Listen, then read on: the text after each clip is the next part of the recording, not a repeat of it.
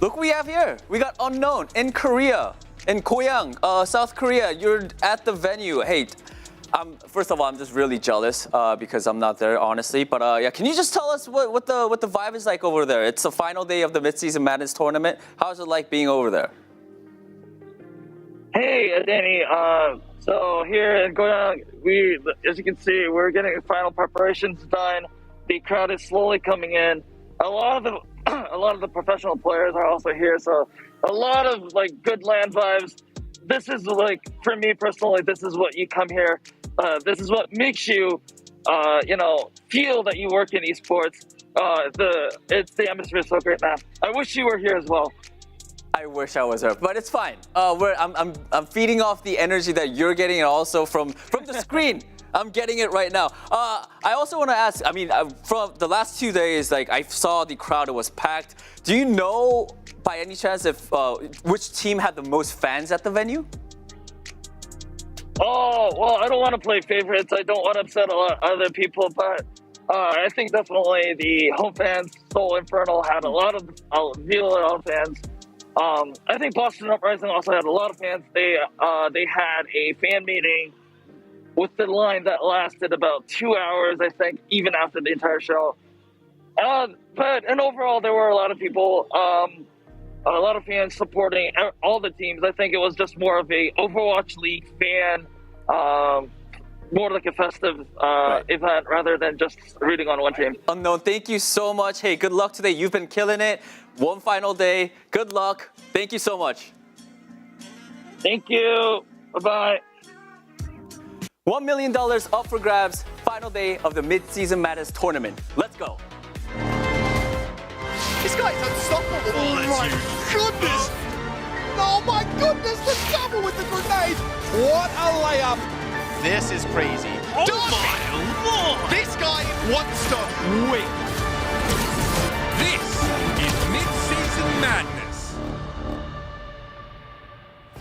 Welcome one and all to Watchpoint. The Midseason Madness will conclude today. We have 2 more matches to go. And we're here to tell you all about it, about the matches, about everything you wanted to know, and some more as well. We, of course, have the big brains in the Overwatch scene with us today. Danny. Starting on this side, Jonathan Larson, Jake Lyon, and Danny Lim. Yeah, I thought just for confusion's sake, we're going to start on the other side.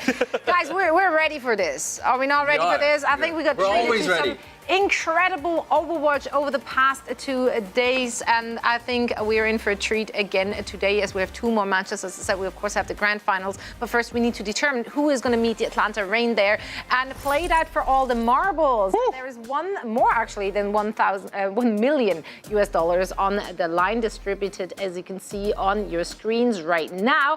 So it's a lot of money. Currently, of course, the Seoul Infernal, the Hangzhou Spark, as well as the Boston Uprising already figured out how much pocket money they can walk home with. And let's see who is still alive, because yesterday we had to say goodbye to 3 of our 6 teams. The first to go was the Seoul Infernal.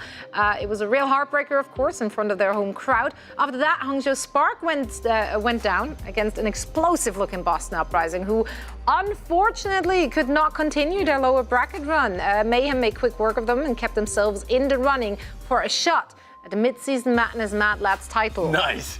Nice. I'm going to run with it until it becomes an actual thing. Yeah, so they need all your energy. In fact, all the teams need your support. And what better way to show your support and undying love for them than with a team jersey? They're up to 20% off on our website right now. So head on over to shop.overwatchleague.com and grab yours now. I think we had some certified bangers, as already said, in the last 2 days. And there's definitely more to come. So make sure to let us know your hot takes, everything you feel like we should know. Use the hashtag OWL2023 and you might be ending up on our big screen. You certainly are entertaining us during the breaks when we get to see the Twitter board. Yeah, we read it. We read all of it. We're also judging your profile pictures, just so you're aware of that. Whoa. I'm just saying. Whoa, I don't. No way. Handles and the profile pictures. Keep it classy out there, social media.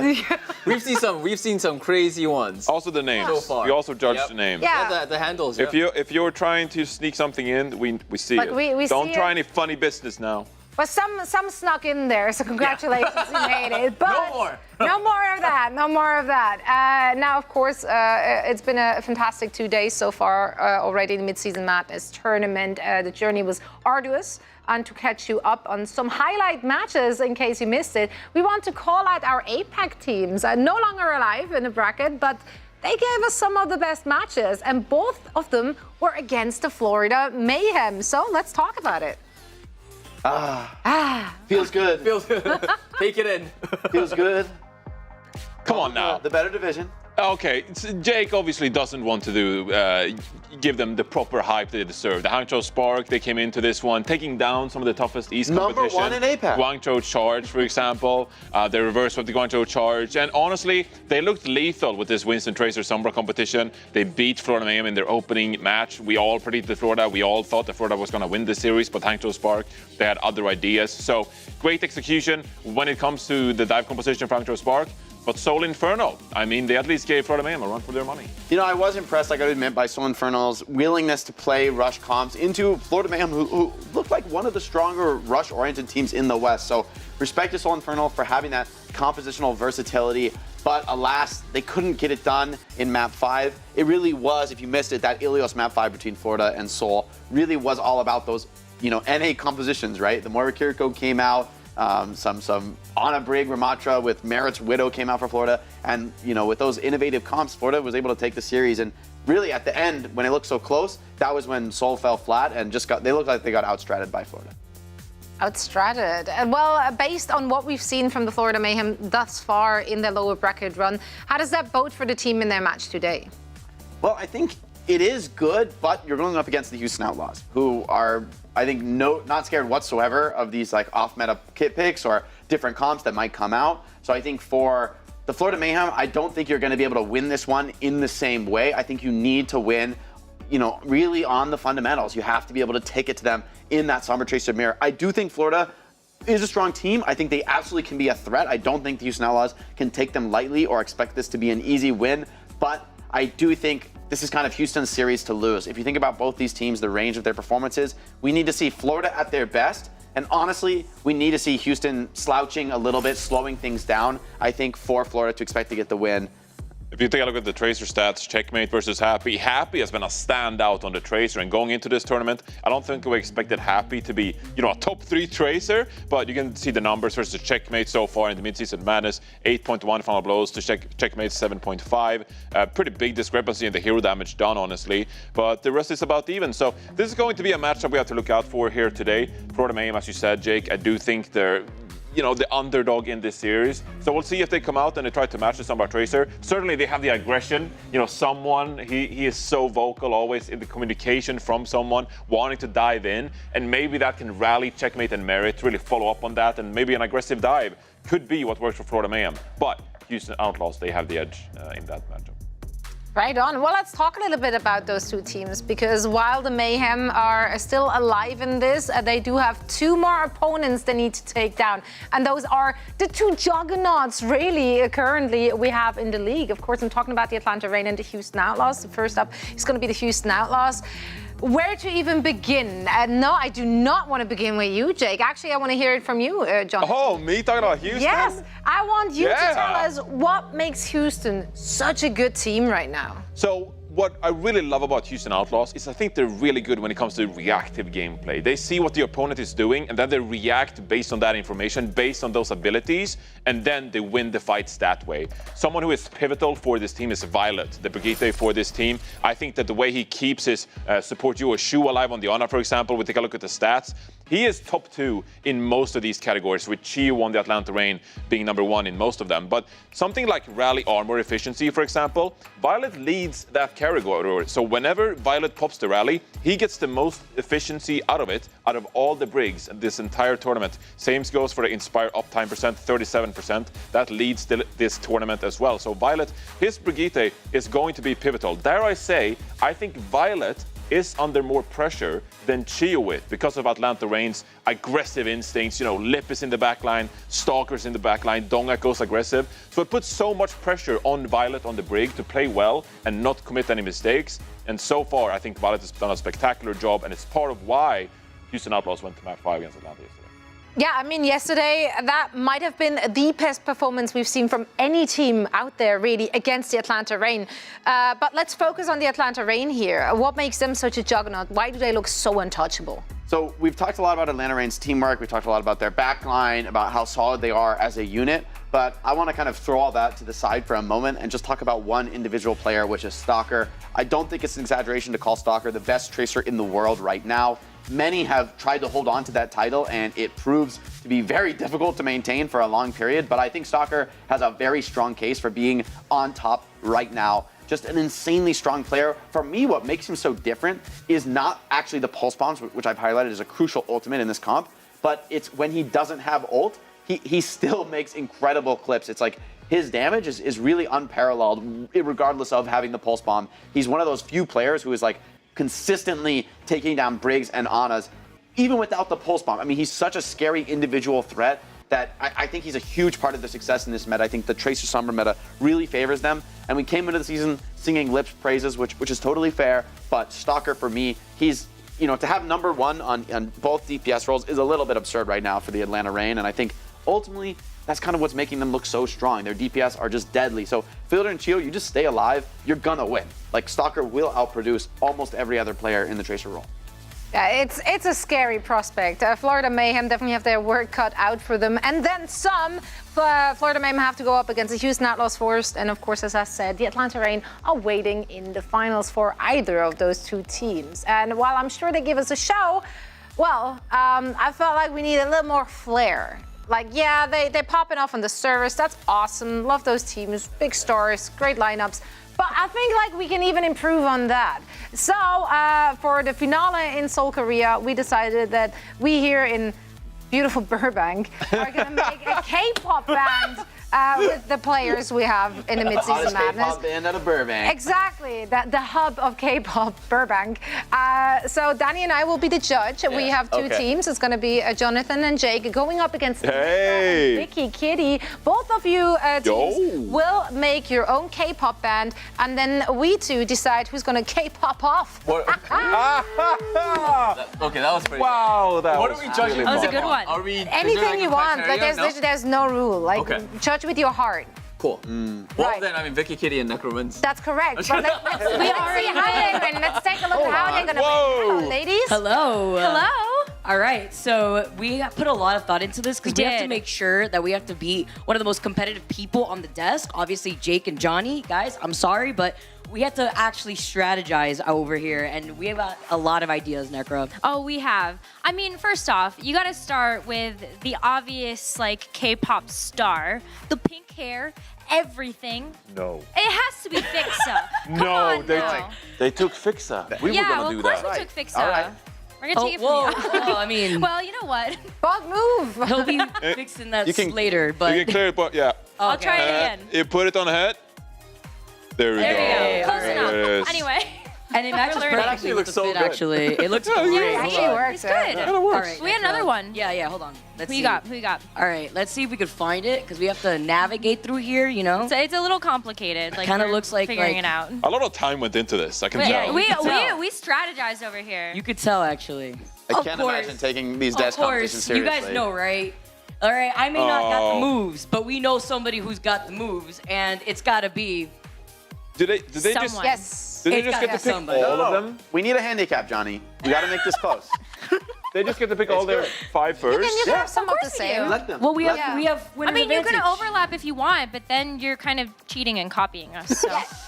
It just looks a little pathetic if you pick the same one. Yeah, exactly. So, Yeah. I We'll feel be- like we'll be Jake would ask innovative. for my homework Yeah. too, you know? So listen, right? You obviously need to have like the star, the person in the middle, like the one, the only. the one bringing the heat. Yeah, Don't. like No! diva. No! No! Look, we knew, Johnny, we knew a lot of these would go in the first round. Oh. Understandable. What do you mean first round? This is all first 5 rounds. Yeah, they get first 5, and we get the next 5. Oh my, they're picking all the best This ones. isn't a snake draft. There's a lot of good I like this. I like what I'm looking at. Okay. Okay, Continue. come on. All right, We have so I'm 2 trying more to think. here.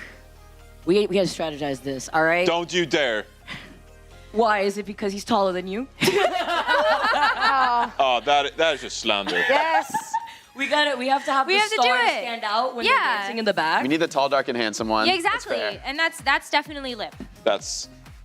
He's not that tall. We can do better than this. He probably is taller than No, you. thank You No, I think don't so? think he is. I'm pretty sure we took all your pickings. I don't know. I Yeah, think but his we actually personality did. is way bigger. Listen, but I we took this still have personally. one more. Yeah, Just we letting have you know. one more, okay? We We still have one more. I'm didn't not gonna want Lip lie, anyway. I actually forgot who our fifth one was. well, Like, the it's thing good like we this. had so many ideas. I know.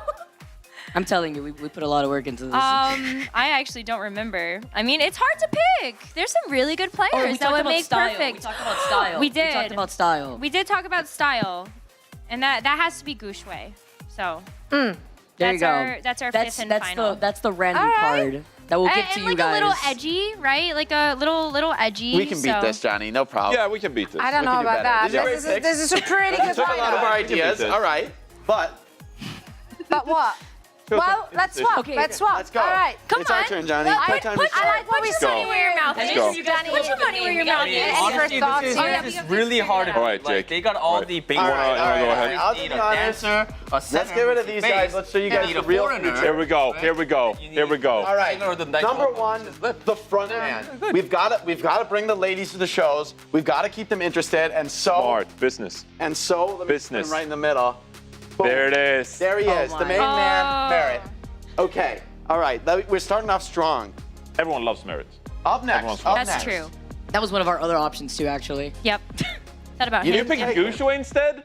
Don't even. Don't I mean, you- we talked about style. Oh, We need didn't the take it. stylish He was one. our second. You're gonna go there now, Jake? You're gonna go there now? Let's go. Don't pick Junk Buck. I know you like the guy, but don't pick Junk Buck. That would be pretty funny. No, I mean, Yes, we want to yes. mix things up, right? Not everybody can be the front man, pretty boy. We need somebody dark, mysterious, mischievous, Little edge. little edge to him, You know? and that's why we got Violet. Got Yeah. a little bit of dark energy in the shows now. We need to have We got cute merit. We got edgy. This is really good. Guys, it's just going to be the now Houston a pick out of left field. Out of I left think. field, out of nowhere, we're going big, international, worldwide. Not Mr. Hawk, Worldwide, it's this Hawk. is We are group global. worldwide. We are global. Bam. Boom. Hawk. Global presence. Oh, so you need your diva. You need your diva. That's what I'm talking about. It's like, Okay. like We have- actually, We're not stopping. You We're guys not do stopping. need a foreigner. Okay, I'm smart. thinking. I mean, this is off the cuff. This is off the cuff. Don't go off the cuff on me, I'm Jake. gonna go off the cuff on you guys. No. Can I you at think- least ask me? Ask me. I think we need a youngin. You know, we need to bring. Okay. We need Alright. a age Okay. variance here. Oh, well, that's one way to put it. Sure. We've been focus grouping. All right. We've been focus grouping. We've been focus grouping yet. We're running the So, data. Running the data. I think Donghawk and Hawk. We've got Yeah. the Atlanta tank duo synergy. We've got the veteran teaching the young one. You know, I think that'll Really that'll good be a social fun media dynamic metrics here. for the Yep. group. Yep. Really good analytics right here. I mean, we need to fill this out. Like who? There Danny, is it's one. Your eye. There Who's is catching your eye? There is one that stands out. Show me who There stands is out. one that stands Is out. there a And Swedish look, player? There is not. No, there is no Swedish player That here. would have already done it. There is Put no them in Swedish already. player They here. were. We need our star. The star. The star. Oh. The biggest How of could I have stars. forgotten? The biggest of stars. I right knew there. it. I knew it. Fearless. Predictable. Right Protagonist. here. Literally the biggest star on the planet. You know, don't even bother with Ticketmaster. I mean, those tickets are just like off the charts. I thought Merritt was a center. Merritt was a star. He's not the star. We've got stars on stars. We got We're going two. You need international. 2 stars. You need like a duo. worldwide. You need We're a duo. worldwide. Yeah, and but then, this band is going to last a year, and then there's going to be internal conflict. what are you talking about? Hey, the brightest stars burn the hottest. I think that's what they say. Exactly. Fearless- This is Yeah, after 1 year, Fearless is going solo. I can tell that already. Like he's gonna We're go gonna be after so the successful. singles. They're all This is- going solo. I don't know, man. I Listen, mean, and those they're are We're gonna some get back interesting together for a legacy propositions, album. but 5 years. here's the thing, really guys. put thought Make 'em into all. this Million. journey. Dancing. They tried. Dancing is a crucial component of a K-pop band. So I think we need some demonstrations, right? Wait. Yeah. And since you guys are the Wait a minute. managers, or I don't even know what to call you, but I feel like these bands need signature moves. So I need both of you to come up with some signature moves to really sell your K-pop groups. Do we need one per One per. Oh, Let's see no. the dance. Wait, hold on. You guys are trying All to right, synergize over there? Or do you want to do We're one big We're signature gonna move do for the thing, okay? entire? We're We're gonna just do doing the strategy. thing. We're Oh gonna have no, to be talking we're to- just. I think Okay, we're just gonna I do like the the one thing. move. The I think we thing. should be The thing instant. that we talked I think we should about. go just one. That- We're ready. We're ready. We're ready. Absolutely. I'll follow your lead, We're Johnny. ready I too. trust you. Wait, I was gonna follow your lead. Well, we'll figure it out. All right, we got this in the bag. Let's go with the Yeah, I Swedish know, classic. easy. The Swedish classic. Yes. All right, we'll go with the Swedish Yes. classic. All right. All right, Oh. do it at the same time. Everyone go. All right. All At right. the same time? Everyone has to Are we go. ready? All right. We're Okay. just dazzle us. All right. 1, 2, 3, 4. Okay, I see people plucking. yeah. plucking No, apples. we gotta change. This is not good enough. let's we go gotta back. do a throwback. We gotta do the baby bay. The baby bay. I think Johnny and Jake are doing better. The baby bay. Come on. 2019 Goats meta. That's what I'm talking about. No. Oof. This is hard. Okay, I think the members I like Necra and Vicky's, but honestly, the dance move I gotta give to Johnny and Jake. That's what's Yeah, up. I mean, That's what's up. but they Whatever, did one just lineup go, wise. like, you plucked apples and then you shook it around a little bit. I just don't know. Like, there was You're a hater. We like the Egyptian choreography. stuff. You're a hater. You know what I mean? I think she's jealous, all right? Danny, do you wanna join? Do you wanna join us? Yeah. No, I don't Join the crew. Join the crew. Come here. No, We're going thank you. worldwide. You make the call. I think. Can chat make the call? Chat. Yeah, you know what? Yeah, Come yeah, on, yeah. guys, let us We're know. impartial. Guys. I'm from Come on, Switzerland. chat. I Yeah. cannot judge. So We're global. we've seen their K-pop lineups. We've seen their moves, or whatever that was. Now it's up to you, chat, to vote on which pair. No, guys, no, stop it. Go away. It's on everyone in chat to tell us which pair did it best. It is the lovely Vicky and Necra, or the Mad Lads. Is it Johnny and Jake? Let us know in the poll who is going to come out on top of that one. We keep it competitive. Yeah, so these are teams. I like it though. I like the effort. Thank you all so much. Thank you guys. That was a beautiful demonstration. These are our favorite teams, but what are yours? Let us know. We're calling on all fans to show us their skin in the game. As you can see on your screen right now, grab clips of your best pop-up moments wearing your favorite team skins and post them on Twitter or on TikTok if you want, using the team hashtag and the official hashtag skins in the game. You can submit that through August 10th. And you can also, of course, check out the leaderboard at overwatchleague.com. You can see where we at to see, which team is currently on top. And the top team in the end will be getting a custom skin, and that will be available to all our fans. How very exciting. I have an idea already of who might be coming out on top of this one, but I'm happy to see y'all prove me wrong. And now, Florida versus Houston Outlaws is going to be our first match of the day. We're going to talk all about it right after this break. Your team needs you. Let's go! Now more than ever to secure victory. Beautiful stuff. Simply post your epic gameplay highlights on TikTok, Twitter, or Instagram with your hero wearing your team's skin. To score big for your squad, use these two hashtags. Hashtag skins in the game and your team's unique hashtag. Every post earns your team a point, so rally together to dominate the leaderboard. The team with the most points will win their own in-game spray. Unbelievable. Turn up for hashtag skins in the game, where fans become legends. Oh my God. Unbelievable. Yeah, that was... Yeah.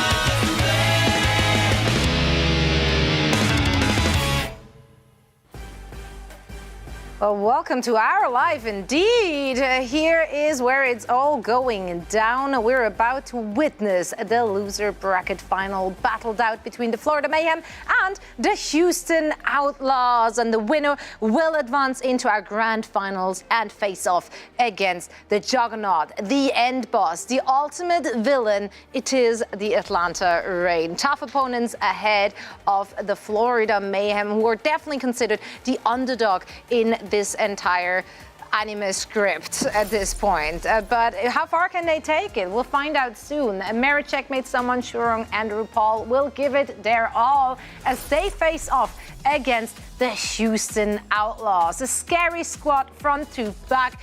It's gonna be a really uphill battle, a really big uphill battle for the Florida Mayhem. So let's discuss here how they can get it done. What was the best look from the Florida Mayhem? What do you think they should be relying on today? Look, I think at the end of the day, we can talk a lot about these brawl compositions we've seen so far, but it becomes clear that the most important composition is going to be the Winston, Tracer, and the Sombra composition. Now, as you can see right now on your screen, Florida Mayhem, they have shown different kind of variations of this composition. Like right here, someone is playing the Ramatra instead. It gives you the same kind of like engagement tools, but swapping out for the Ramatra instead, you sort of make it more difficult for the opponent team to get out. You can get punished as the Winston by playing this Ramatra composition instead.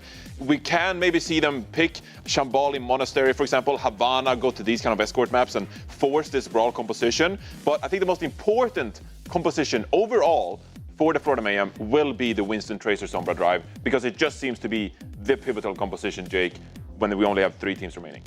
Yeah, I agree. At this level, right, trying to win the whole thing, really, for all these 3 teams still alive, you're going to need to be able to win on that comp. I do think, though, for Florida, they are, when it comes to their map picks, they should be taking us to rush maps. I think they have a much better hope there. However, I'm a little bit worried because I think the Houston Outlaws is one of the better brawl teams, and I think it all starts in the support line. I think Shu and Violet have looked like some of the best supports in the league, and I think while Chu and Fielder might be a step above on like the Ana Brig comp, I think when you bring out Baptiste and Kiriko into the mix, I think I take Shu and Violet when we bring out those comps, right? A little bit more individual aiming, fragging power on the supports.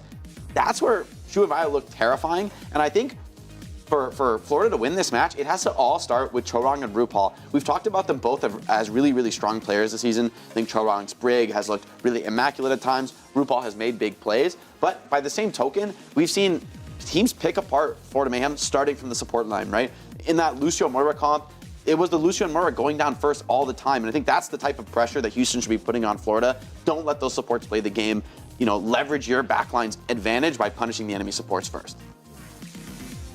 Well, if we're looking at the Houston Outlaws here a little bit more in depth, do you guys feel like they really showed a big crack in their armor? Is there anything obvious that the Florida Mayhem could be focusing on here? No, I kind of don't. Honestly, I think yesterday between the Houston Outlaws and the Atlanta Reign, it was just a battle between 2 spectacular teams playing top-tier Overwatch. Like, minimally mistakes for either of these teams. I do think that the Houston Outlaws, they have shown that they're not quite as willing to be, you know, take initiative compared to the Atlanta Reign. The Atlanta Reign are just like ruthlessly aggressive. Like, Lippenstalker is going to be in your backline at all times. Houston Outlaws, they play spacing a little bit more. Fearless, common sense Winston, just plays space expertly. So that means that they're just really well-rounded. Reactively or initiatively, I think the Houston Outlaws are going to be really good. I don't think there's a weakness here that the Florida Mayhem can expose. I think you just have to come into this one hoping to play your best game and maybe just play to your own strengths or what you're comfortable playing. Yeah, so let's take a look at our predictions for this one. I think it should be Houston Outlaws across the board here. They have to be considered the favorite, and for good reason. If the match against the Atlanta Reign yesterday is any indicator of what's to come, then this is going to be a tough one for the Florida Mayhem. Houston Outlaws, they will take advantage of every small mistake you're making, and the Mayhem has shown a lot more mistakes than the Outlaws. They did, but you're forgetting that, you know, after losing to Hangzhou Spark, they clawed their way all the way up to the top 3, right? And Danny, even no. yesterday, we all thought Boston was No, going to Danny, win. no. But Florida Don't do it, Mayhem Danny. beat them. I'm here. Don't do it, Danny. I am going with the Florida no. Mayhem. Of course, it's going to be a difficult battle, but I believe in the Florida Mayhem. I doubted you guys yesterday, but today I'm on your side. Let's go. Oh, no, Danny. Honestly, I respected Danny. I do think the Florida Mayhem could be a team to throw a wrench in the works, but I just don't know if the Houston Outlaws are the team that's going to fall victim to that. I think playing these rush compositions, you let Pelican either take the mirror on the May, or you let him bring out the Echo. You're letting Violet and Shu potentially play double flex support. You're kind of opening yourself up to some very scary compositions if you step away from the dive. And if you take the dive mirror, I think Houston wins. So I've got them all day here. I think I proclaimed enough in this pre-show that I'm all about the Houston Outlaws. I think they're favored in this one, and I can't wait to watch Houston versus Atlanta. Right on. Neither can we. Danny, I respect you. I love you. And you got this. Maybe. But you know what? I love it. I love it though. Like you coming in with an aggressive pick, and if that pans out, you're gonna look like a genius. Speaking of geniuses, we got two on standby to bring you all the action for the loser bracket final. It is of course Necra and Vicky. Hey guys, all right. I just gotta give a shout out to Danny because he's got more faith than I do. You've been working in Florida. Yeah, exactly. That's what I'm saying. No. Cool. I'm not for Florida. I'm from Florida, and I'm not for Florida. I mean, look, I don't know what it is about Florida and having these really tight situations, but they really love living on the edge. I really want to see this team succeed, but the Houston Outlaws looked so good Necra yesterday, and of course, we've seen these two teams fare off against each other before. Yes, we have. So like the last time that the Florida Mayhem and the Houston Outlaws played against each other was during the regular season. It did go to 5 maps, so maybe there's a little bit of hope for us to be able to get a great close series on our hands, but I feel like since we ended up seeing them in the regular season, both teams have really leveled up. Maybe Florida Mayhem getting a little dizzy with the compositions that they're running, but Houston Outlaws looked at the top of their game during the tournament so far. Yeah, it goes down to what Jake was saying earlier. Can the Ram comp really come through for the Florida Mayhem? Houston Outlaws, though, in terms of consistency and fundies, this team's really got it. We saw some of the best Overwatch being played yesterday between the Outlaws and the Atlanta Reign. Now, as we get started for our first series, Necra, it's been a wild journey so far this weekend, but here we are in the lower bracket finals already, and we've heard it from the desk. The journey that the Florida Mayhem have had since the very beginning, losing to the Hanjo Spark, and now here they are. They clawed their way through that bracket. We are starting things off on our Antarctic Peninsula. I mean, the lower bracket run for the Florida Mayhem has been absolutely insane. And that speaks to the volume of just how good these players are at really being able to clutch up when the situation actually counts. And, you know, coming off of the win at the Pro-Am, you ended up seeing them have a great start to the season as well, but they're looking to close out the first half very strong here. Against the Outlaws, though, that, I mean, they're coming through from the upper bracket. I'm a little nervous. Yeah. A little nervous here for Florida. I mean, the thing is, Houston Outlaws, again, they just look so good. This is the reason why this team is one of the top 2 teams in the West, and also displaying that here in the Midseason Madness. The performance that they had against the Atlanta Reign was amazing, but also the capability of adapting, which is what I'm worried about when it comes to this series. As we get started, you see the crowd going crazy. We saw some cosplay in the crowd as well. You'd love to see the energy from our Korean audience. It really doesn't get any better than this. It really doesn't. And especially when both of these teams have so much on the line right now. You're playing for that 3rd place spot. You're making a name for yourself as well as one of the best teams in the West. As we are going to get a little brief technical pause before we actually kick off the action. Pelican, real quick, just checking something. Better early now before you start off with the series in case you don't feel comfortable with what's going on here. But touching up earlier on the history between these two teams and what we've seen already to qualify to even be here, we talk about the adaptability from the Houston Outlaws and the changes that they've brought into what they feel like they should play into their strengths, and which is what we've also seen with their map choices in the previous series that lead up to this final day.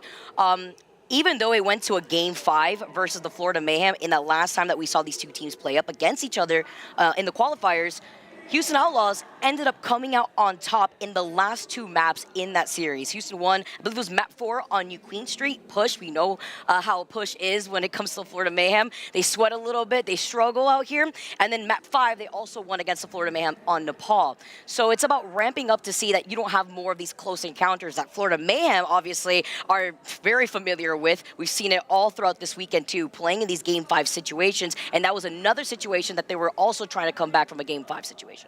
Yeah, I think what's really interesting about the way that the Florida Mayhem have approached a lot of these series and just kind of the history that this team has had for this particular season is just kind of looking at how they approach control. This has been a very good game mode for them, so if they're able to get the win on an Arctic Peninsula to kick off our series, I feel like Florida Mayhem are going to feel a little more confident moving forward, especially knowing that they have a bit of wiggle room there when it comes down to playing out escort and push, which really have been their struggle points in these past few series. Yeah, and you know something else that I consider, we talk about the RAM composition from the Florida Mayhem. Let's not forget that it was Florida Mayhem themselves that made a note that Gargoyle RAM do be going crazy. They said that, and you know, we've seen Gargoyle coming out when it comes to playing on that flex tank and certain maps, and you know, when it comes to AP here too, I feel like we're going to be seeing a lot more of those close quarter fights as we get set up again.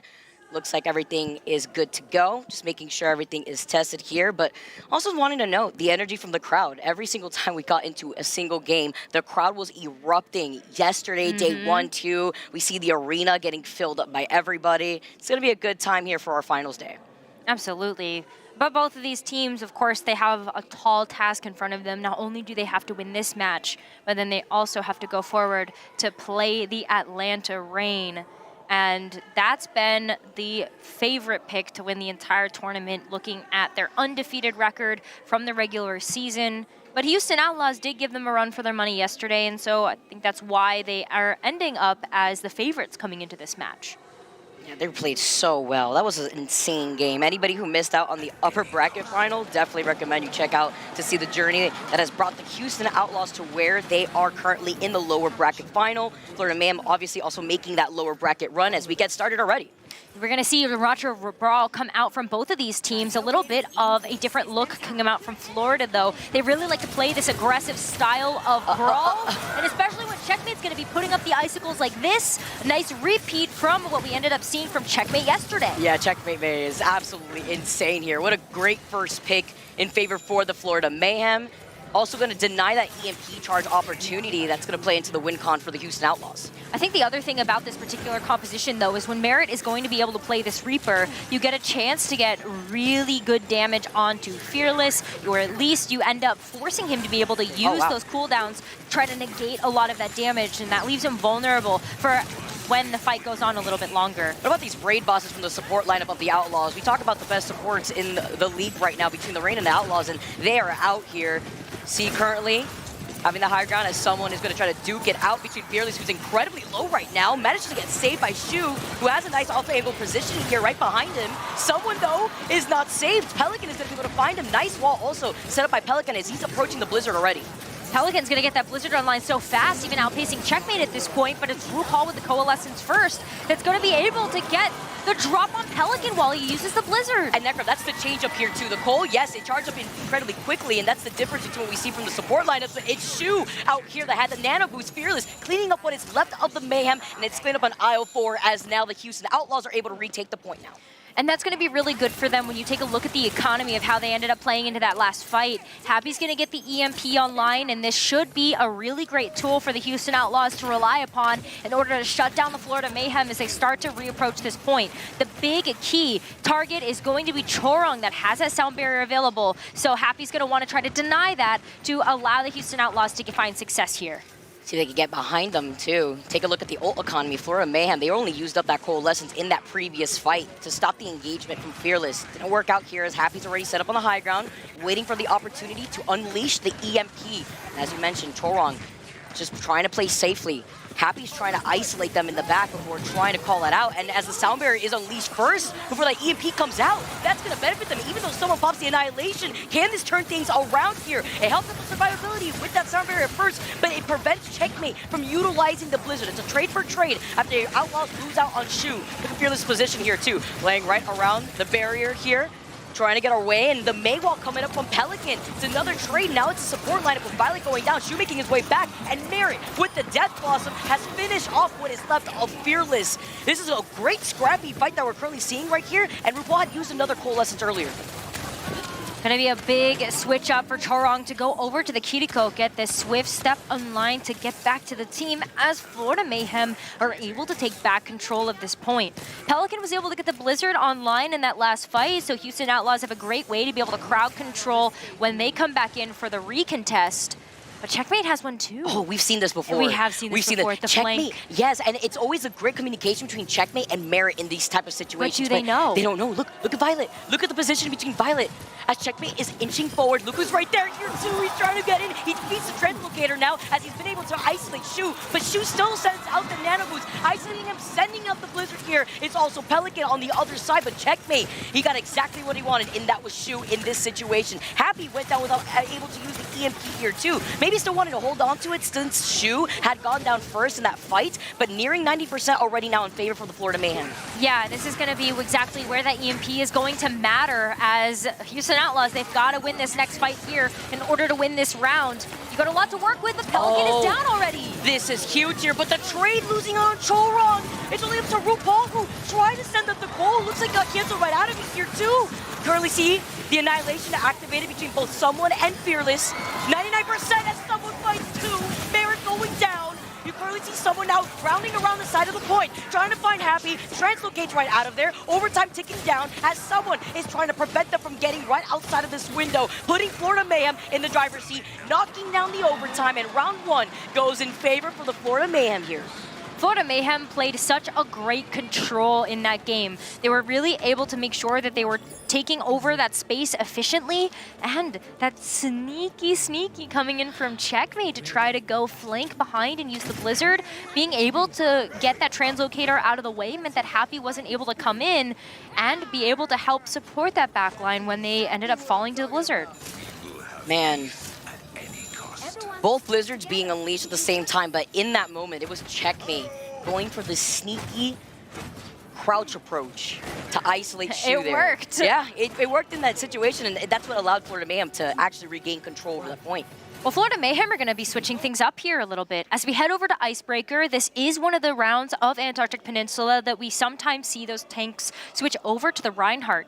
And with Merit also picking up the Cassidy. This is a hero that started to fall off in popularity a little bit looking at the regular season. But what Merit is able to provide with this long-range hit scan is these off angles. And Icebreaker has some great architecture to be able to play around to make sure that you are set up to get those sight lines. Yeah, let's not forget we're playing on the patch before the Jungle Queen buffs out here too, and that's with Cassidy falling off here. Back to the spawn here is going to be Pelican finding that heady onto Merit. Going to be able to take over the point with that ice block. Nice ice wall now to try to isolate Someone. Strong trying to set him up into position. Nice pressure coming in from the Florida Mayhem despite Houston Outlaws taking control over this point here first. But it's the battle between the Reinhardt and the Ram that we continue to talk about throughout the entirety of the season thus far.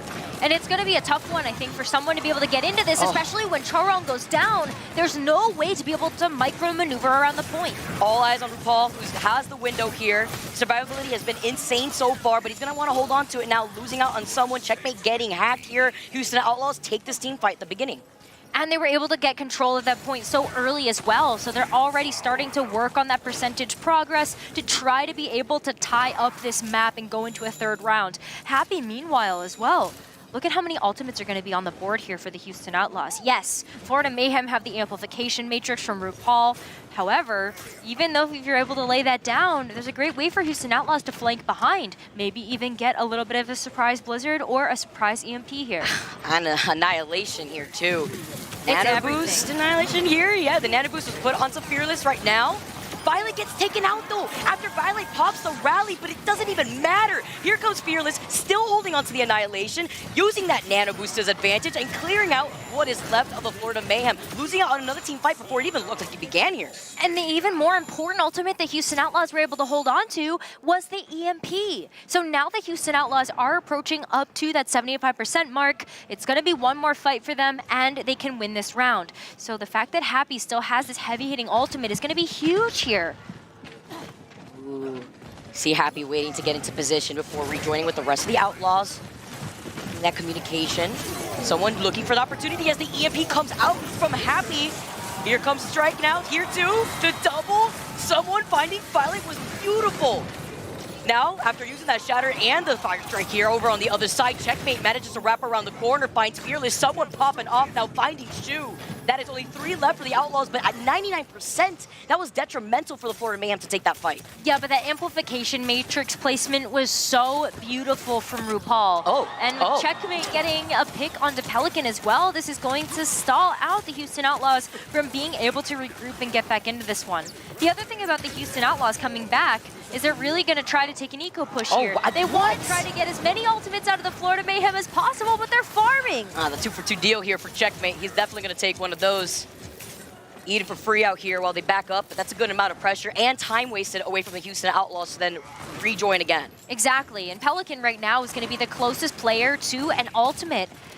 But if they keep getting picked like this, it's going to be more trouble for them to try to come back in as a team of 5. And Checkmate has the Blizzard as well. Florida Mayhem might start to get on a roll here. No way. Someone. What have you eaten? The May wall, blocking the only escape route from Fearless. Can he get away with Shu feeling the pressure too? That is the shish kebab between Fearless and Shu. The 2-for-1 again now. Checkmate finding him. That's 2 out for the Outlaws and more time wasted away after they had the advantage. At this point as well, Fearless is going to switch over to the Winston. Wants to be able to jump onto the back line as RuPaul is playing a little bit more of a dive target in that Baptiste. It also is able to get the Immortality field out early if Fearless is able to play it right. But the big thing is that Shu does have the Nano Boost, and that's going to go right onto Fearless. Nano Boost as Fearless jumps in. Amazing opportunity to isolate Merit, and now the Blizzard coming in from both Pelican and Checkmate. You mentioned the Immortality field. Both are off the table here, but Chorong is the first one to go out, and that means the backline has been eliminated from the Florida Mayhem. Yes, you have that desperate Shatter with the overtime ticking away. Houston Outlaws, though, have cleared the floor from the Florida Mayhem. We got a great series on our hands here in Necker, and now it's tied 1-1 apiece on the first map. Oh, and this next round is really where it's going to start to get tough when it comes down to these brawl compositions. Heading over to sub-level. And that's where you can see sometimes the dive, sometimes you see the Ramatra rush. It really depends on what these teams are going to start to feel comfortable with, but it's going to be a great litmus test heading into the next maps of the series as we get a chance to check out this replay from Fearless, that Nano Boost really bolstering up his attack. Without having to use the Annihilation too, this is the second team fight that we got to see in that second round here, cleaning up what was left of the Florida Mayhem. Beautiful.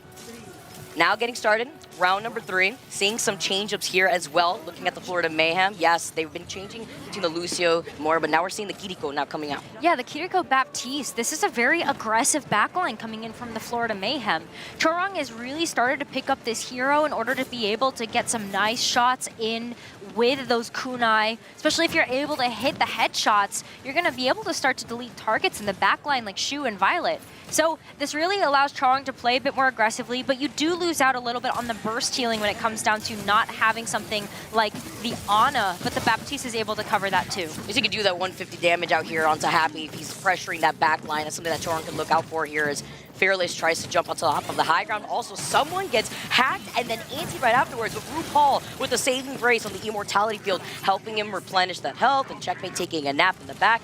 Don't worry though, see Chorong right next to him here as Fearless tries to capitalize. Nice split high ground here though, splitting the attention of the Florida Mayhem. See someone being able to pick off Pelican for that. Houston Outlaws now looking to see if they can disengage, since the point now is finally going to get unlocked and now go in favor for Florida Mayhem. Fearless is still trying to play this one out though, especially knowing that Shu has that Nano Boost online. So Fearless can take a little bit of a step back, try to get healed up, wait for those cooldowns to come back so he can find the right target to jump onto. But someone's got control of this high ground now, but here comes the Nano Boost. Oh, see the Nano Boost onto Fearless, but Violet, someone again finding him, and Chorong finding Shu with the heady here. As Shu had put down that Nano Boost onto Fearless, that's an ult wasted away here from the Outlaws, and Florida Mayhem are going to be able to restabilize with a plethora of ultimates of their own. Florida Mayhem are such a scrappy team as well. You're seeing them take a lot of these 1v1 fights. They ended up isolating a lot of their targets, like what you just ended up seeing there from Fearless, and the follow-up has been there. So Florida Mayhem really on a roll here when it comes down to this Ramatra brawl, but you got to be careful because Happy, playing the Tracer, got the Pulse Bomb ready to go. Really going to be trying to look out for somebody in the back line. Objective captured. Pelican too. Wait for him to get into a position. Are Florida Mayhem going to give this up?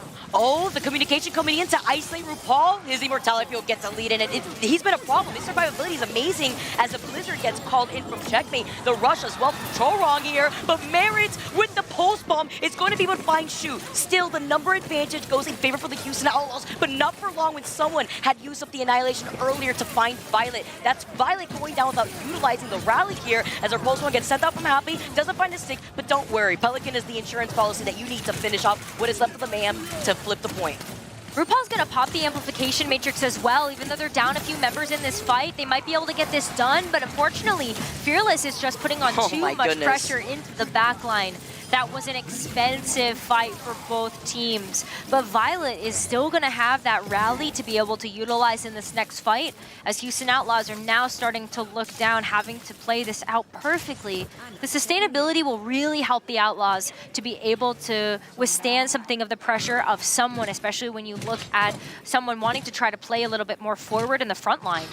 I know we already know this, but Fearless is just absolutely insane. The way that he positions himself to go for those shorter hops to close in the gap without overextending to keep himself in the line of sight of Shu, who isn't enjoyable to see as Happy does get hacked here by Merit, looking around, trying to predict where the recall was going to set up Happy here. Still, Happy's going to be able to survive, and Shu's going to be able to stay on the high ground.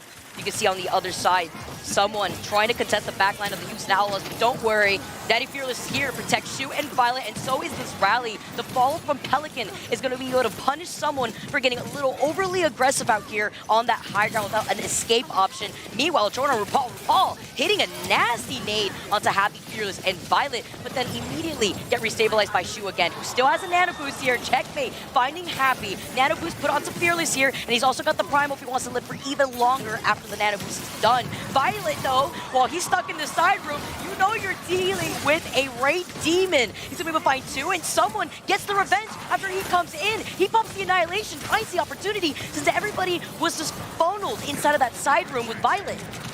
Gonna end up seeing Fearless pop the Primal Rage as well, as Happy's gonna switch over to the Ash. That dynamite damage gonna be a really great way to keep the Houston Outlaws with control at this point, especially playing on the high ground. But look at Merit. Wants to be able to play with that, but the dynamite there to be able to sniff out Merit and where he's hiding with the Sombra.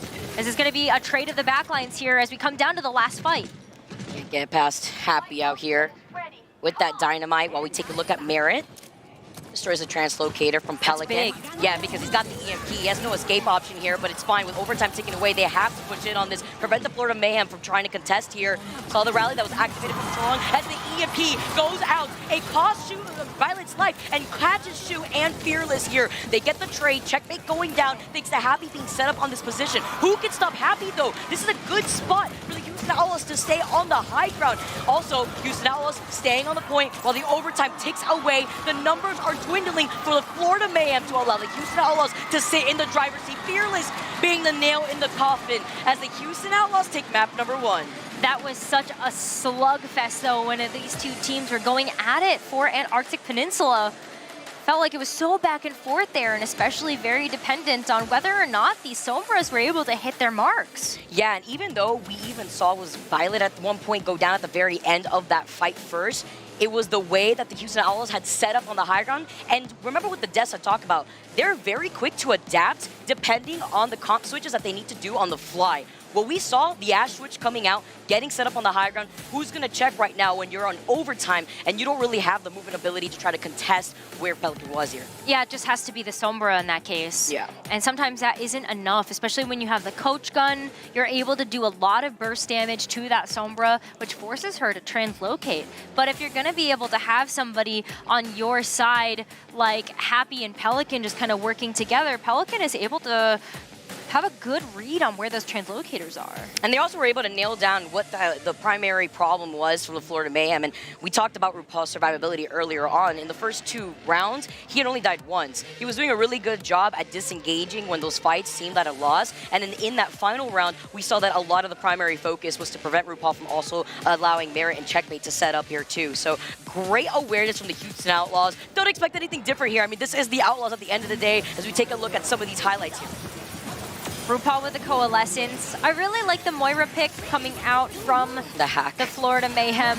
It makes you just have such a cleaner frontline brawl when it comes down to being able to help Ramatra stay alive. But I think as well, when you look at just the coordination of the Houston Outlaws, that can really reign supreme when you're able to get Happy and Pelican set up next to each other, and the fact that they're able to cover each other's hero pools as well gives them so much flexibility. Someone had some time to shine there too.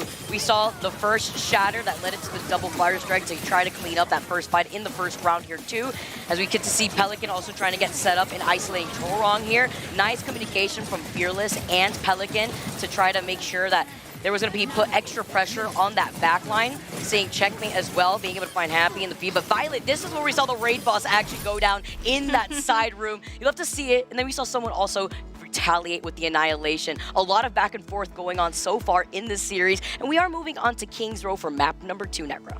It's going to be a really great showing here, as this is going to be the Florida Mayhem's pick to move on to that next map.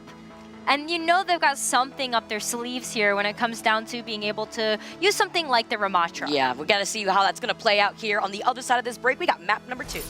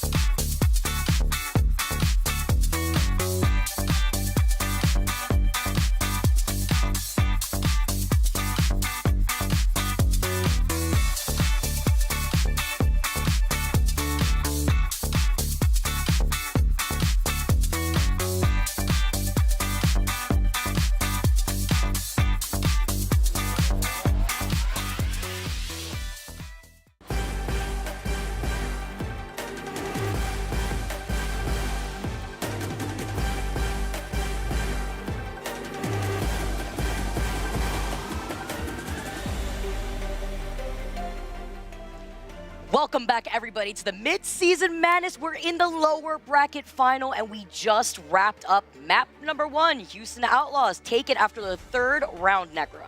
It was such a big map to kick off this series as well. Just so much back and forth happening between these two teams, and it makes me really excited to see what's going to happen next. Look at all the love for Houston Outlaws as well. I know they have such a big fan base, both in the West as well as in APAC, so really nice to see them show up here today to support their team. Yeah, I love seeing the crowd, love seeing the art out here, guys. Don't forget, hashtag OWL2023. I know a lot of you guys are rallying behind Danny and the Florida Mayhem. They need your support.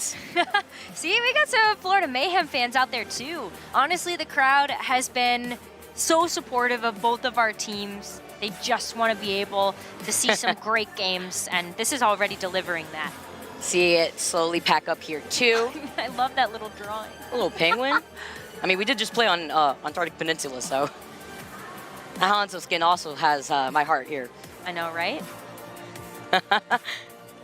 Check Barrett. Aww. I love it. They really do make the perfect combination, don't they? They do. They really do. All together now. And we got to see what our next map is going to look like as well, Necra. And a little worried here because we know how good Happy is. So we take a look at the side-by-side on the Ram after that first map. Very close here in terms of the hero damage done. And the survivability as well here. Someone and Fearless are playing very back and forth. The final blows do go in favor for someone as well as ult efficiency. But we also saw some swap-ups going in from someone. Well, so this speaks to how good someone is when the Annihilation is online. Yeah. And for the other side of things with Fearless's Ramatra, we're really looking at his ability to play with the team. Like the lower deaths really speaks to the backline helping to make sure that he can stay up.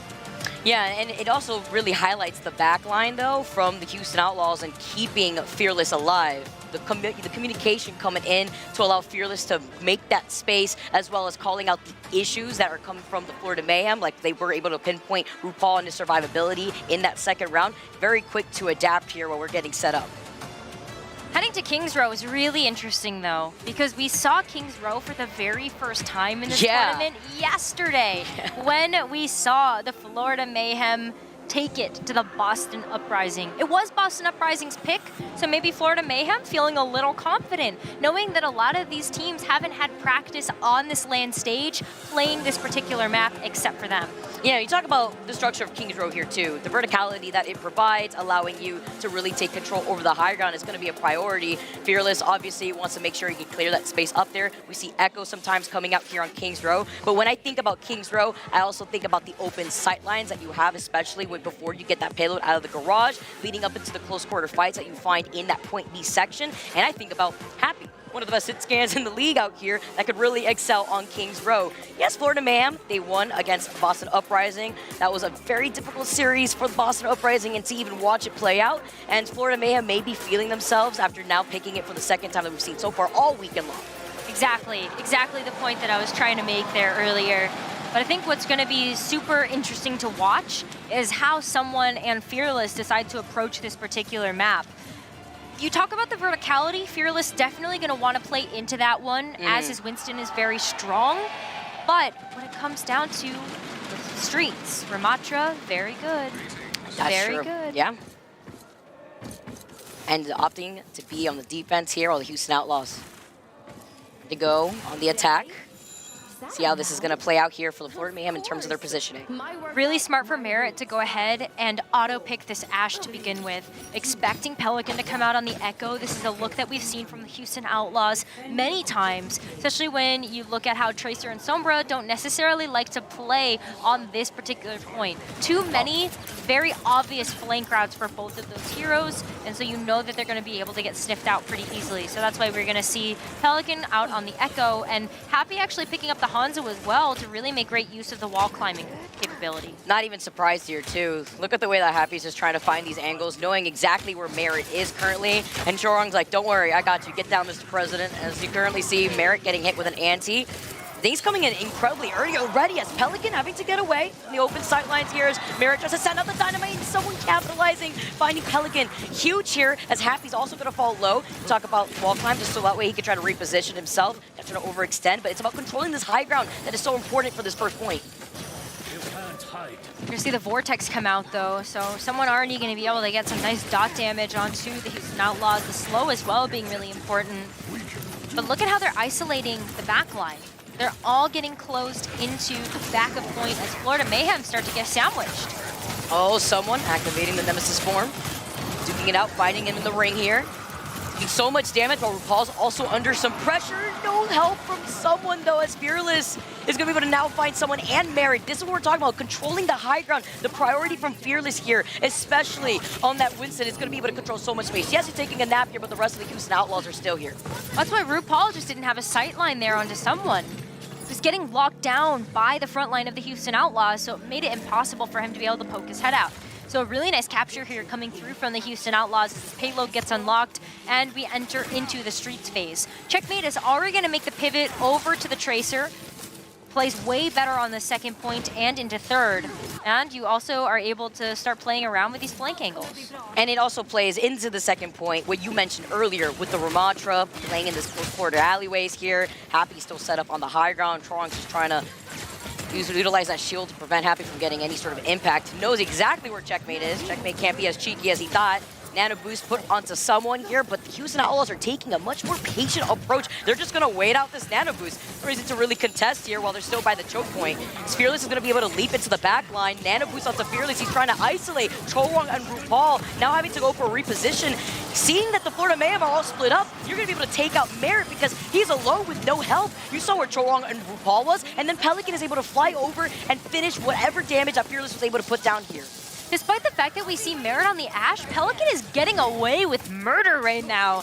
This is so difficult for the Florida Mayhem to be able to play against because, especially when you're going to play the Ramatra, you have way less ability to end up shielding the rest of your team. So it falls onto Chorong to be able to help make sure that the backline is staying safe, or you end up putting up that shield for Merit in particular to be able to operate. And with Fearless subtracting Merit from the equation at the very beginning of that previous fight, that means that Merit can't deal with the issue in the sky, which is Pelican in this case, who has Duplicate currently. Violet's got the rally ready here. Mayhem also have a plethora of ultimates to work with too.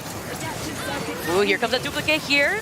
Pelican gonna be able to copy that Ramatra. Someone also has the Annihilation ready, but with Chorong activating the rally, just trying to keep the rest of Florida Mayhem stabilized. The Annihilation now comes out. Nice nade from RuPaul, hitting onto two. Pelican's still in this Annihilation form, by the way, before he gets booted right back to the Echo here, backing away in time, and it's the disengage and the communication once again being shown by the Houston Outlaws to call out when these fights need to be backed up. Checkmate tried to go for a cheeky false one stick, but it did not stick right there.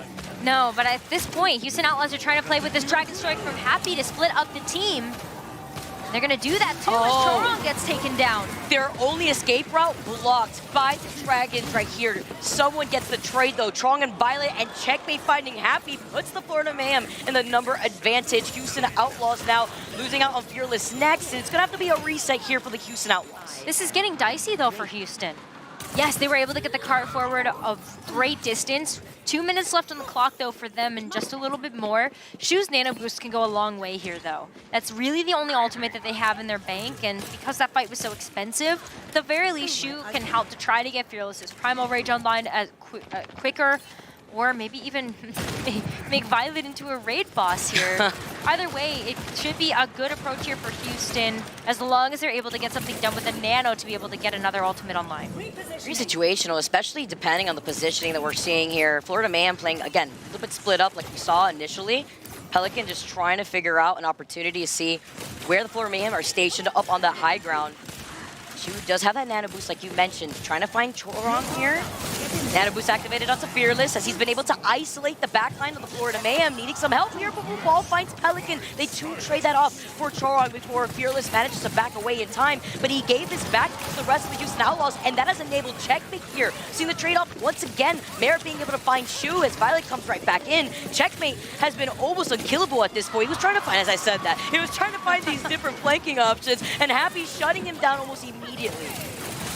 This should be the Houston Outlaws being able to get this second point capture, but the respawns are coming in really fast here for Florida, and they've got ultimates to boot as someone's going to get the Annihilation. Oh no, and as someone with the Annihilation, the rally was also came in, and Happy with the bomb. They got the point. Chorong is actually huge here. Wait, they got the point. What?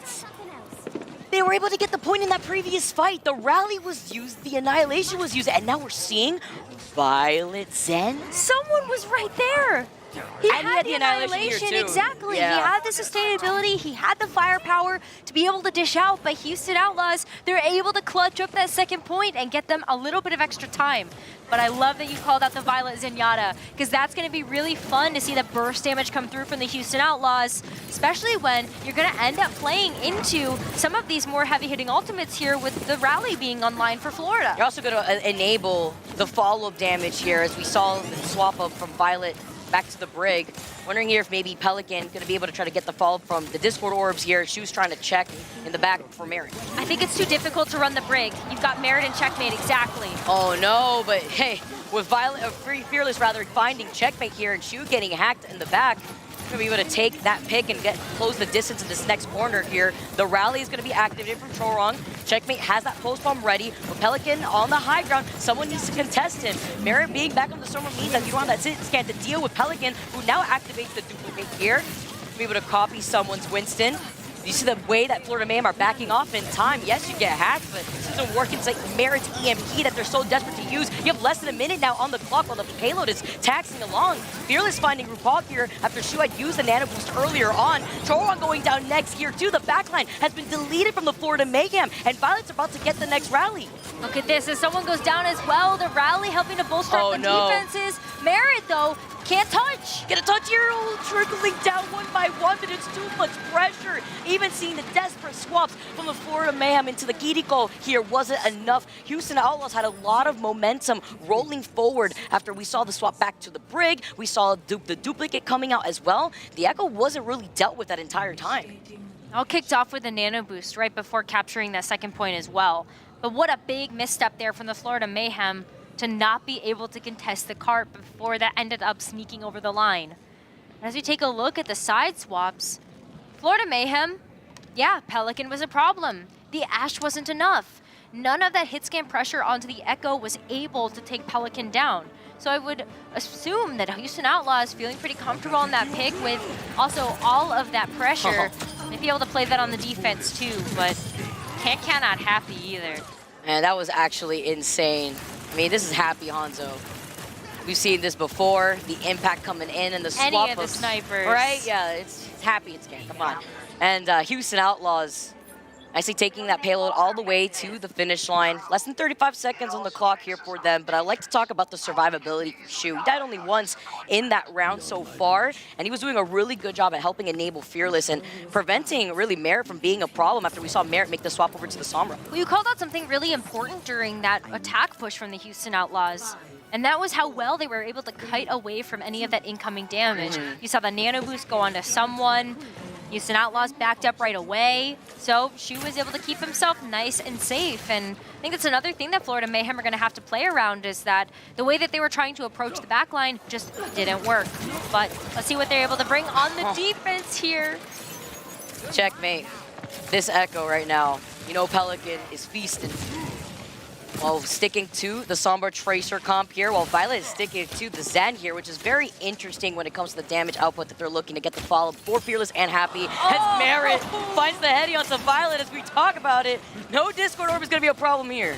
Nope, not anymore. Now that Violet's out of the picture, it really does rely on the Houston Outlaws getting into the backline. Violet's actually going to try to get back a little bit faster, hope that the Immortality Field maybe would be a great piece of the kit, but Violet actually going to stick over to the Zenyatta, as Houston Outlaws got to give up a little bit of this point to wait for Violet to get back. Florida Mayhem too, the way that Checkmate's playing around statue here. Pelican translocating away. Still holding onto the high ground, it's going to be Fearless. Now repositioning.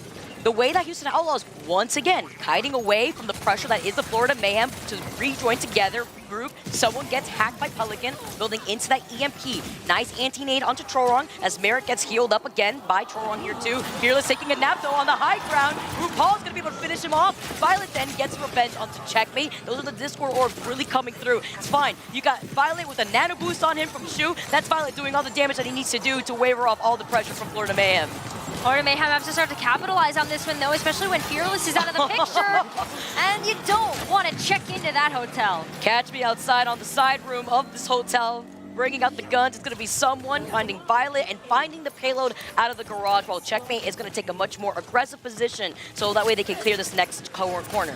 Well, they don't want the Houston Outlaws to play around the bookstore, especially if they're tracking the ultimates. Pelican does have the EMP online, and that would be a lot of pretty much a momentum stop here for the Florida Mayhem after unlocking this payload. So you will see them play a little bit more aggressively here, but Houston Outlaws trying to get into a position as Pelican, he's looking for it. He's looking for it. They want to take this fight around the bookstore. Houston Outlaws have a great defensive position from there. And they know where Happy is too. That could be a slight indicator on where Pelican could be approaching from, but he's on the low ground here. Trying to see. Chorong also swinging away. Right in position here to unleash the EMP. Good checkmate. Just waiting for the most impact that he's got here as the EMP comes out, and they immediately capitalizing, finding Chorong. RuPaul getting caught in the line of sight of the EMP, and it's Merit with the Dragons, clearing the space and trying to isolate Fearless. He's got the Primal, who'll definitely be able to survive if he manages to get away. Again, it's a disengage from the Outlaws to recognize the situation as the Vortex controls some space, trying to slow down Fearless. He activates the Primal, he jumps away in time. The Hack coming in too, as well as the Sleep here, as Violet has that trans ready. Nano Boost now onto Fearless, just to prolong all the extra pressure that he was able to put on originally with the Primal, now finding Merit. Nice anti here, but it's not going to help you out. He's going to be able to back away once again in time because it's Happy that's going to be able to retake this payload, prevent any more pressure as Merit makes a swap over to the Sombra. Checkmate now, the trade-off trade. Losing out on Shu, and Checkmate losing out on Happy against Happy here, rather. And he's got the Pulse Bomb ready for this next fight. A lot of scrappy fights here for the Florida Man to deal with in these alleyways. They're so split up. Houston Outlaws have really been doing a great job of controlling this space so that they're able to take these 2v1s, maybe these 1v1s, very confident in their ability to be able to duel up against some of these members of the Florida Mayhem. Violet as well, though, on this Zenyatta has been able to put so much pressure with these Orbs of Discord, but I would be worried now that someone has that Annihilation. He's been able to get so much work done with that ult. It's the survivability here, too, that the Outlaws were able to go right through that previous fight, now setting this up. Violet falling incredibly low, and it's the Annihilation Necro that you mentioned here, allowing someone to find the problem. Taking control over this high ground, Fearless. You're the next victim here, but he jumps away in time. A lot of pressure now coming up from Florida Man, with Pelican also falling low. He's about to get this EMP. It'd be crazy to survive through this, but they've lost out on Shook here, and with someone moving all the way forward, it's to help enable the rest of Florida Man to close that gap. I think that's okay for the Houston Outlaws, though. They get one more attempt at a defense here, and with the EMP that you called out, they also have a Nano Boost coming online. Houston Outlaws have a great chance at being able to stop the cart here. The one wrench that could be thrown into their plans is Chorong's rally.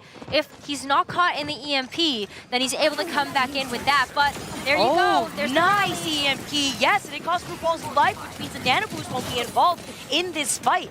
Yes, Chorong had activated the rally in a nice frame right before the EMP was unleashed to help sustain someone here, but again, it's only up to Chorong for that survivability, and it doesn't look like it's going to be enough now that someone goes down, thanks to Fearless capitalizing. Happy now finding Chorong over the side, and Shu going down with the Nano Boost ready. They'll be able to re-engage here, and there's a minute and 20 seconds on the clock for Florida Mayhem to get to the second point. Florida Mayhem are going to have someone switch over to the Winston as they are looking at that time bank starting to quickly expire. But Florida Mayhem want to try to play off the back of this EMP as well as Checkmate's Pulse Bomb. He's been really great at landing these so far in the Midseason Madness tournament. So as long as he's able to get one of these members down, that's going to be really great to maybe force out an ultimate here. Violet's Transcendence, I get a little worried about that one for Houston, but Merit versus Merit. Oh, Pelican knew this was coming. It was looking for Merit after doing the points, knowing that he was right behind them. You can even hear him too. The EMP was unleashed from Merit earlier, catching Happy. We'll be able to get back into this fight just as quick as he is on that Tracer. And Houston Outlaws still maintaining all these ultimates now as the Nano Boost is put onto Fearless. They have that Transcendence too to help with that survivability, but it's about clearing up this high ground here.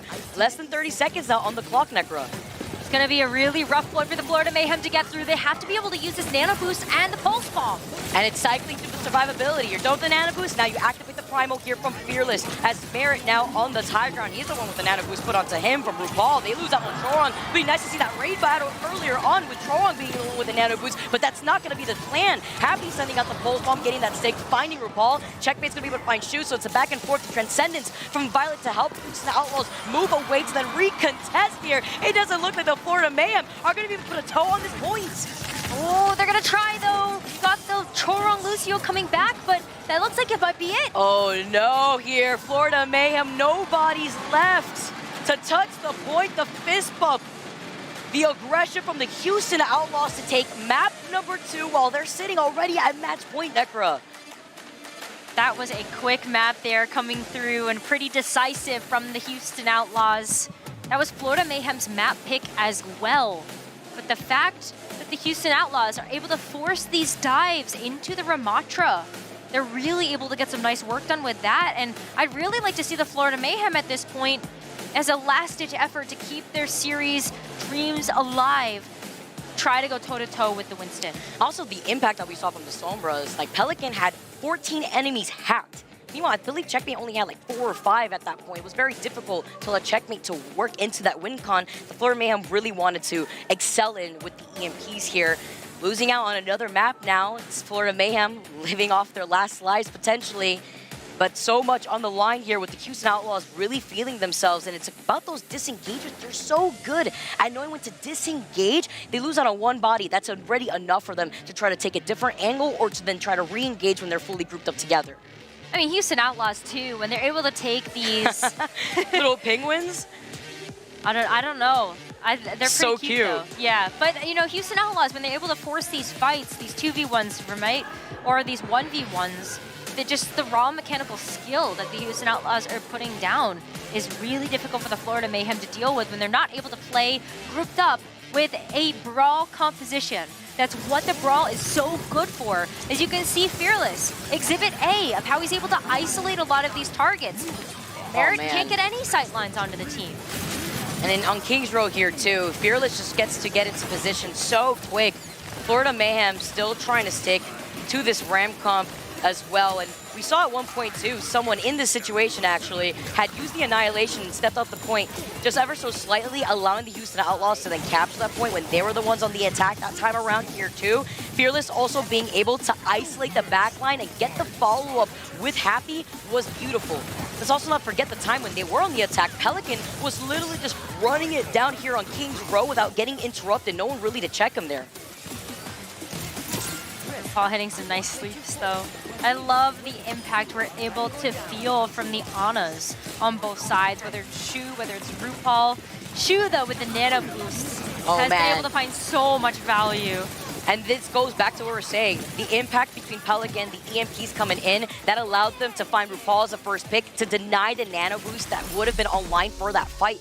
So much here that is being diffed between the Houston Outlaws and Florida. Now we get to move on to map number 3, Necra, and we are going on to Rialto. That's an interesting choice from the Florida Mayhem. I feel like the Houston Outlaws were able to do a great job on Rialto yesterday, despite the fact that it was a loss versus the Atlanta Reign. But yeah. We also haven't seen this coming out from the Florida Mayhem yet this tournament. We'll be able to dance it up here on Rialto on the other side of this break. You don't want to miss it because the Houston Outlaws are currently sitting at match point.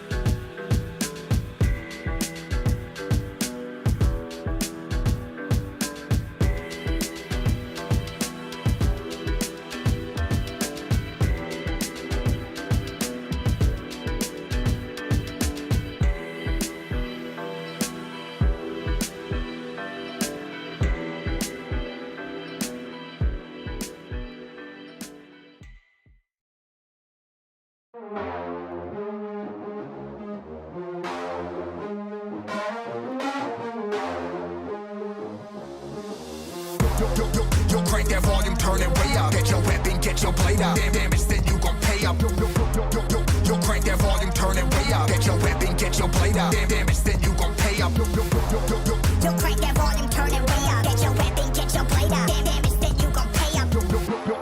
Yo, crank that volume, turn it way up. Turn it way up. Turn it way up. Crank that volume, turn it way up. Way up.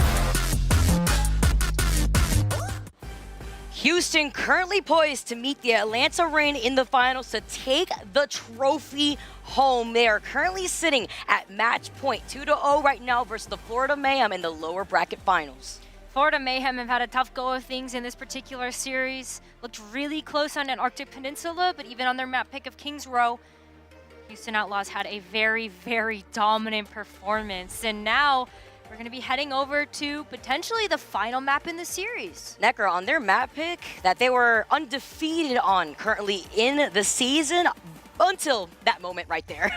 So, you know, trying to go for a comfort pick that didn't work out in their favor, now moving on to Rialto. That could be a confidence buster. That really could be a confidence buster. You know that you've been able to put up the numbers on that map, but this is going to be another chance for the Florida Mayhem to get back into the series. But Rialto is kind of a head scratcher for me. They haven't picked this map at all when it's come to the Midseason Madness tournament. We've seen most of their play on Shambali Monastery to pretty middling success, but maybe they're trying to switch things up here as we head over to Rialto, see if they can get it done. See what's going to work out for them too. You know, they've been really trying to force out this Ram here, and that was what we were kind of expecting going into the Midseason Madness. We've been seeing a lot more Ram incorporated from the West. How was that going to fare against APAC? I mean, we know how that story played out, but now seeing the Outlaws playing to what Fearless does best, playing in that Winston. What's really interesting about the Houston Outlaws' approach to this map is we don't have any subs coming in from either team. Houston Outlaws have the ability to play Gargoyle in their roster, very well known for the Diva. We see a lot of Diva play on this map in particular, but we actually didn't see the Houston Outlaws do this yesterday either versus the Atlanta Reign. They ended up playing Fearless on the Winston, which is something that we're going to end up see them hover over at the very least for the attack. But here's the crowd. They are cheering on their teams right now. There's been a lot of love there for the Houston Outlaws as they are going to get ready to make their attack push. But the Florida Mayhem are going to set up on this Ramatra Brawl once again. Except Merit on the Widowmaker. Things might get a little spicy. I love it. I love it. Whenever we see... Happy Farah? Oh, we're committing. We're committing. Okay.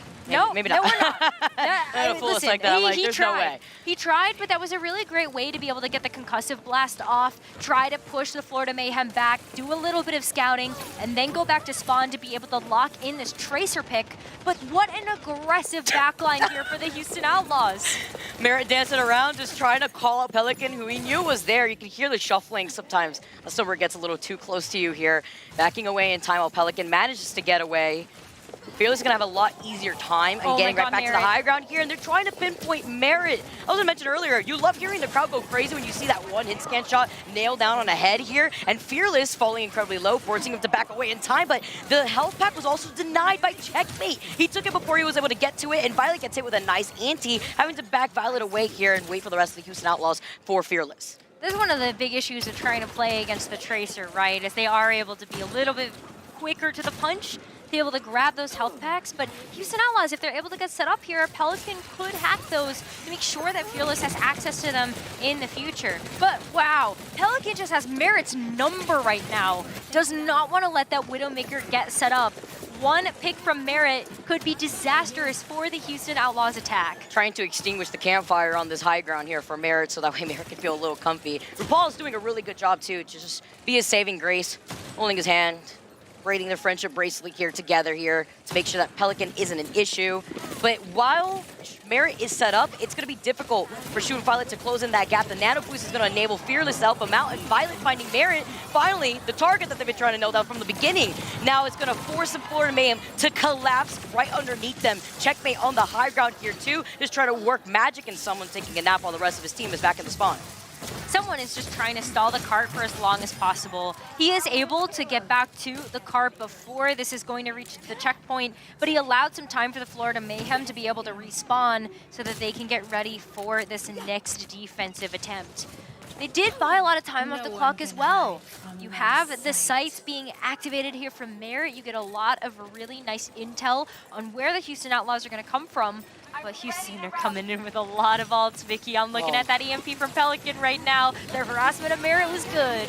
The rush also activated here. Projection 2, Chorong with the rally. Fearless also activating the primal. Zooming away here. Gonna be able to reposition just immediately right afterwards. Nice anti again once from RuPaul. Pelican still holding up to EMP until right now, finding 3. Gets into position to find checkmate someone and Chorong. Right after that rally was done from the Florida Mayhem. That was a Houston Outlaws again, healing away to help out both Shu and Violet and then waiting for the rally to end. Re-engage here. It's the EMP now. Someone has the Annihilation. Enough time bought in, and that's going to be space as Fearless tries to run away. He still managed to survive. I don't even know how he managed to live through that thanks to the nano boost from Shu. Meanwhile, Happy, while all the attention from someone's on the front line, was able to get that pulse bomb. Pelican now also finding someone. Florida Mayhem. It's the split up scrappy fight once again that we saw in Kings Row, excelling in favor for Houston Outlaws. Houston Outlaws able to get this first checkpoint. They had to throw everything that they had in the bank to be able to get that cart over the line. But it was worth it in the end. You have 3 minutes now to work through this second checkpoint. Merit's still trying to get set up on the high ground here, but Happy looking for somebody in the back. You're really looking at Chorong and RuPaul right now as the best targets for that. But Merit also just constantly hacked. Every single time. Merit can't breathe. He can't take a break. And Shu finding Chorong and a nice anti right after that here. Amazing nades from Shu. I mean, I'm not surprised here. Yes, they're going to be able to find Shu, but that's a trade that they're absolutely going to take with the backline, deleted from the Florida Mayhem. Look at how aggressive Violet is getting with the Kiriko as well. Oh my god! That's why. He just walked right all into the Tracers be crying. They all know that situation, Necra. Oh, he just walked right into the sightlines of Violet and into the loving arms of the kunai. Violet is able to just get so slippery when it comes down to being able to use the Swift Step. Eventually, Merit is able to take him down, and that's going to delay the attack push for the Houston Outlaws just a little bit as you see them kite away, try to disengage. But Florida Mayhem don't want to give this up. Goodness, the double whammy.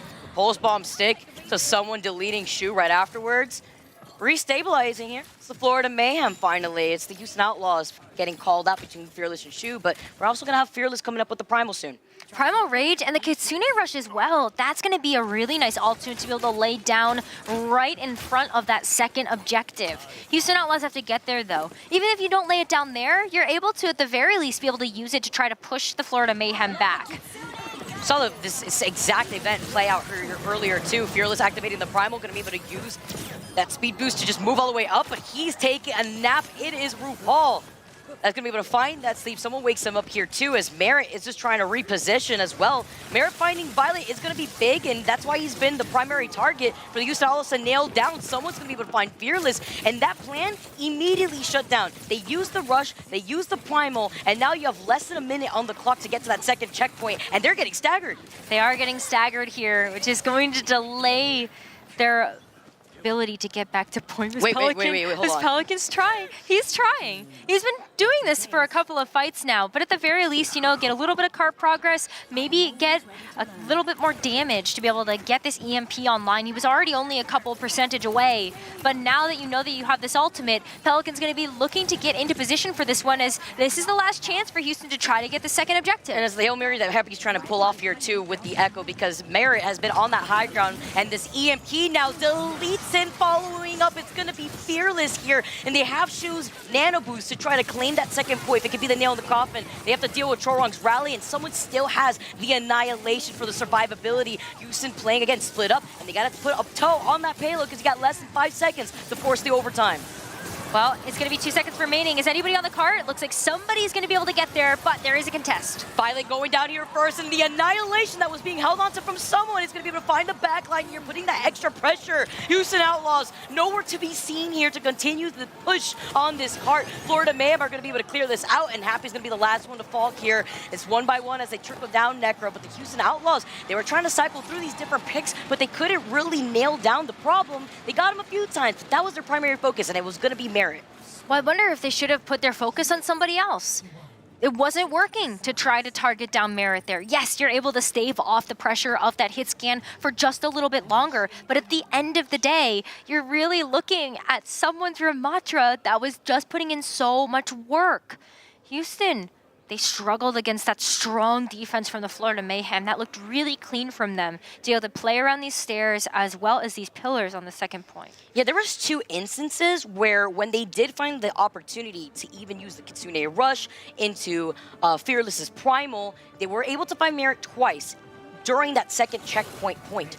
And in that moment, someone had Annihilation those 2 times. And that's what was able to clear out the point, forcing Houston Outlaws to then play split up. And one by one, they were picked off, especially the backline between Shu and Violet. They were feeling the pressure of the Annihilation, trying to give someone that space so that way it could run out here. As we take a look at the replay as Checkmate, gonna be able to get that sticky and then finish off what was left of Shu here.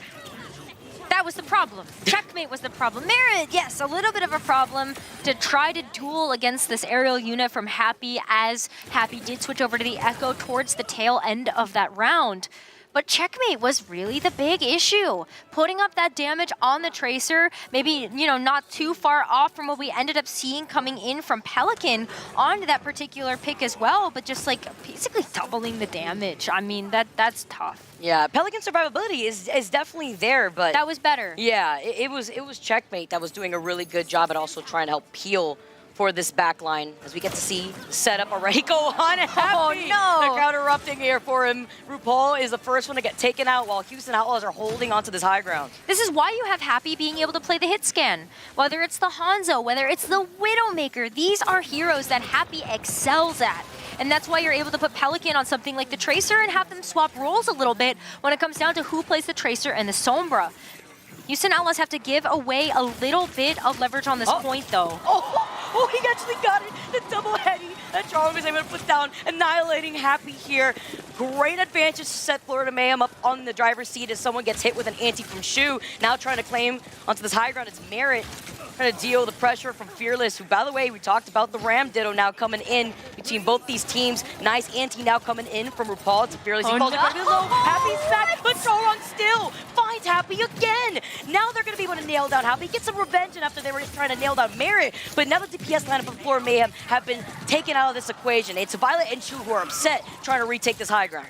So Shu's able to keep control of the high ground now, able to help heal up the rest of the Houston Outlaws that are available. Happy's going to be able to get back into the mix very quickly, but Pelican just kind of locking down those sight lines right now, throwing out the pulse bomb as Happy is able to take advantage of the setup. And that's why Chorong was trying to deal with him, because Happy is very happy setting up on feeling this himself. Look at him.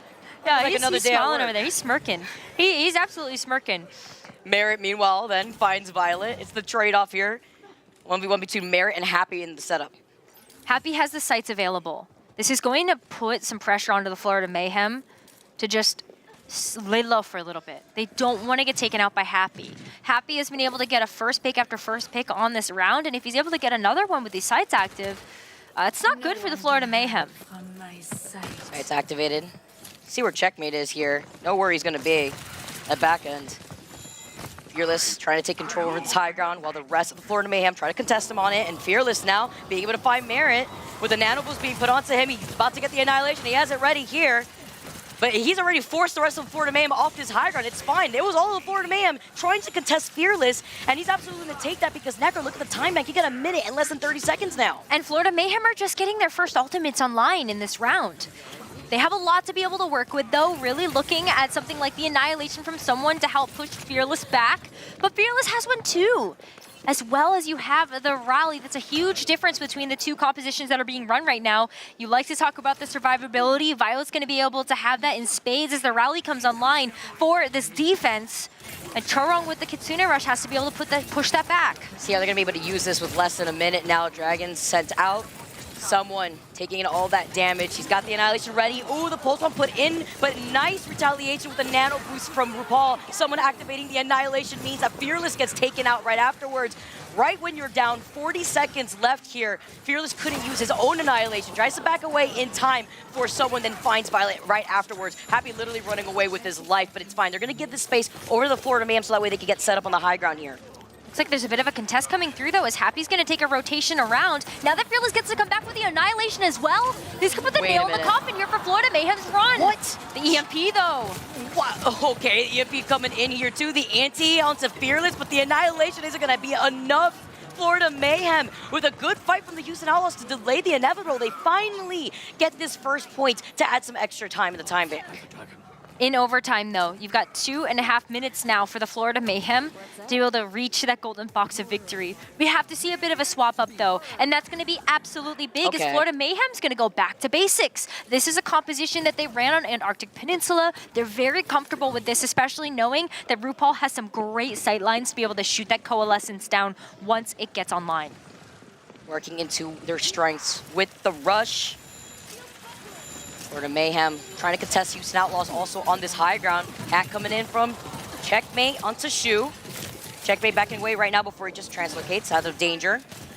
That's going to work into the EMP that they want here as well. Fighting on that catwalk bridge here. It's going to be Pelican having to back away, but Fearless putting in a good amount of pressure here without wavering off. You have to take a look at Checkmate, who's constantly being a pest on this backline. Splitting up some of that attention is going to allow the rest of Florida Mayhem to walk through. Look out for this nano boost, though. Shu has a great target in Fearless right now as you're looking for him to be able to hold down the front line. Hack onto Chorong, who's about to get the sound barrier. Nano boost here from Shu, like you mentioned. He's getting set up in the back. You still have to worry about Checkmate, who's doing a really good job at trying to split that attention. Annihilation online for someone. Playing around the wall pillars here. Golden Box of Victory is right there as the Vortex comes out, and Shu puts down the Nano Boost onto Fearless, but it costs his life as Violet tries to help him out with the rally. It's not going to be enough here. It's the trade-off because they lose it on Chorong, which means the sound barrier not going to be utilized here either. The EMP, though, finds RuPaul someone in Merit. Merit has the Death Blossom, and finding Violet here to clear up that space. They have less than a minute now left on the clock, and Pelican is the next one to go down. It's going to be on to Happy to try to stall out this card as long as possible. Violet's going to try to get back here on the Batiste to at least be able to lay down the Immortality field, but Fearless is going to have to make this Annihilation work. Oh, EMP now coming in, and even though the Annihilation is online, the Immortality field from Violet helps keep Fearless alive. Oh my goodness, with the Annihilation, Fearless putting in the damage, but he has got no support. The backlight's on because Merit had the Death Blossom ready. He fights Shu and Violet. Happy retaliates, gets the bolt on pick, but Necra, it's not going to be enough here. Florida Mayhem are in this series, and they take Rialto. Great ultimate execution coming in from the Florida Mayhem to keep themselves alive in this series. Their tournament lives are on the line here, and they're playing like it. Merit at the end with that Death Blossom. Even though he got picked off by Happy, he took out the problem that was Shu and Violet. Look at the face of the Houston Outlaws.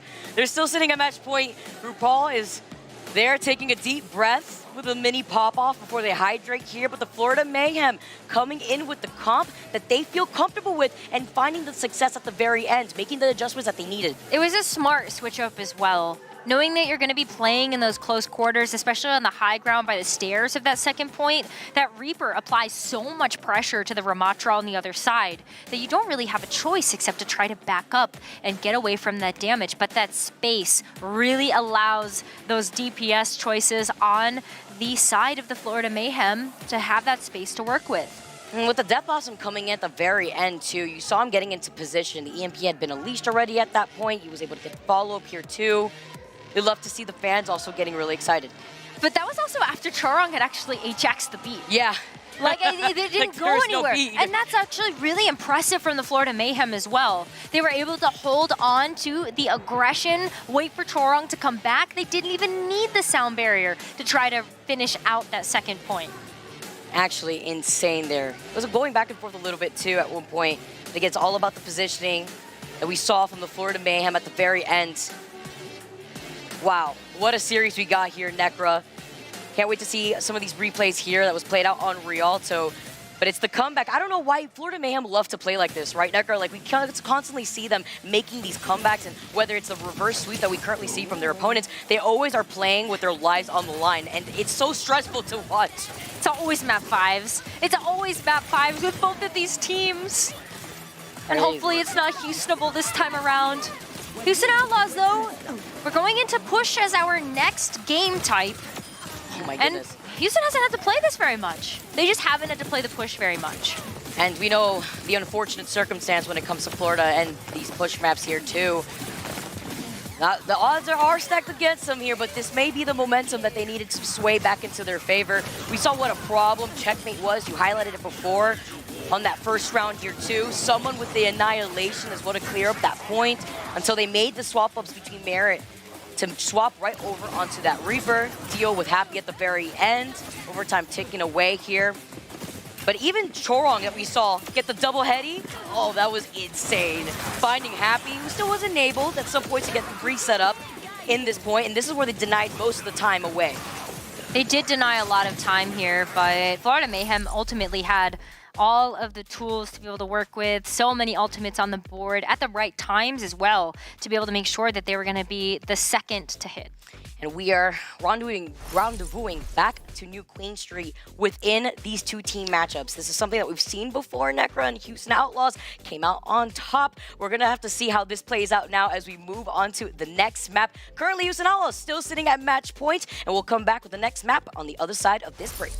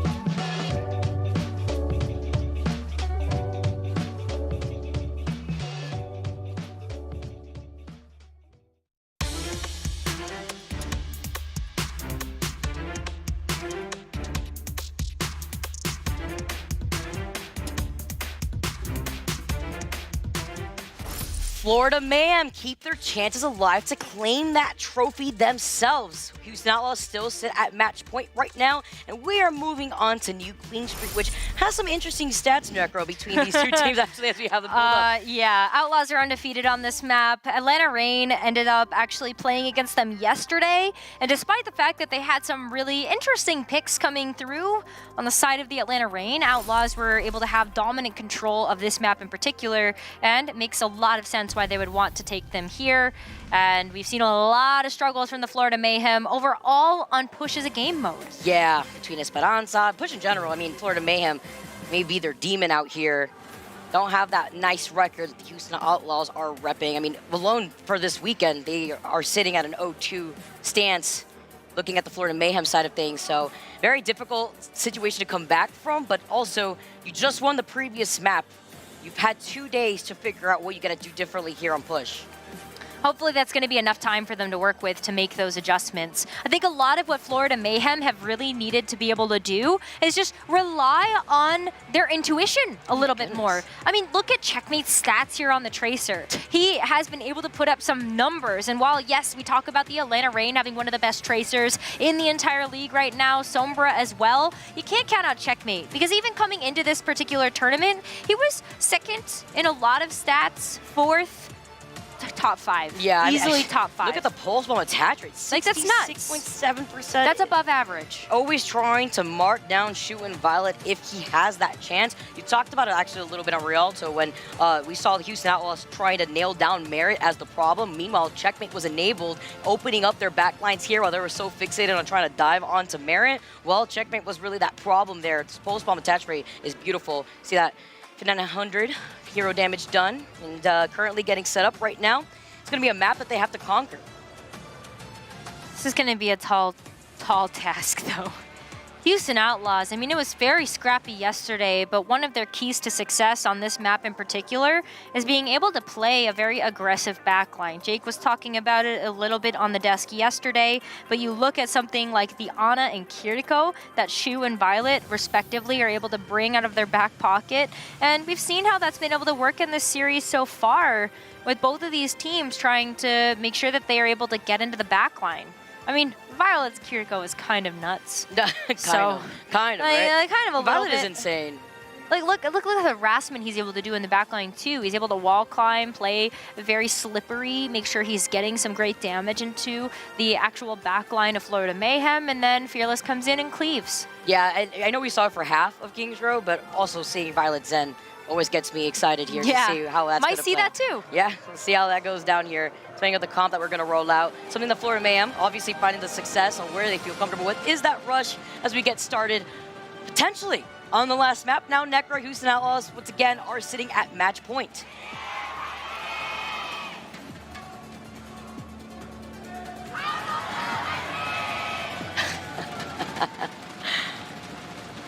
Gets me so hyped up because it man. really could be the final map of this series to see who will be moving on to face off against the Atlanta Reign in the grand finals of our Midseason Madness tournament.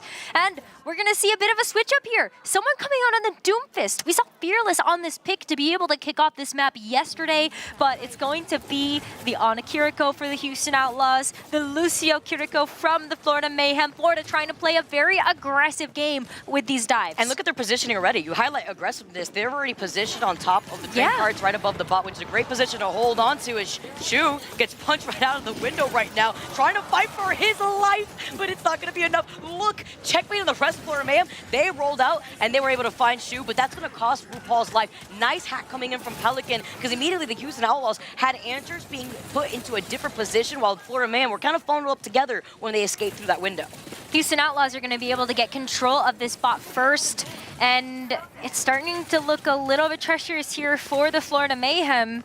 Especially when Houston Outlaws, they lost Shu so early, but Violet was able to change his focus onto healing the team a little bit more. He's already 75% to the Kitsune Rush right now versus RuPaul's 34%, almost double of what's going to be seen here as Houston Outlaws are starting to get that halfway point to the first checkpoint. We know that Shu's been a problem, especially with how consistent he is on sleeps. And Charon going down first as Shu once again gets shut down, denying that ult charge opportunity into the nano boost that Houston Outlaws want to play into, especially looking at the EMP coming up closely by Pelican, nearing that 80% mark as Happy unleashes the pulse bomb, is going to be able to find someone, and his only escape route covered. But Houston Outlaws are playing around that. Despite the fact that Shu is going down, you're still able to keep the pressure going here. Goodness. As look at the Kitsune rush. Look at Pelican, the backline right now of the Houston Outlaws. They got Florida Mayhem's plan, playing aggressively, and put it in the dumpster and said, now that's ours. And now we're seeing a swap up from someone playing the D.Va. I mean, we've seen D.Va play her before to try to take over the high ground here, but right now, Houston Outlaws, look at the progress that they've made. They're about to round up to the first checkpoint. But the Moira too. Florida Mayhem are so behind on their ultimate generation. They really need Merit's EMP to be a big threat in this next team fight. That swift step. Hasta la vista here as the EMP comes in and it finds Checkmate and Chorong, and that's the EMP charge that we talked about earlier on that Houston Outlaws were going to play into since they already had the advantage. Pelican and Happy are going crazy, getting the hack 2 on the health pack here over to the back. It's going to also enable Houston Outlaws to take this forward position. But Pelican being able to hit the EMP first, Merit has had a problem this entire tournament. Finding the right opportunity to be able to use these EMPs. RuPaul is down already. The Kitsune rush gonna be off the board for this next fight. And that's gonna be more time twisted away as EMP now comes in. All right, it's the trade-off here. It's gonna be Violet going down next. EMP hitting onto 3. Shu still surviving. Oh, but not for long with Checkmate gonna be able to find that pulse bomb and Fearless falling low, and he's got no sustainability. We talked about the health pack being hacked here, and it's not gonna be able to help out Fearless with small health pack. He could have used the Primal Rage there. He did have that available, but it's something that you would rather hold on to, especially when you know you've got the close response here as well. Everybody's back on the board before that has been shut off by the Florida Mayhem. Violet going down though. Merit maybe starting to get on a roll here when it comes down to being able to outmatch Pelican right now on that EMP charge. Big pick on a Happy too. Florida Mayhem, they need to start getting some progress down with that meterage, and this might be the opening to do so. So check against Tracer here. Kiriko, so good. The damage output. And all you need is that 150 damage out here. Pelican's gonna be find Merit. Nice change up too, because then you're gonna have Pelican having the EMP ult charge advantage, while Violet be taken out by someone. Making this D.Va pick work here, playing around the bubble is also very nice to see. You get to immediately reposition before you reset from the D.Va bomb. Also just waiting for the rest of Florida Mayhem to come here. I like the plan and the way that Florida Mayhem are positioning themselves in terms of timing too. Happy has forced a recall though, has the pulse bomb online, is looking for someone like Chorong to be able to stick that onto, or at least be able to force out.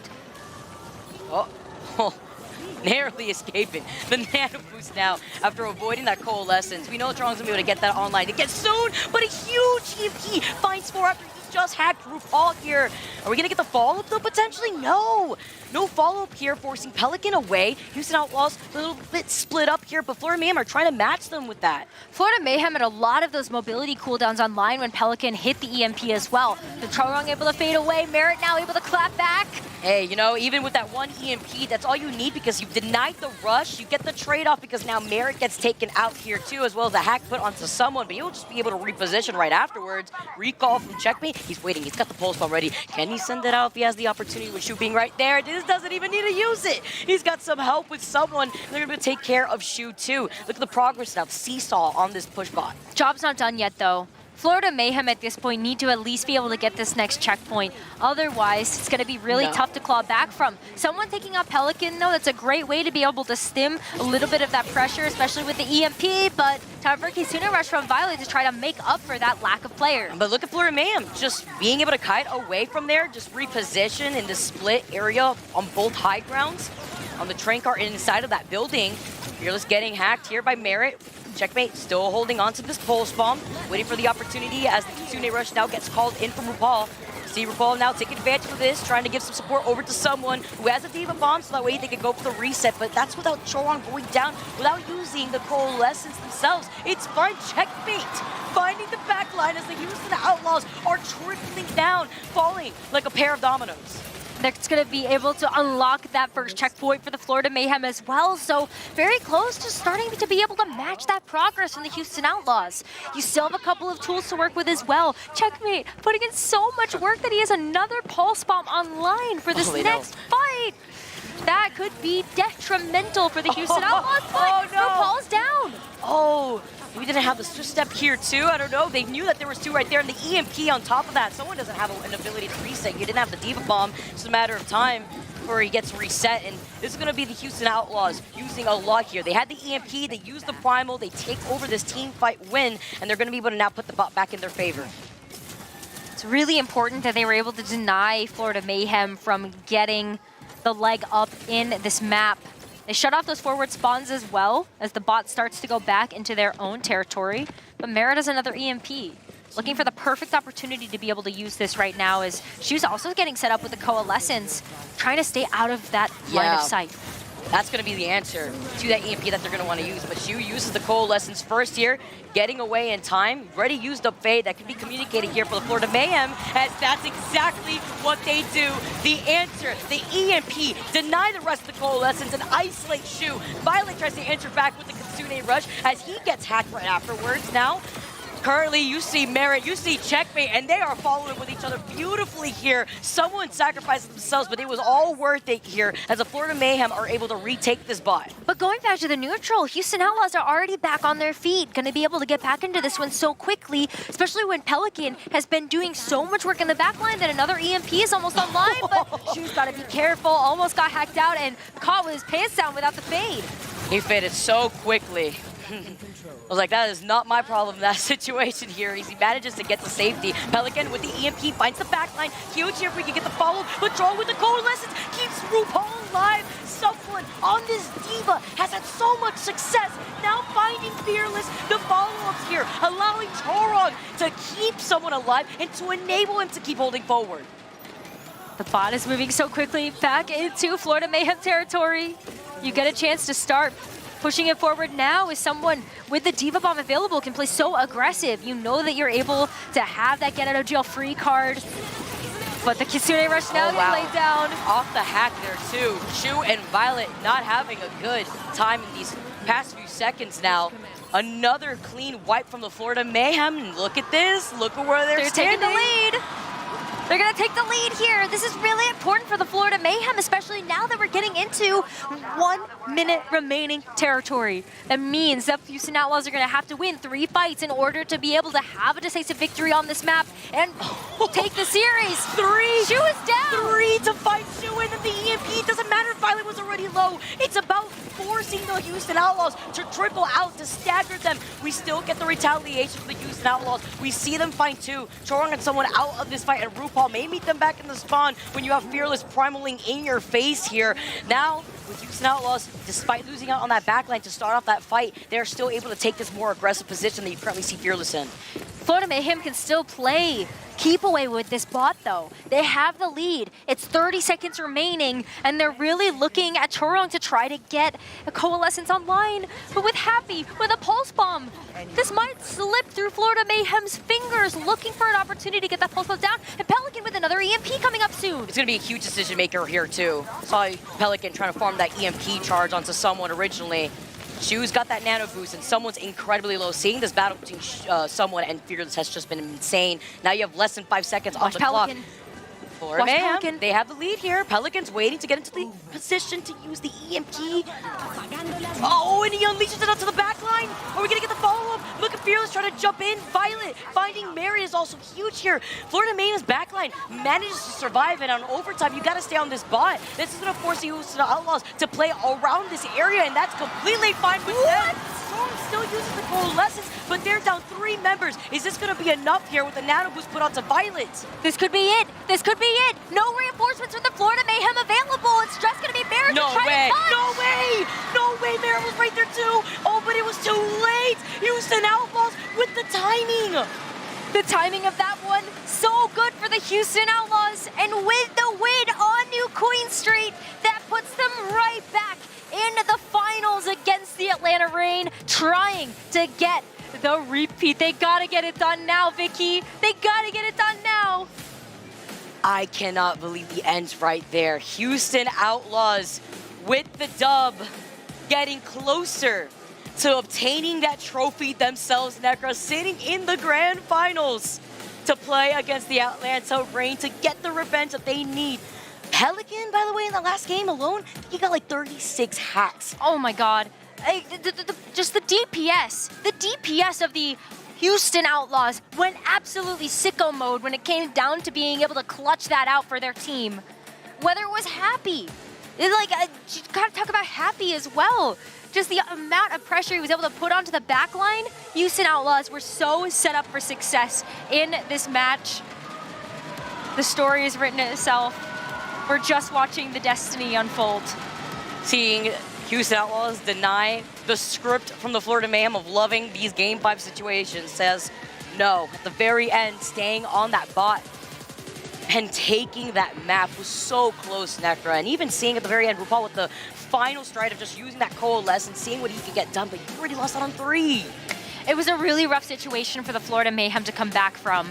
But what an excellent example of why New Queen Street was picked there from the Houston Outlaws to try to close out this series. They have such a great understanding of the map, where the health packs are, where they can start to take these fights, how to funnel their opponent into these close spaces.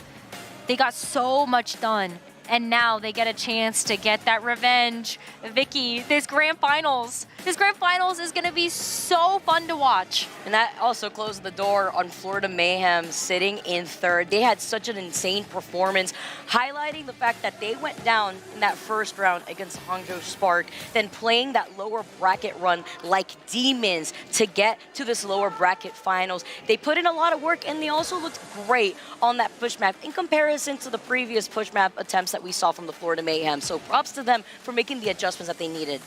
What a good point to bring up that incredible lower bracket run there by the Florida Mayhem. This is a team that they started out their season so strong, winning the Pro-Am, being able to show so many different looks, really showing their progression and evolution as a team throughout the course of this first half of the season.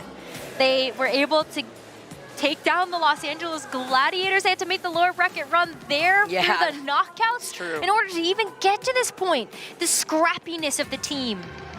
Gotta give it up for the Florida Mayhem there. Commiserations to them.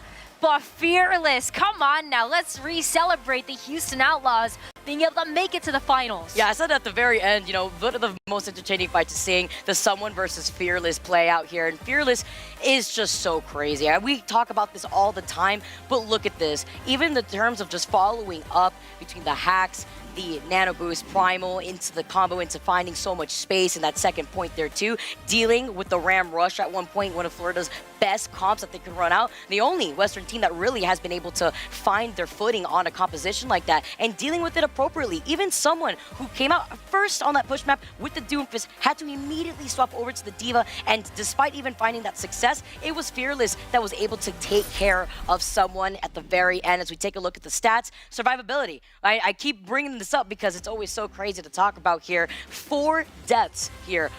You got final blows, 8.2, that's fine. But you enable the rest of your DPS, but the elims here, 19 elims.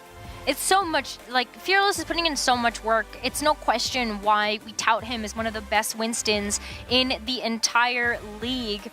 Especially knowing as well just the amount of pressure you're able to put on, not only with the Winston in the front line, but also the back line. Look at the aggressive stance that the back line of the Houston Outlaws were able to take in this match, and also just some of their previous matches. One of the first teams to really start to rely on the Moira and the Kiriko to try to flank around with Fearless on the Winston. I get it. I get why, you know, he was on the lineup for the K-pop group that we had going on earlier. I mean, he really is Fearless at the end of the day, and he puts that name to the task here. Fearless is such an insane player, and now we get to see him shine in an excellent series that we have on our hands coming up next, Necra. I cannot wait to see how this grand finals is going to play out, and there's a lot to break down after that previous series. We saw some life coming in from the Florida Mayhem. It just wasn't enough to bring in the script of playing in these Game 5 situations. You don't want to play your life on the line here. Houston Outlaws are absolutely going to take that walk and get closer to that trophy.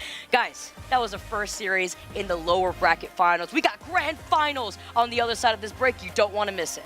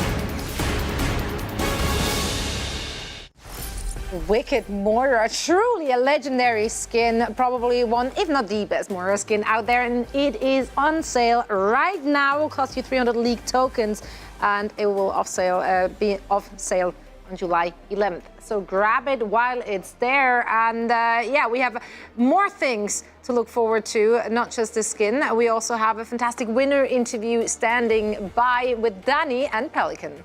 So thank you so much. I'm here with Pelican for the post-match interview with Houston Outlaws versus Florida Mayhem. I'm going to move by very quick. I want you to take that break for the grand final. So Pelican, how'd you guys get it done? 자, 빠르게 움직입시다. 다음 경기가 중요한 거기 때문에 펠리컨 선수 오늘 플로리다 메이햄과의 경기 어떻게 승리를 하시게 되셨습니까? 솔직히 메이햄은 하나도 무섭지 않았는데 생각보다 빡세더라고요. 그래서 뭐 하던 대로 했는데 잘 이긴 것 같아요.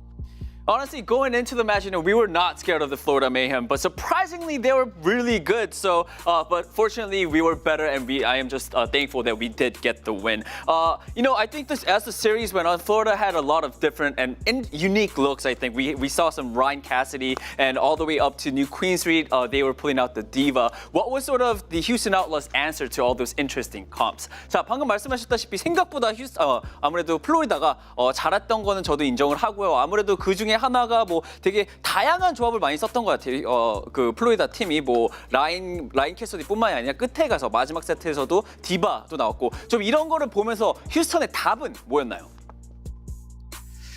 솔직히 이상한 조합을 들고 와가지고 좀 당황하긴 했는데 그래서 모이라 6킨 때 뭐 모이라도 꺼내고 했는데 그것도 안 돼가지고 다시 아나브리로 바꿔와서 힘들게 이겼던 것 같아요. It was definitely there were some weird comps from the Florida Mayhem, and that definitely threw us off guard.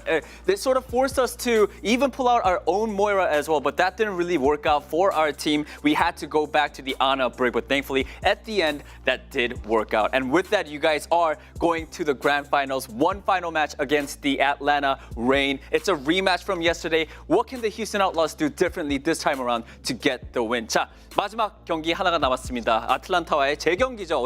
어제의 재경기인데 이번엔 좀 어떻게 하면은 아틀란타를 이길 수 있을까요? 솔직히 어제는 진짜 한 끗으로 져서 그리고 풀세트 가서 너무 아쉬웠는데 솔직히 오늘 다시 하면 진짜 이길 수 있을 것 같아요. 거기는 스토커 말고는 잘하는 선수가 없다고 생각하기 때문에. Okay, 알겠습니다. Yesterday we just went all the way to the end. It was so close. We were just so disappointed that we had to lose when we went to the map fight. But this time around, we're confident that we could get the win. I honestly believe, other than Stalker, there's no other great players on the Atlanta Reign, so we are going to get the win. All right, Pelican, I'm gonna let you go. Thank you so much, and good luck on the grand final. 자, 화이팅 하시길 바라겠습니다. 감사합니다. 파이팅. Fighting indeed. Thank you so much, Pelican. Thank you so much, Danny. Fantastic interview. Great to hear from him.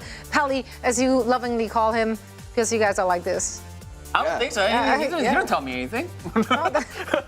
I like that he's got that confidence against everyone. I mean, I agree, Stalker. I think he's putting on the best performance for the Raid. I don't know if I'd say they don't have any other good players, but I think that's exactly the mindset you have to have as Pelican going into this match. You can't put too much respect on your opponents, especially when you're both elite teams. Like, you have to be believing in your dives, believing you can take down anybody. Yeah, let's talk about the Houston Outlaws. I mean, yes, they won against the Mayhem. It wasn't a clean sweep. Have there been any moments which made you worry, especially looking ahead now, going up against the Atlanta Reign? I mean, the fact that they played so closely on Antarctic Peninsula, that control map could have gone either way, and that really opens up the series, right? Like, who knows how this series unfolds if Houston Outlaws win or lose this first map, rather. Now, they did kind of feel comfortable playing this brawl competition. That's obviously why the higher seed, Houston Outlaws, they went towards Antarctic Peninsula. But Florida Mayhem, they gave them a run for their money on this composition. And so that might be something where if you go up against the Atlanta Reign, maybe you don't feel as confident in Houston Outlaws brawl compositions. Houston Outlaws, they're still hedging towards that Winston, towards that Sombra Tracer, and that's what we're going to see most of the time. Shu and Violet, another fantastic series by them, playing the Brig on a composition. So Florida Mayhem, I still think it was a respectable performance. They went down playing this brawl composition. They played Diva, Moira Kiriko, and New Queen Street, and it was honestly a good look for them. It was a really close push map. But Florida Mayhem, I don't think they shouldn't have any regrets about this series. I think they should feel pretty proud about what they put forward and winning this Rialto against the Outlaws. Yeah, I think they played a magnificent series. I don't think Florida should be hanging their heads. You know, this is still a team that in the right meta, maybe like a true rush meta where that's the dominant comp, this team could be really scary. I think the supports came up huge for the squad. Everybody playing at a top level. And I think a lot of players, a lot of people, I think, rather, would have doubted players, you know, like Checkmate. I think people didn't realize, I think, to the extent to which Chorong is very, very flexible, had plays on Kiriko this series that looked really solid, especially on Rialto. So I think really proud of Florida Mayhem. I think they made a great showing, impressive. They got here and had such a great result in the end. But now it's time for the two teams we know as the Titans of the league to fight it out for first place. This is what we've been waiting for. This is, I think, the expected finals. Honestly, I expect this to be the grand finals of the season overall too. But still, I think these teams really, I mean, who else can face them, right?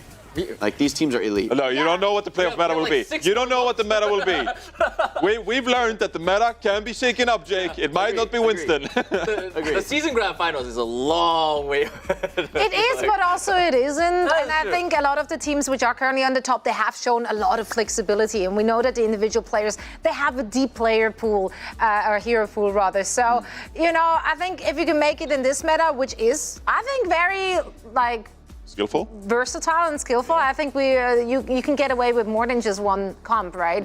So I wouldn't expect too big of a shakeup. Either way, we're gonna find out. First things first, so we need to crown a Midseason Madness champion. Yes. And you know, now that we have our finalists, it is the favorite time for us here off the desk, and that is to gloat or go down in shame, because we made fantasy brackets heading into this week.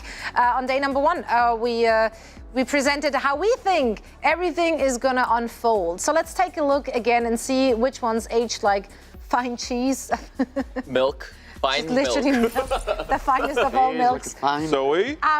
Not bad. Not bad. Acceptable. Actually, Yeah, that's good. That's good. Yeah. Pretty much. You only missed like basically one match, right? Yeah. It's just, like, Yeah. First Mayhem Spark, pretty much everything else. Yeah, they messed up the lower bracket, but otherwise you did Yeah, great. but like not by much. But it's all though. corrected now, right? Yeah, they figured it out in You the got the end. important ones right, so yeah. Yeah, like everything and lower semifinals, upper finals. So there is no reason to doubt my grand finals prediction, I feel. 4-1. Okay. Yeah, All right. yeah, I mean, Why not? Well, Yeah. Houston beat your expectations in the winners final. They got one more map than you thought they would. Mine, went to full set. Okay. Mine, I don't think aged well, from what I recall. Why would you say that? Yeah. yeah. Ooh. I mean, Hey, it was not close. This It is was the pretty Mayhem close. I fan mean, yeah. bracket. that is a true Mayhem fan One bracket. fan. If Mayhem wins the series, you're looking like bragging rights are off the charts, but Yeah. they didn't. I think I was a little too crazy with this. Nah, just crazy enough. Just crazy enough. Speaking of which, Jake. Wow. Crazy. TBD. Well, TBD. That's the thing. I took a risk. I'm the only one predicting a different champion here. You had them winning upper though. yeah, you had them winning upper. Yeah, of course. Well, if I think they're gonna win, I mean, all right. And Boston. Yeah. I had Boston still being. Yeah. I had Florida going down. Yeah, okay. Yeah. I made some mistakes, but it'll all be redeemed if the Houston Outlaws win the championship. okay. That's what matters. No one remembers who you pred for second place. Well, we do, Am I right or though. am I That's right? why we do that. We keep receipts. No one's gonna remember that. No, I'm That's petty. gone. I already I'm forgot petty. about I it. remember I already everything. forgot about it. When I was I'm in the pretty sure a bracket. lot of people You are couldn't screen win anyway. captain already. How I about think you, it's- yeah. Johnny? What'd you got? I don't remember what my bracket looked like. See, I know Atlanta exactly. wins. I know Atlanta very wins. similar to mine, There actually. you go. Oh, there you go. Yeah, Atlanta wins 4-2. yeah. Wow, the Boston Hopium is. Yeah, that was. Yeah, That's disappointing. that went on for a while. That's I disappointing. love that we all had like severe faith in one particular team. I'm glad I Oh, brought my. everyone onto the NA top 4 Copium. I did kind of believe in Spark for a little bit. Yeah, Yeah, but in this Yeah, bracket, and Boston winning 3-0. Yeah, look, why they pick Kings Row? Why they gotta pick Kings Row, man? questionable. Like, they Oh, man. like, oh, we're totally gonna capture point A here, and then they went to, no. Yeah, I would have thought a Hollywood pick, but you know, whatever. Oh man, But Yeah, well, Confidence shattered that by didn't Houston. age. That my didn't age confidence well. shattered. you guys, you know what the good thing is? We all went down together. Not just us here in the Yay. desk, because everyone out there failed with us. Oh, really? Not a single person got a perfect bracket. So go us. How many brackets are still going? None. No, they're all- Oh, it's done? We're, They're done. we're all we're done. done. So everyone's dead. I mean, mathematically, it's very unlikely. It's I don't think we ever handed out a perfect Thank you, bracket. 6 years? statistician Jake. I don't think None? we've ever had a perfect Yeah, bracket. because you have to guess the map score, right? It's like so hard, Yeah. right? It's like Yeah, you got to be some special sort of wizard. You can get this. You can run this clip when you get a perfect bracket. You can tweet about it, but I just don't know if it's ever going to happen. Jake doubted you. Alas, no more. I'm a math believer, guys. Math believer, Jake. Yeah, math believers. I'm okay with that title. Unite. I'm okay with that title. Well, guys, we've got our finalists ready. Whether we predicted them or not, we will be giving them a short break, before their big game, especially Houston Outlaws after their match against the Mayhem, which just happened. And we will be right back with some very exciting Overwatch news, so stick around. Ooh.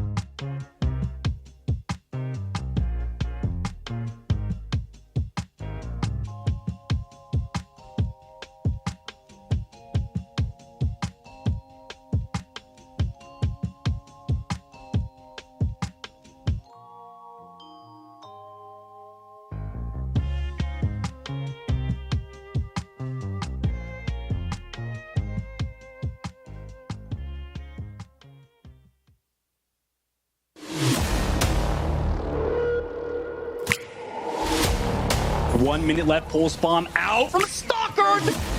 I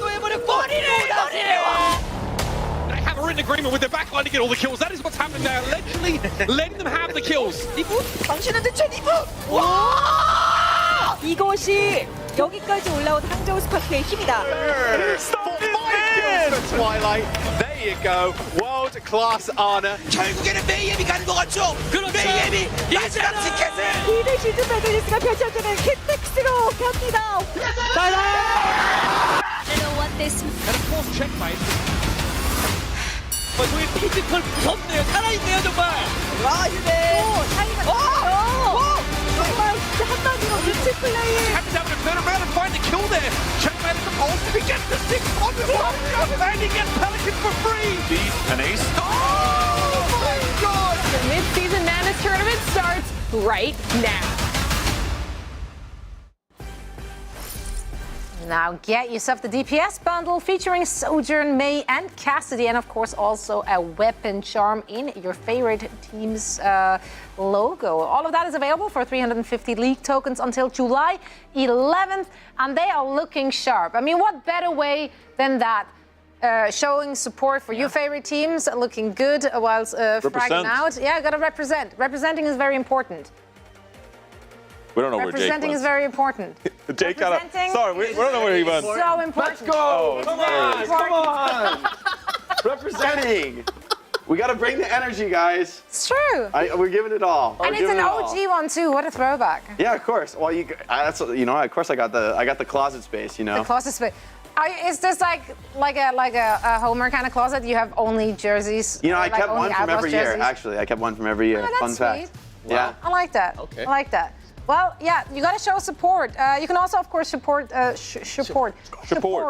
some of your OWL players in the Overwatch World Cup. You just saw the screen there very quickly. Overwatch World Cup, of course, is coming up very soon, and it will be featuring quite a few of our OWL talent as well. So I am excited. Johnny, you actually got to cast. I cast it. I cast it. Yeah. I casted qualifiers for the qualifiers. Yeah. Qualifiers for the qualifiers. Qualifiers of the qualifiers for the World Cup. Yeah, it was good fun. So some European teams made it to the qualifier stage. Yeah, I'm psyched for the World Cup. Having worked. Shout out to any particular team who impressed. Iceland. Team Iceland. Hey, Team Iceland is yeah, fine. that's Danny's team. That's Danny's team too. Team Iceland. I've been DMing a couple of. They sent me DMs Iceland's and like, thank you for the support. So I was like, hey. They slid into your DMs. What did you do? On Discord. We were talking on Discord. Yeah. Right. Portugal were fun as well. Portugal were fun. So Denmark just looking like they're one step above all. So Denmark might even qualify for the World Cup playoffs. So we'll see how that goes. This is difficult for him to say as a Swedish man. Yeah, but at this point, I mean, we had like a Denmark-Sweden show match, and Denmark beat us. And look, maybe I'm kind of happy to admit that the Danish team looked really good. So how you come in? What? Come in for Sweden, bro. Well, I didn't apply. That's what I mean. You should have. They needed you. Obviously. They lost I like how generous you are about my skills these days. I appreciate the compliment, Jake. Get you back in the server. I am so washed. I am squeaky bum I should have went in for Korea. Yeah. To even out the competition, you know? Yeah. To even out the competition. Yeah, it would have been a choice. But you would have been that bench mascot like no one else could. I would love to be a bench. So many players. Honorary member. So many players have made a name in the World Cup, like Jake on Soldier 76 in 2017. You know? That's where it all began. That flight hanger over here in California. Yeah. Came out on Soldier 76. Oh, it's Jake, Team USA. Whoa, I'm going to the Olympics. Whoa. Whoa. Recently, like a couple weeks ago, I saw it. Whoa. This is like a weird throwback energy now. I'm wearing an Outlaws jersey. I'm about to get interviewed. You were really good.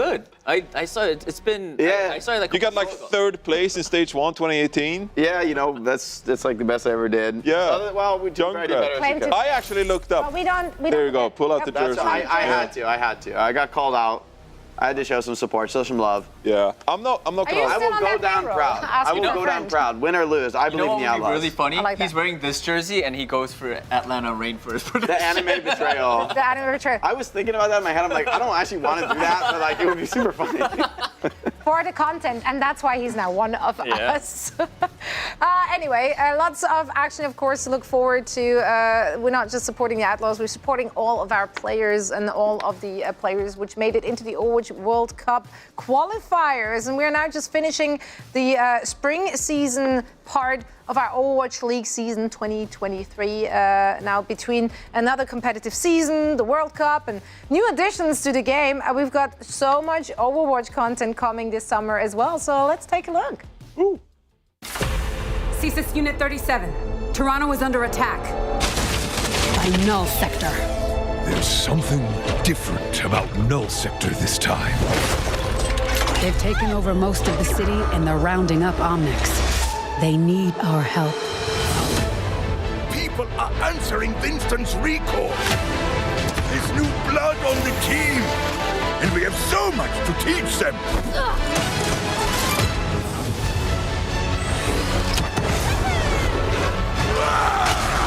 If we can stop Null Sector, maybe we can save the city. Coming through! Been a while, Vivian. As if I didn't have enough problems already. So we fly up there, smash through anything that gets in our way, and what's another business? I hate to interrupt the moment, but I'm picking up reports of more attacks in other cities. It's a fight they want. I say let's give it to them.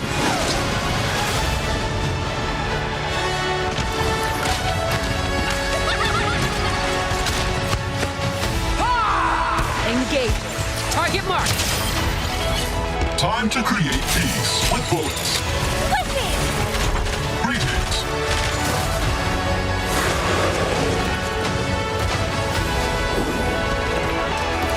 Oh, yeah! Boom!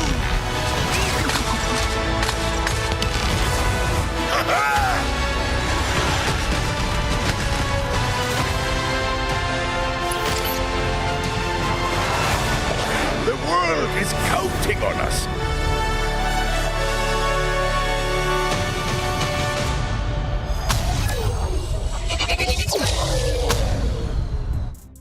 Yo, so much hype Overwatch content coming in August, but this very Wednesday, June 21st, mark your calendars, players will actually get to see a first look at new gameplay footage from the biggest season of Overwatch yet. We've got Invasion Reveal stream dropping this very Wednesday, so go to playoverwatch.com for more information on all of that. Jen's Invasion includes story missions, we got a new co-op event featuring new enemies as well as objectives. Hero Mastery, of course, is a big one as well, and the new game mode. Flashpoint. How hyped are we for Flashpoint? I'm very excited for Flashpoint. Yeah, I'm stoked. This is going to be amazing. It's like Control, but different. I think Flashpoint has actually really good potential to be like a new favorite game mode. I felt the same way about Push, honestly. I think like it added a lot more dynamism to the game, and I think just the scale of the maps and the fact that you're moving through them in unique ways, that's totally new for Overwatch, right? Most maps are relatively linear, like you're fighting here, and the next fight is going to be in the next spot, and you kind of know where that is. But the idea of having to like kind of traverse maps in an unexpected way, and I think that's going to add so much versatility to the game and how you approach it. I think it has real potential to be like the best game mode, actually. I like new good. Hey, they're dropping a Swedish map, allegedly. Swedish map. Hey, Gothenburg, let's go. Woo! Prettiest train station in the world. I said it. The Gothenburg one? Yeah. Okay, that's a take. I think it's beautiful. All right. Yeah, I'm complimenting you. I can't say that I have great understanding of the global train stations, but it's pretty good. Yeah, in the global train station, I'm a fan of public transit. rankings, it's pretty high up. Overwatch has good representation of strong public transit systems. That's the positive vision for the future that I'm a big believer in, actually. It's one of the most important things we want to discuss, but let's actually kind of recap what we know about Flashpoint. It is a brand new PvP core game mode. It will be featuring 2 new locales, Overwatch 2's biggest PvP maps to date. So as you said, we have a lot of different avenues to like traverse those maps. So that also means that you get to really explore a lot of different corners of the maps. I feel like the maps in Overwatch have always been so beautiful, but a lot of places in the maps have not been really explored. Like you don't really go to every corner. You know what thought I just had? The custom game makers making like the RPG game modes and stuff are gonna eat good. These maps are gonna be like giant playgrounds for people to like make crazy custom creations, which has also been really awesome in Overwatch too, all the workshop stuff. Yeah. But I think the core game mode itself is it's really exciting to have a game mode, I think, to shake things up. I think Push was that awesome thing to bring in Overwatch 2, and now we're getting another one. I think it makes me really excited for the future and new categories of maps we might see. Yeah. Absolutely. And if you're watching and you're anything like us, I know that you want to learn much more about Flashpoint. So again, make sure to tune into the upcoming Invasion Reveal stream Wednesday, June 21st. 21st, okay. Yeah, like 21st. I'll remind you. Yeah, I'll text you. He's like Don't calendar, worry. I got you. content. Well, on this stream, there's a lot they're going to unpack, which is super exciting. Overwatch 2 developers will be revealing the locations and backstories of the true premiere maps for Flashpoint, which is super exciting. They will also be deep diving into Hero Mastery mode, as well as chat about like the player progression system, for example. So there is a lot of things I think People are just very excited to hear more about, me included. And I know what you're thinking. You're watching Flashpoint. When is it coming to the Overwatch League? How well? We're very excited to announce that the newest game mode will be officially in the OWL map pool starting the weekend of August 25th. Mark your calendars to set a reminder for you again. Okay. I'm gonna send you a text message, that's right. We honestly cannot wait to see the best in the world show their skills on the newest, biggest maps in Overwatch 2 thus far. But first, we've got a champion to crown here. So let's get ready for the finals between Atlanta Reign and the Houston Outlaws. Now, Jonathan, we've seen both of those teams facing off against each other already yesterday. It was a nail-biter. Like, that series was so close. Came down to the wire. Can you maybe walk us through the difference you've seen between the two teams in terms of their playstyle? Going to break down. Break it down. Break it down. You want to do some breakdowns? Okay. So here's the thing. If you're watching these two teams play, they're playing the same compositions, but they're actually playing a little bit different. So I just wanted to showcase or highlight that difference rather as we go into this series, so you sort of know what's coming. So where are we? Well, we're right here on Ilios. It's 99-99, and so this is going to be the last fight territory here. You can already see the Atlanta Reign. They're set up. They have point control, and they have controlled this space. But what is so interesting here is that you're actually going to see them utilize Lip's EMP to go aggressive super early here while they already have point control. So as we can roll this one forward, we can see that they're willing to push far and above the point just to be the initiator in this fight. So they're gonna come out here and we can pause right here. So Stalker immediately gets a pick because of this early EMP, and this is great. But also, what this forces is choose Nano on top of Fearless. So not only are you getting a pick in this fight, even if you don't get a pick in this early engagement, you force out the Nano boost from Houston Outlaws early. You force Houston's hand.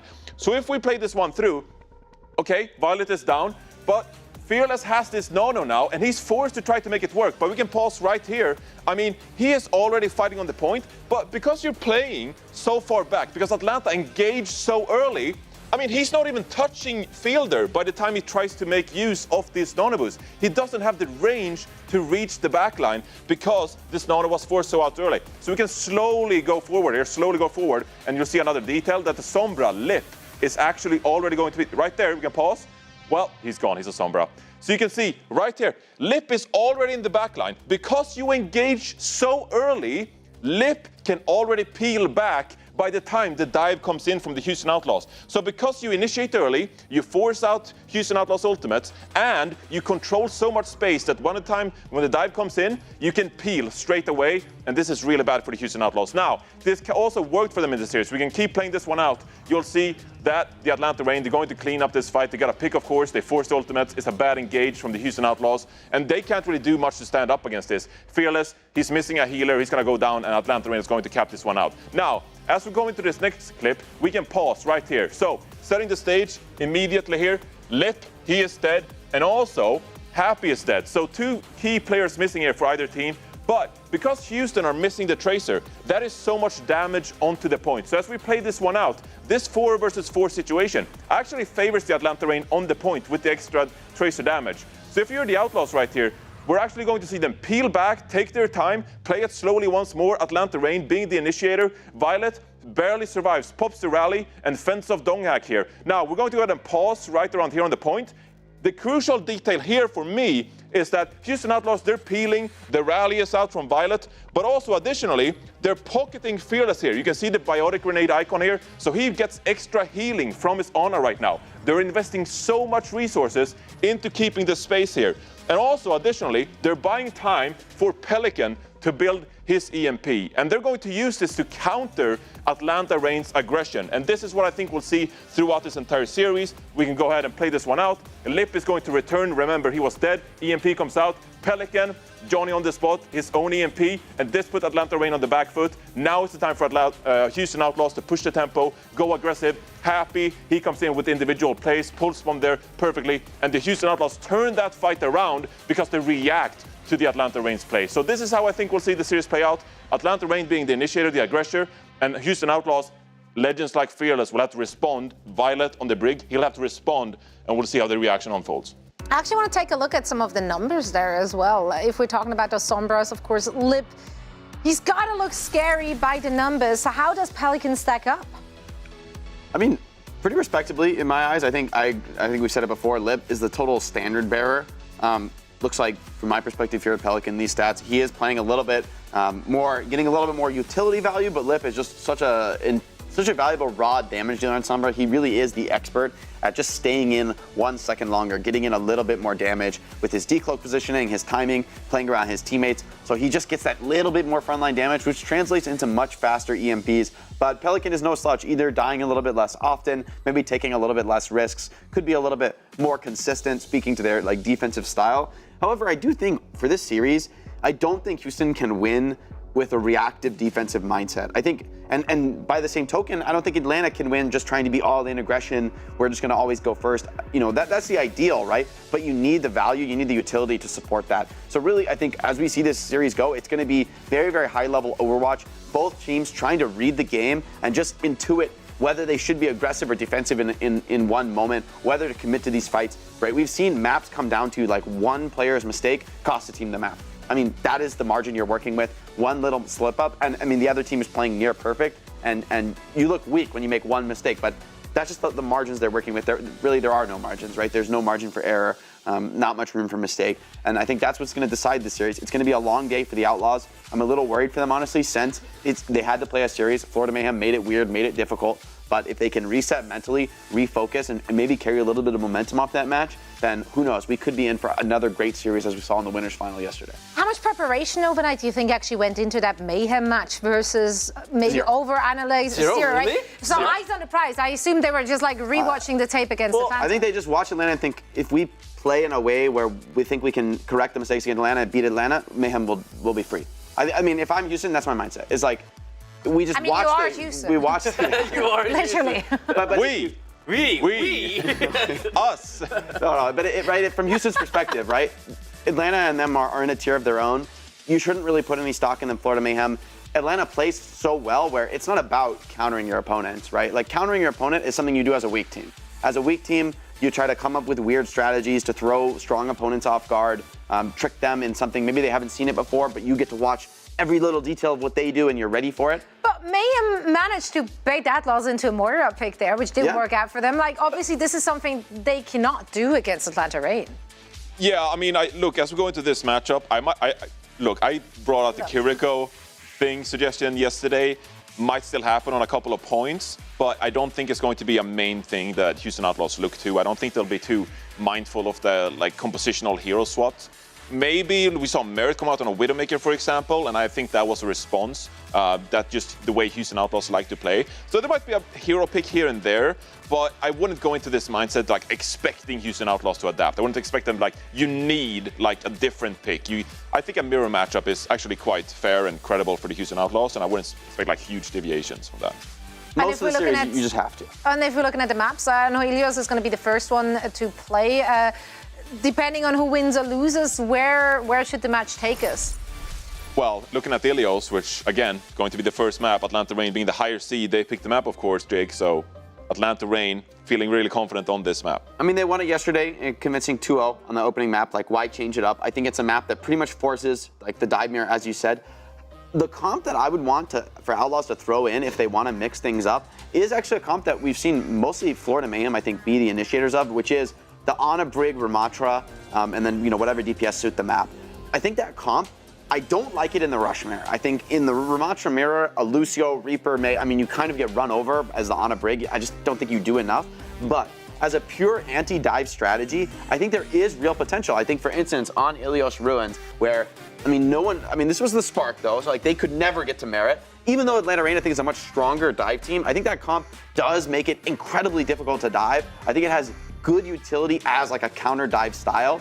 The danger, though, is just how tight and clean the Reign play. I just think they'll be less likely to go down to Widow picks. And when you play these sort of off-meta comps and you're not getting value off something like a Widowmaker, it just feels unjustifiable. Everyone's going to be saying, guys, we need to stop cheesing. We need to win this match on its merits. And it'll be a little bit of a weird thing to be the team that is quick to swap off, because then when you do go to a map like a Hollywood, a Blizzard World, where you're pretty much forced to mirror, there's that little doubt in your mind. Oh, should we find a cheese for this? Okay, I think you don't want to you want to find your opportunities to cheese where it's good, but if you force it too much, you're going to end up giving up the mare. Now, Danny, I mean, in your interview there with Pelican, he said the only player to watch out for here is Stalker. Looking at this lineup of the Reign, come on. I respect that, honestly. I mean, like Jake said before, you know, you need to have that confidence going up against Atlanta Reign. And of course, because they already lost once in the regular season and again yesterday, they're going to need that confidence. But I think there's more than one player that you guys should be scared of, honestly. Yeah, like all of them, for example. I don't know, just to name a few. But where would we want to see them taking it? Let's assume Outlaws would be going down the first map. They have the map choice here, Reinforce. Are you happy with the map picks which were made yesterday in that match? Do you feel like any of the teams might have like buyer's remorse on where they took I mean, it worked for Houston Outlaws because they full held Atlanta on Blizzard World, right? So you feel really confident going back to that map. But also, even a map like Hollywood, for example, we've seen Houston Outlaws play some of the best Hollywood like we've ever seen, right? So Houston Outlaws feeling really comfortable in that matchup. I'm curious when we get to Escort. Atlanta Reign, they were comfortable putting Hawk in and playing Rialto. When there are others like Havana, for example, which we haven't really seen this one, it forces some Ramatra compositions. We have a, Shambali Monastery, for example, plays very differently from some of these dive maps. So I honestly can't tell you the answer because these teams, they know themselves from their scrim time, way more sample size, where they want to go. But this is going to be such a weird one. I don't think that either of these teams have any definitive style that works better on some maps than others. So it really just comes down to your comfort picks, and I think both of these teams have shown that they have some maps in their backyard that they feel really good on, and they'll probably cater to those. We already looked at our bracket, so let's bring up our predictions, see if we stick to our bracket. I mean, you can't because you literally got the final prediction wrong. You had Mayhem. Well, you have Mayhem going up against Atlanta Reign.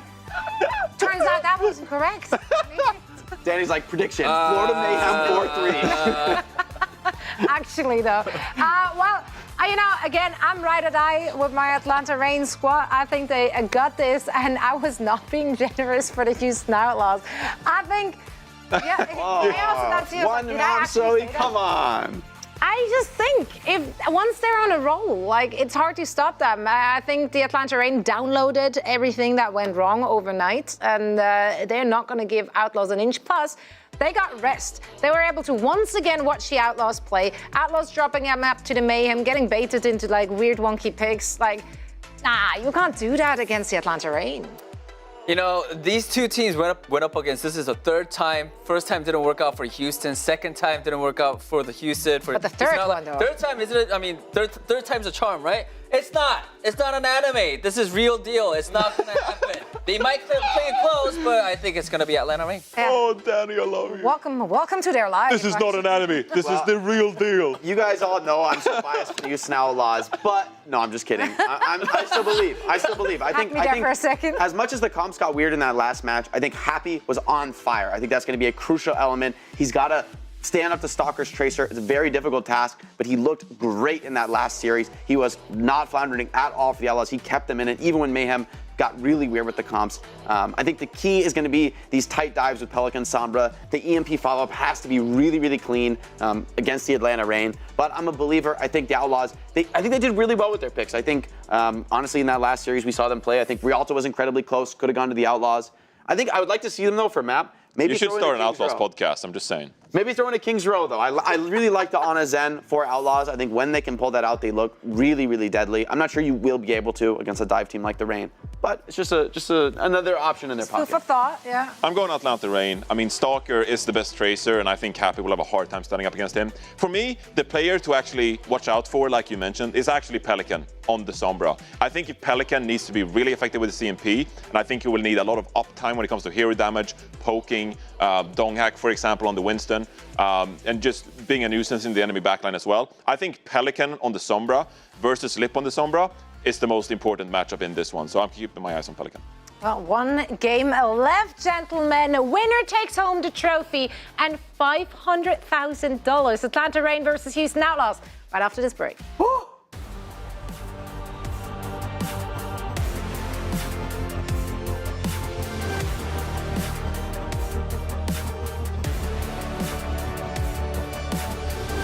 안녕하세요. 휴스턴 아웃로즈입니다.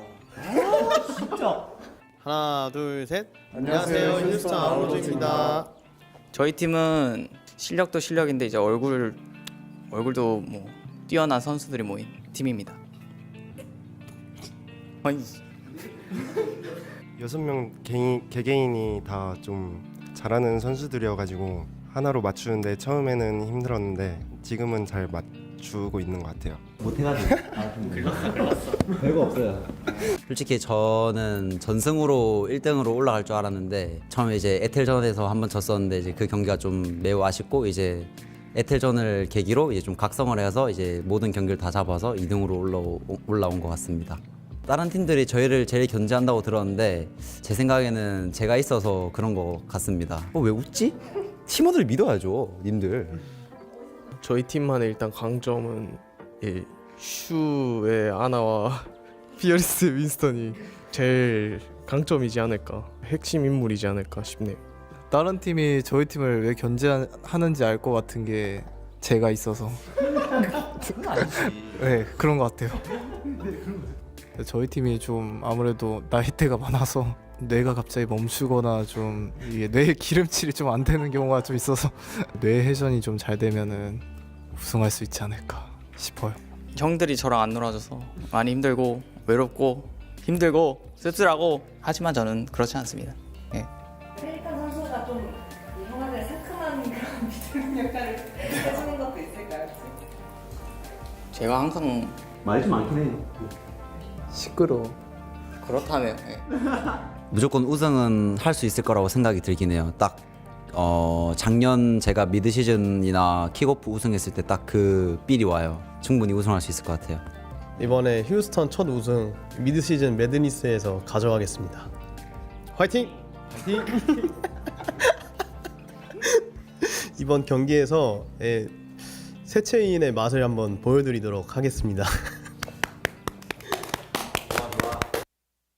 저희는 미드시즌 매드니스 예선전의 무패 유일팀인 애틀란타 레인입니다. 아마 저희 팀이 유일하게 국가대표가 3명이라서 좀 성적이 많이 좋았던 것 같습니다. Going into this, we're undefeated, so we're feeling pretty confident and just need to play our game and keep doing what we've been doing and we will be fine. 이제 저희가 미국 생활을 많이 안 해본 사람들도 있어서 다들 많이 어색해하는 경우도 있는데 게이터가 저희들 데리고 맛있는 음식점도 많이 데려가고 이제 또 가끔씩 저희가 스크림하는 날 피곤해하면은 막 소리 지르면서 에너지도 주고 선수들도 잘하고 있지만 게이터 감독님 덕도 있다고 충분히 생각합니다. 이번에 리베팅 될 때 꼭 한국인 선수들이랑 같이 많이 하고 싶다고 얘기했어서 게이터가 엄청 좋은 선수들로 영입해줘서 엄청 좋고 그 기반으로 이렇게 탄탄대로를 밟을 수 있는 저희 팀이 너무 자랑스럽네요. 서울 다이너스티 있을 때는 주전 경쟁이 약간 그게 좀 있었는데 제가 주전 보장을 받았으니까 이렇게 잘해질 수 있다고 생각하고 그 덕에 저희 팀이 이 정도 성적을 낼 수 있던 것 같습니다. 두 명 다 뭔가 제가 상대했을 때 많이 좀 까다로운 선수였어가지고 그냥 이런 선수를 저거로 줄 바에 그냥 악어를 만드는 게 낫겠다 하면서 들어왔던 것 같습니다. 옆에 든든한 형님들이 있어서 좋은 것 같습니다. 형들이 잘해주나요? 형들이요? 얘기해봐. 그냥 잘 챙겨주는 것 같습니다. 아마 다른 팀들이 저희 팀을 생각하는 거는 힐러가 너무 강하다라고 생각할 것 같아요.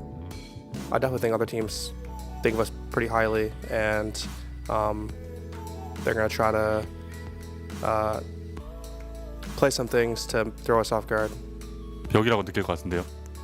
영웅폭을 따라와도 이제 그 영웅폭에 관한 실력이 따라올 수 있는지 저희만큼 다른 팀에서는 막 퍼포먼스가 좋았던 선수들은 딱히 많이 없는 것 같아가지고 일부분은 있을 수도 있겠지만 그래서 저는 그걸로 이제 벽이라고 생각해요. 지금 메타에서는 저희 팀을 이길 팀은 없다고 생각해요. 작년 급파 때 우승했을 때 우승 엄청 좋긴 했는데 그때 좀 외국인 분들이 많았어가지고 근데 이번에는 대부분이 한국인 팬 분들이니까 한국인 분들 앞에서 우승해서 좋은 모습 많이 보여드리고 싶네요. 지금 전승 기세를 이어서 미드 시즌뿐만 아니라 이제 남은 정규 시즌이랑 급파까지 다 우승하겠습니다.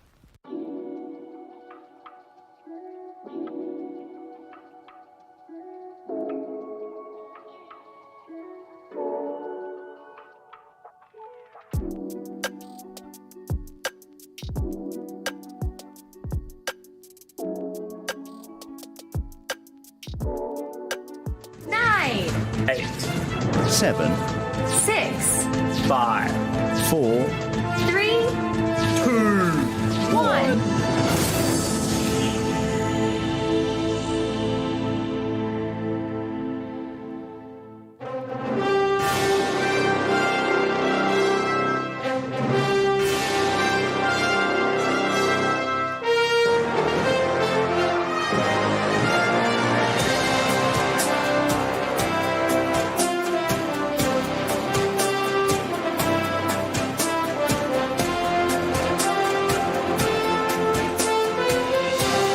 Welcome to the 2023 Midseason Madness tournament. We had lots of unpredictable action, and we're down to one final match. I present the two teams that are eyeing the crown.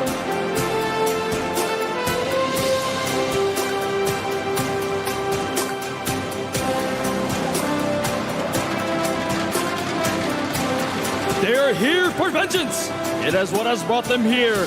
The gunslingers from Texas, the Houston Outlaws!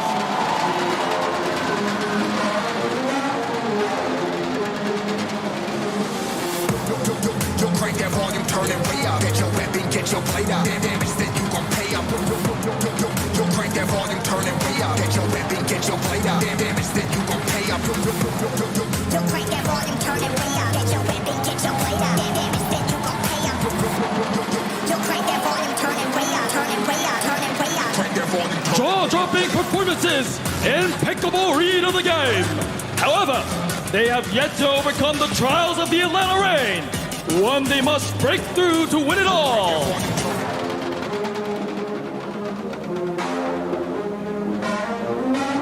You can bring them down once, but they'll come back straight up. They are the ultimate challengers, the Houston Outlaws!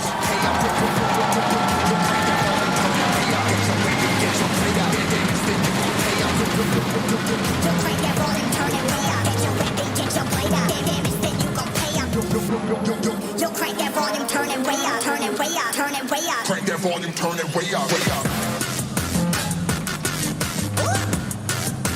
The team waiting for them is by no means a pushover. 10 and counting. How long is their win streak? The undefeated reign of terror of the Overwatch League, the Atlanta Rain!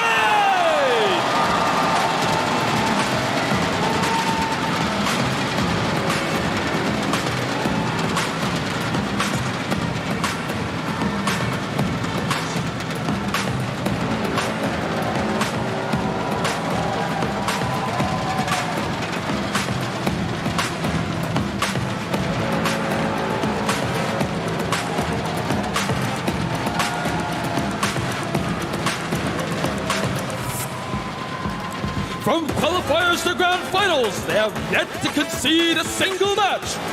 9 teams have challenged them over 10 matches, and all have fallen. Will the Rain be able to celebrate their tournament win with their 11th win?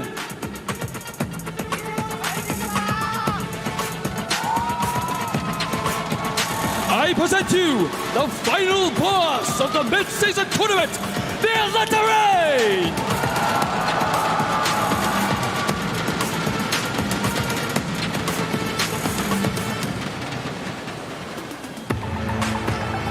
Only one match remains on the road to the top.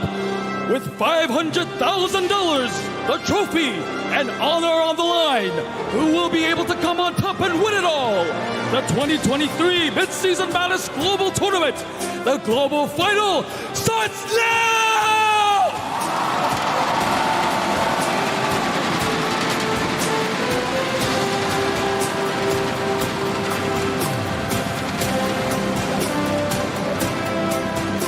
일단 가장 먼저 결승을 확정되어서 기분이 엄청 좋고요. 당연한 거 아닌가 생각하고 있어요. 지금까지 최다 연승 기록이 20연승으로 알고 있는데 21연승 하면서 최다 기록 깨겠습니다. 저희 입장에서는 무조건 올라와야만 했어가지고 에티를 막을 사람은 저희밖에 없다고 생각해가지고 이제 이를 갈고 올라온 것 같습니다. 전승 전승 우승은 너무 꼴보기가 싫어가지고 저희가 무조건 막아야 된다고 생각합니다. 휴스턴은 분명 다들 5명 다 이름을 봤을 때 엄청 세 보이고 다들 엄청 잘하는 선수지만 5명이 뭔가 시너지가 좀 안 맞는 느낌이 많이 나거든요. 아니 여기서 시너지까지 잘 맞으면 너네 우리 못 이길 것 같은데 감당 되겠음?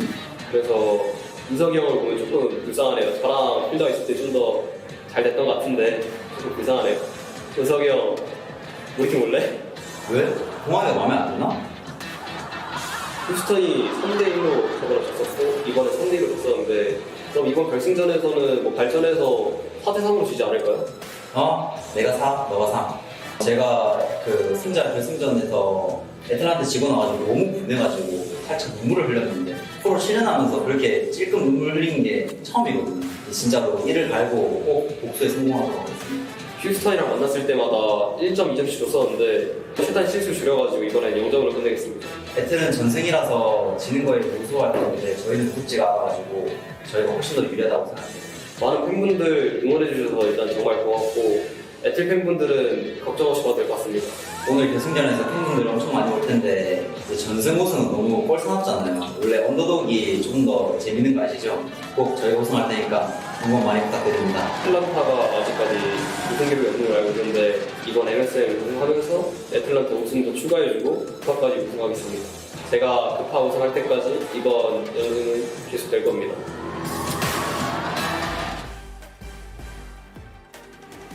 Right on. A little bit of a pre-match banter right there. Who bantered better? Who's winning the trash talk game? I'm impressed with both of them, Yeah. honestly. Those guys are both like a lot of players in the Overwatch League, their trash talk game is weak, honestly. But Shu and Chiyo were going. Chiyo was a positive surprise. Chiyo just came out. Right out of nowhere. You're just discriminating against main supports. You think main supports can't talk trash? Yeah. Dustin would like to have a word with you, man. And he does it with like such a sweet little face too. It's actually, I don't know, it hits harder when you don't expect it. I love it when they did that other video going into the tournament and someone trash talked Atlanta Reign and Chiyo just like, that actually kind of annoys me. That kind of annoys me. You're talking trash to us? I love Chiyo. Yeah. I mean, speaking of Shu though, I really think he is actually going to be such a crucial element in one specific way, which is he needs to bionade this backline. We've seen that play. It's not something you can do consistently. You know, you kind of need to just find that moment to strike. But we talk so much about the synergy between Fielder and Chiyo. They're so great at keeping each other up. A bionade changes that, right? Like, it doesn't matter how good you are at healing each other when your heal is blocked. So I think Shu, there's a ton of pressure on him, not only to land sleeps on the DPS, but also to nade the backline. I think he is such a superstar on him, maybe the best in the world. And I think he can make a huge difference for his team in this series. I mean, speaking of pressure, is there more pressure on the Atlanta Reign since they are undefeated? They are coming into this as, you know, the top dog. Is this an advantage for the Houston Outlaws? Can they have a more relaxed approach to this? I don't know if there is that much pressure, like unevenly distributed, because they showed yesterday how close they are to each other. I don't think one team comes in here thinking, oh, we're the underdog. Sure, Houston Outlaws, they come from the lower bracket, right? But the Atlanta Reign, they're comfortable. They beat them yesterday. Now you just gotta do it again, right? The Houston Outlaws, like, you don't have this big underdog energy, I feel like. I feel like this is two teams that are evenly matched, and I think they're both eager to go into this one feeling comfortable with their play. I think the big thing, though, is someone on the Atlanta Reign, like Dongak, for example, he's 17 years old. This is his rookie season. Now in the finals, is he going to commit maybe some unforced errors on the side of Houston Outlaws? You got Shu, you got Fielder, you got Chip. Like these are, or sorry, no, I got that wrong. But the Houston Outlaws, like they're fearless. He's the Overwatch League champion, the Grand Finals MVP, right? They have so many players on their team who have actually won things in the past and been in these situations before. I'm curious if the Atlanta Reign will Donghack live up to the hype now when it matters in the final, as he's a rookie and only 17 years old. He does have such a great structure of veterancy, like built around him, though, right? Like that's the perfect place in which to be a rookie. In a team full of rookies, I think you are in a more tenuous spot. People are looking for leaders, but I don't think Donghack is going to be surging for that. I think there's a lot of players on this team who are going to be calm under pressure, and I think the environment on both squads, honestly, is going to be pretty composed, right? Like that's what happens when you have all these experienced veteran players. As you said, Johnny, they've been in these high-pressure situations before, and they've performed as well. So honestly, I really think it's just going to come down to who has the hot hand on any given moment. It's going to come down to these crucial, 1 second little team plays where are you following up on that EMP in just that 1 second before that defensive on-nade can come down? it's going to decide the series, frankly. And I don't think either team can play perfectly, right? That's just the nature of this comp. It's so hard to execute, that well every single time. These players are going to be edging each other out with just those little micro plays. It's going to be all about who's better at Overwatch. I just don't think you can predict this series. It really comes down to the little things here. Danny, any player that you're super excited to see in this series and why?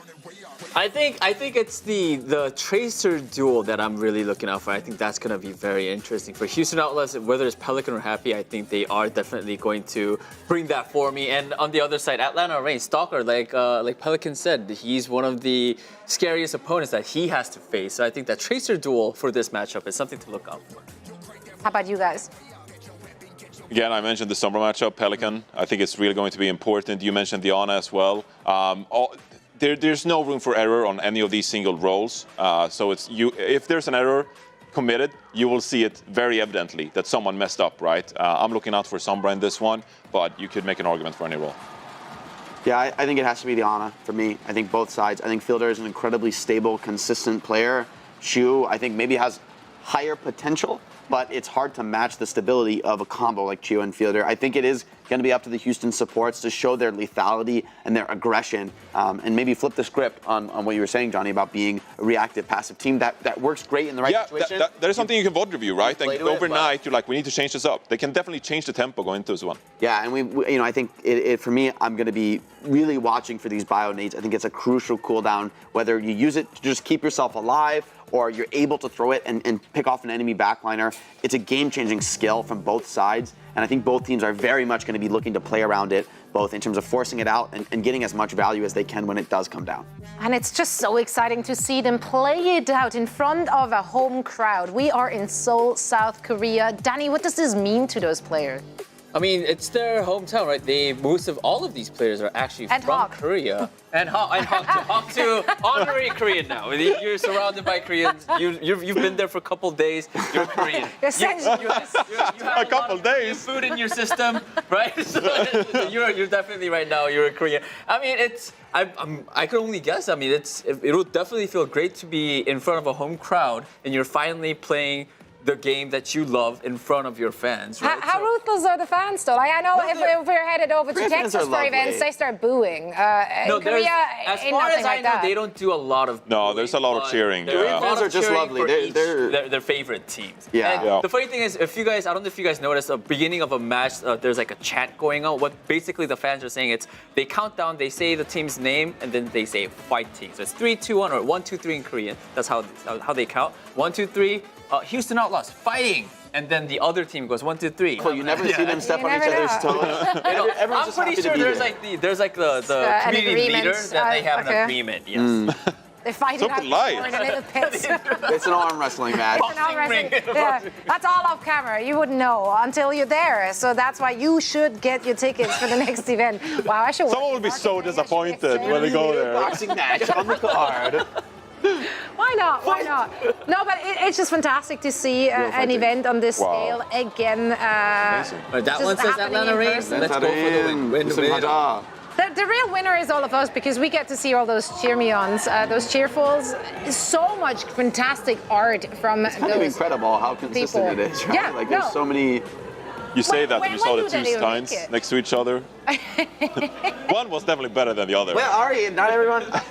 Mine would look worse than either of those two. So I'm just happy to be here, man. There's a lot of great signs, and I know Matt, Mr. X, he's been studying up on Korean, so I'm really excited to see if he could actually beat them. Yeah, same. Very, very excited. He's already like bilingual. Some of you have already You're gonna do this gotten to casting enjoy Korean, right? his Spanish, and now he's added Korean to his repertoire, which is just very impressive. Speaking of impressive things, as you see, Violet and Chio, also a battle to watch out for on Brick. And we will be able to do so very soon, potentially. But for all the action, we want to bring in our casters for our grand finals of the Midseason Madness tournament between the Atlanta Reign and the Houston Outlaws. So Matt, Mitch, please take it away. Thank you very much. Yes, I know Matt's been brushing up on his Korean. I'm not sure if it's ready to show the world yet. If Hawk just, obviously I'm not in Seoul, but if I just have to have some Korean food, then I'm an honorary Korean, like Danny Lim said. Is it so easy? I'm there. Now, I can't translate any of these signs. That we'll see. That was a lie by the desk. I think you should try anyway. I'll Matt. try. Be interesting to see what. I know Jack had a bit of a crack at it on the broadcast, so you can definitely. I do like when that one sign came up. Danny was like, "Oh yeah, Atlanta Rain." It's like, well, we all could have read Atlanta Rain, Danny. Tell us what the rest of the sign says. Yeah, Atlanta Rain, yeah, go for the win. So at least did do some translation there. I mean, look.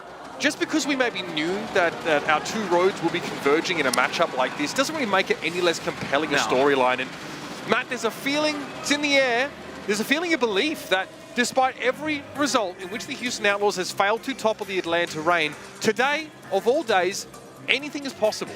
It does feel that way a little bit, but then on the other side, it just kind of feels like Atlanta winning is just like inevitable.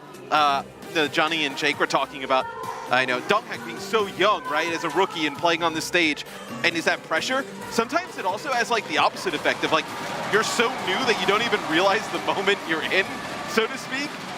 And for him, he hasn't really gone up. Like, I mean, really, the Outlaws have been their main test. Hasn't really kind of seen much of anything else. For him, this is probably just another game against Houston.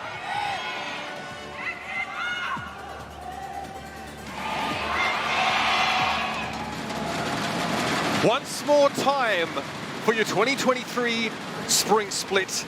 Another chapter in the rivalry between the Houston Outlaws and the Atlanta Rain will be pen to paper. Starting here on Ilios, it is a long series, first to four. It's going to be a grind for these two teams, and out the gates we go. Houston Outlaws, Atlanta Rain was starting on well. And you got like a 30-minute break in between the games, right? So if you're Atlanta, if you're able to win this first one, like this is where Houston should be hot, right? Have a little bit of advantage early on. Donghack starting here in the lineup for the Atlanta Rain. Maybe no surprises here. Compositionally speaking, it's the classic Pelican echo on this map. A key point of difference here. Something Pelican's really been able to flex on multiple teams with. For me, though, for the Atlanta Rain, I mean, I think Pelican obviously going to need to go huge there on the Echo, but like Stalker, he's been able to just really about every team, and especially the last time against Houston, just be such a difference maker in the backline on the Tracer that I think if you're Houston, you go back and you look at it, and it's like, let's figure out how to neutralize him, right? We got to keep Violet and Shu alive, and I think it starts with getting rid of Stalker. Shu taken down, Donghack able to arrive at the scene of the crime, just in time to be credited with the elimination. Pelican, though, finds a focusing being target eventually. Fearless able to amble away from this pressure from Stalker, eventually has to succumb, but Pelican has been running roughshod over Atlanta in the background. No cap yet, though, and Lip arrives once more. Violet this time going to be brought down. Pelican can't touch down enough to contest, but he gets the early point cap for the Outlaws, and Lip's now out of the picture. Yeah, they're doing a nice job here, Houston, just kind of keeping this rolling until they get Fearless back in the action. Pelican got Donghack weak, and they're going to be the ones who take the point first. Stalker built that pulse bomb. Happy he had already parted with his in the previous fight. Be a double back to get a heal pack, and then once more into the fray. Duplicate online for Pelican here. Chio taken down, Fielder under pressure. It's a dupe of Arna, but unnecessary. The sticky bombs had already done their work before the dupe came through. Regardless, Pelican gets the job done. Yeah, and this is looking really good here for the Houston Outlaws. You're going to have your nano boost, your rally. That's going to be Lip actually using EMP here. Yeah. Where's the follow-up? Maybe they want to swap. I mean, we'll see, right? It didn't look like there was going to be any type of follow-up there, which... Maybe Stalker. Maybe Lip was banking on Stalker, at least helping him get a 2 versus 1. You know, the desk talked about how if you're going to see a mistake, it's going to be something you could clearly tell was a mistake. And right there, you'd probably love to have that EMP back. The Atlanta Rain have done well to get here, but they need to be pretty flawless in this match. They want to take the honors away. The nano boost here for Pelican. Pressure on Donghack, it's too much. The focusing beam, the scrutiny of Violet and the flail. It's an easy Winston pick-off. Yeah, and maybe with that EMP, you were thinking you could actually get Rally out, right? Trade Rally for EMP, come back with, you know, your own Rally. That's actually going to be Shu falling here, to Fielder at long range. Maybe that's kind of the idea behind it, but Fearless got Primal Rage, everybody in a close proximity. You see Fearless instantly push forward there. He wants to try and buy some time, some space for Shu to return to the fray, but he's so far away from the action. Despite this, Houston, a very healthy lead here, Matthew. 90% and counting. Now, that extra damage on that Arna primary fire, by the way, it's pretty nice. I was going to say, Happy just crosses right into his line of fire as Donghack actually wants to get pretty aggressive here, maybe try and make a play. This is something Johnny pointed out, right? The Atlanta Reign really want to push quite far forward so they can really start the fight on their own terms as opposed to waiting for the Outlaws to emerge from their side of the map. Yeah, and the Outlaws obviously get up to 92%. That's fantastic for them, but you're going to have all 5 ultimates here for the Atlanta Reign. You're going to be able to start cycling some of these and get back in the game pretty quick. Pelican, respectful distance maintained right now between him and Donghak, and the hack onto the Echo here will ground Pelican for a time. Donghak's forced away. He gets a nano boost right now, and the Outlaws really don't want to tangle with him presently. Philippe, of course, setting the architecture up in the periphery to make sure those health packs are available for him and Stalker as they make their route pass through. Okay, here's that EMP we were waiting for. Fearless hanging on, happy. Well, can't say the same for him, but it's a trade. Fielder eventually going to fall down now. It's just going to be the rally for Chiyo to keep his team standing, but here come the Outlaws. A lot of pressure on Chiyo. Donghak sleeping it off for the time being, but that Primal Rage could be crucial to stall, to contest, buy some time for some reinforcements. Pelican dupes the Brig, extra healing, a lot of pressure. The rally even with 7 seconds left in this duplicate. There's a lot of value right here, and they're trying to do with Pelican, but it wouldn't even amount to an elimination if they knock him out of this dupe form. There's the flip. I mean, that copy there on the Brig was so clutch. Is that the pulse one that goes on the Fearless? He's able to live on through it. Happy takes out Chiyo as we enter overtime. Donghak back on the point. No Primal. Look at how low these Reign players are. Chiyo's a long way from the fight right now. It's all up to Fielder in his absence. And Happy wants to shut the door on them. Here's the Primal Rage. It's going to be Pelican fighting Donghak. No, the Winston's out of the game. And the rest of the Atlanta Reign will be sidelined. See Chiyo desperately trying to get back to the fight. Well. Yep, it's me again, say the Outlaws. This time, we're not going to mess up. The Outlaws, you can just see from their player POVs and shot down the line, they seem pretty loose right now. And I think obviously that's a benefit of playing a little bit earlier in the day, where Atlanta, right, you come onto the stage, all this kind of, show that goes on. It's definitely not a normal match, as we'll see this from Pelican's POV. It's a nice job on the focusing beam. Let's Fearless actually get that pack, and nice stickies at the end there. There aren't a lot of great answers to the Echo from this Atlanta Reign perspective. Tracer's pretty good, right? I mean, Tracer is pretty good against Echo, especially like Tracer Sombra. If you're not going to mirror it yourself, it's like one of the better, they're going to mirror you could have. Stalker on the Echo here. In the neutral, the only one really able to pressure these Echoes are the Ana players, but you've got Fielder and Shu in the service, so both Pelican and Stalker have to pay due respect. Here comes Fearless, starting things off. Pelican taking a fair bit of damage actually from Stalker. Stalker hasn't committed yet, but is just poking away. Fearless, though, quite easily being topped up. Yes, and they actually don't have, they're barely able to keep Donghak alive. They barely had line of sight there because, he gets hit with the bio. But right before that, when Donghak was really low, Fielder and Chiyo both hit with a cross-map bio from Shu. And they needed to secure that kill on a Donghak. I mean, that was their opening. Oh, Fielder putting on a clinic right now. I mean, able to find an Echo mid-flight with a quickscope like that, really not nearly as easy as he makes it look. Lip out of the fight for now, be on his way back. Good start here for the Atlanta Reign. Both Anas converging at the same time on those nano boosts here, and Pelicans a bio need he doesn't expect. The damage comes in awfully fast, and Fearless lucky to get away there, but it's a nano boost over to the Winston for the Outlaws. The Reign have to take a sidebar to get Donghak back in the fight. They send him a nano, and he's trying to get involved. It's going to be towards Shu. Bubble thrown down here very quickly. Violet going to about face and try and keep his Ana alive. So we have somewhat of a stalemate here, but in the midst of the chaos, the Outlaws did flip the point. Yeah, and that's pretty huge, right? Because Fearless is up on that high ground. He's got the Primal Rage to be able to keep this one going. And it's not like the Atlanta Reign got a ton of percentage, right? At 26%, it's kind of like nothing. Another bio here on Fearless. You see Fielder really trying to stave him off, and it's going to work again. Donghak, within that Primal Rage, found Shu. Even with the Biotic Grenade parting gift from Shu, it's not enough to pressure the enemy Winston down. And there it is, the Echo now getting some work done for the Atlanta Reign. Focusing beam deals with Fearless. The Outlaws have done well to get some time in the sun here, but the Reign are here to evict them. Rally being committed here from Violet is ridiculous. It's not going to pay off though. Happy's pulse finds one, but he knows he can't do any more.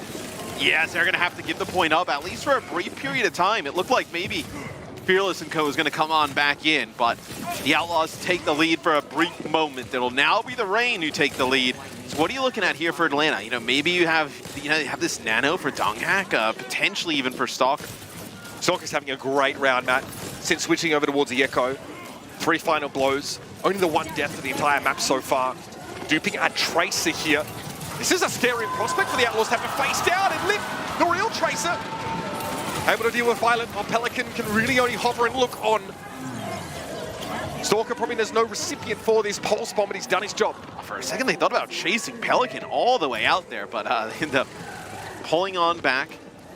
So we'll see how the Outlaws go about trying to break this. They're going to have Nano for both teams, but Primal for Donghak as well. He's actually slept there up on the high ground. Stalker gets the Nano, and he burns Pelican to a crisp mid-air. And Shu soon to follow. That extra damage, nothing to sneer at. Donghak wants a piece of the rest of the Outlaws here. Violet can't quite get away. Or at least he's trying to. Donghak leaves that one alone. He has Primal if needed. And actually pops it here. Yeah, I mean, just use it to stay alive, right? 5%. You're so close to taking the point. Is that a Pelican actually maybe going to go for the Winston to try and duplicate to get to the point? He didn't have a chance to get a good duplicate in the previous fight, so he has to use it for the mobility to get to the point. Oh, Pelican turns around. That's a tri-shot kill on the enemy Tracer. And now the Outlaws have the capacity to move in and avert an early round end. Yeah, it looked like actually Pelican got the benefits of the Nano, and it was just like a really close range, almost point blank, like headshots there. On the lip, is that's going to be Fearless, left on the high ground. Don't think there's an opportunity to finish this off. Love that from Shu as well. Sends a Bionade in to ward them away. Fearless knows he's close to Primal. He's going to make this hurt. The sticky bombs come in. Focusing beam wasn't enough to claim the Winston, but Fearless could be in trouble. Trying to keep a respectful distance. Donghak playing from that high ground here. He will unseat him, but where is the healing? He gets it. Bionade comes in, but it's too late. Fearless is mostly topped up. Now the Atlanta Rain coming home to roost here. 70% and counting for the Houston Outlaws. Chio starting to surge ahead. Stalker gets Nano to keep them alive as he now is going to return to the fray. Double bio in the backline from the Atlanta Rain. Shu and Violet had to keep their heads down. And Stalker wants a little bit of Fearless. He'll have it. Focusing beam claims the Winston kill, but it's traded out. He's going to be happy finding that one. And here comes Violet now. Given the 5G and he's looking for a target. The high ground spots Fielder but can't connect the whip shot now. Just wants to force Chio away, but he's not doing any damage.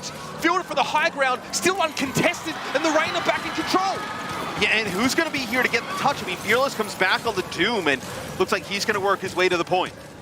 He gets the touch. That's going to be all. He's low. The sleep is good, and Flip finishes the job.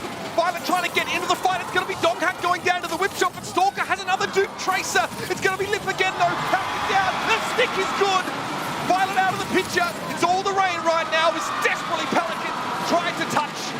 And those aged legs can't quite get him there. I'll tell you what, though. The Outlaws made that really close towards the end. I thought Violet and Shu did a tremendous job keeping each other alive, kind of, juggling off of that mega health pack inside, being able to give some heals over to Happy to contest the point. Just once they lose Fearless, and he's got to, go to the Doom and try and make his way back to the point. Obviously, you'd love to have the Winston in that type of situation, but needs that extra mobility, and they're not able to keep it going. Stalker is 11 final blows, 2 deaths right now. Switching over towards Echo, ideally to mirror Pelican's impact on the game, he exceeds it. How ridiculous is it when you can have Stalker and Lip on the Tracer, right? It's pretty good. When you use the duplicate. It's pretty good. All right, Lip back on the Sombra here. The Outlaws playing that classic style here on Ruins at a side around in our first map. So the Outlaws get control of that Mega Health Pack first. It looks like that's actually going to be Pelican who gets control of that hack. So they can actually play from that side a little bit more defensively.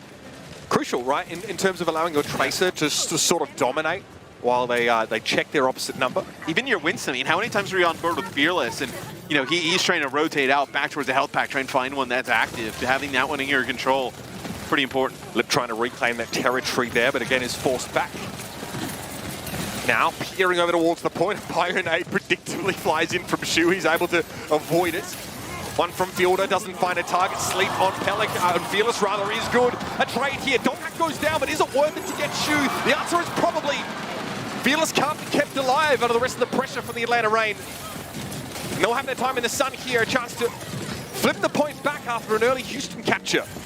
Yeah, I mean, you lose your Ana, even though you get rid of Donghak on the other side still. I mean, that's just a large source of your healing. Violet can only kind of stand on the point for so long, as can't really play the role of a tank forever there on the break. So you do get 17%, but it's going to be the Atlanta Rain taking the lead rather quickly. Yep.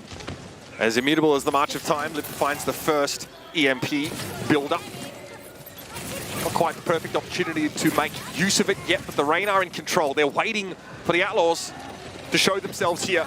This might be it. Pelican stuck on the point, looking like a stun mullet. The EMP comes in, he has no route of escape. Donghak, though, takes a ton of damage up front, but this time is actually able to get away towards his backline. Atlanta still have a nano boost, they still have a rally. They've got so much to work with. The onus is on Houston to force them to part with these support ultimates.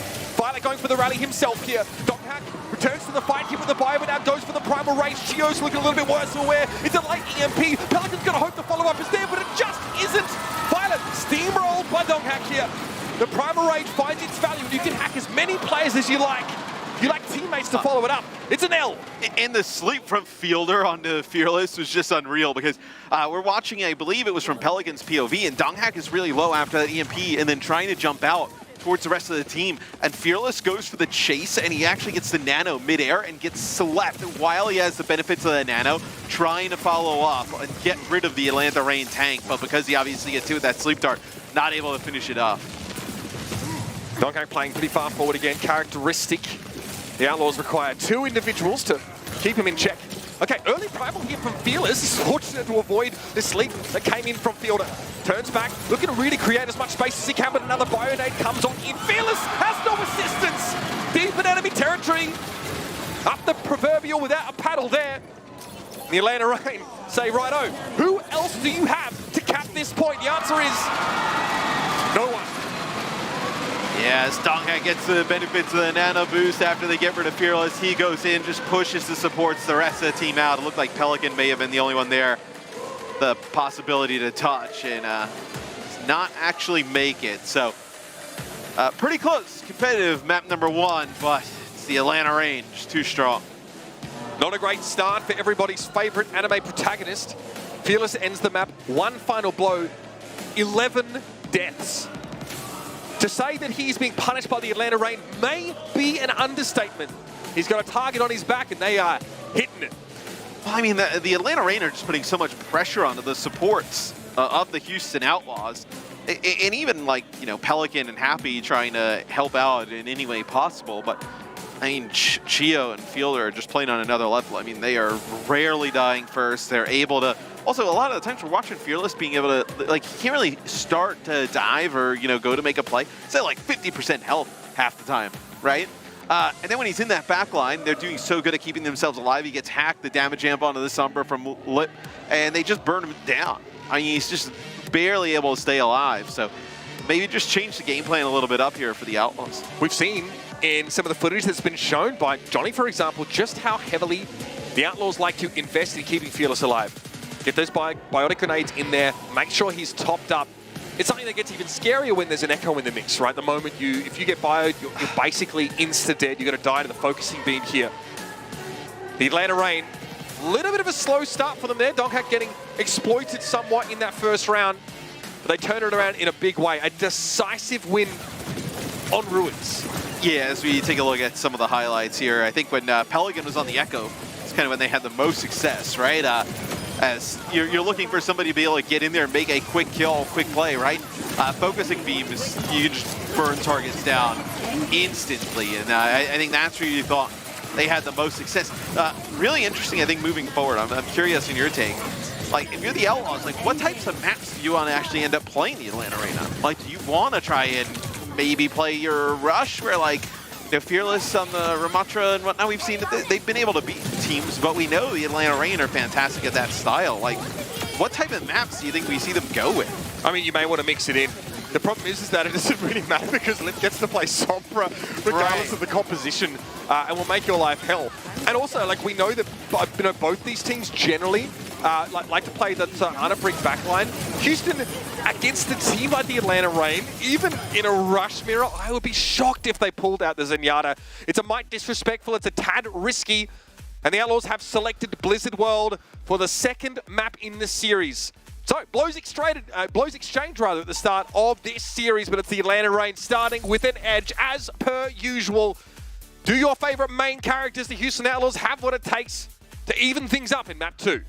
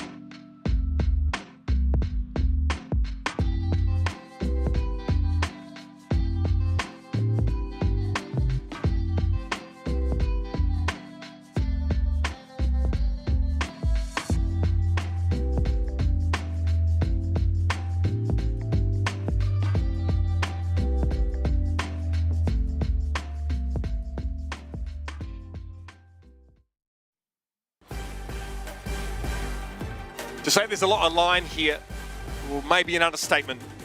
This is not only a Midseason Madness appearance in the finals for both of these teams, not only $500,000 on the line, not only the trophy, not just the bragging rights. A first tournament win for either of these franchises is on the line. Also, I feel like there's just a ton of momentum coming out of this for whoever wins as well, right? Because you're looking like, they're really across the league, like who is going to contend with these teams right now? Like if somebody were to just kind of come out of nowhere and do it, like it would be a big shock with the way we think we spent ages like talking about how wide the gulf was between these two and the rest of the league. But if Atlanta comes in here, they just like storm through them. Like how do you, you know, the whole second part of the season for the Outlaws, it's kind of, it's great to beat up teams in the regular season, right? But if you don't like win the tournaments, then it's kind of for naught, right? Where you're gonna have to figure out how to get through this team eventually. Time after time this year, Houston Outlaws have presented themselves before the Atlanta Reign. I tell you what, these drawings are good, but they're lucky I ain't down there drawing. I put these to shame. I'm glad you're here too, Matt. Yeah. Glad you're here, mate. I can tell. I can tell. Oh, buddy. Again, Houston Outlaws, constantly present themselves before the Atlanta Reign and say, we're having another crack at you. We're having another shot at this. We want to be the #1 team. And each time the Atlanta Reign look down their nose and say, not today. I mean, it is brutal, right? Because when Houston's roster kind of like formed, it was like, oh man, like this team like could very well be one of the, you know, maybe the most talented team we've ever had, top to bottom in terms of talent, individual player by player we've ever had in the league. And then Atlanta puts together a team that I think on paper you'd be like, oh, you know, like Houston is like the superstar potential, right? But just the teamwork of the Atlanta Reign comboed with that talent that is, you know, just as good. It's in, you know, we were talking over the break, and I feel like Houston plays well. You know, if a game is 10 minutes, Houston plays really well for like 7 or 8 of those minutes. But those minutes that the Atlanta Reign just play on another level is where they kind of decide these things, where you're going to have to see the Houston Outlaws put together consistent maps where there are no slip-ups, map after map, to be able to beat a team like Atlanta. Now, recent history, I'm sure many of you haven't forgotten it, but to remind you, the last time these two teams faced, it went all the way to 5 maps, including a very unlikely comeback from Houston on New Queen Street. That really was quite mind-blowing. So they've demonstrated that in a long-ish series, they're able to dig deeper when it's required. They've had time, of course, to rest.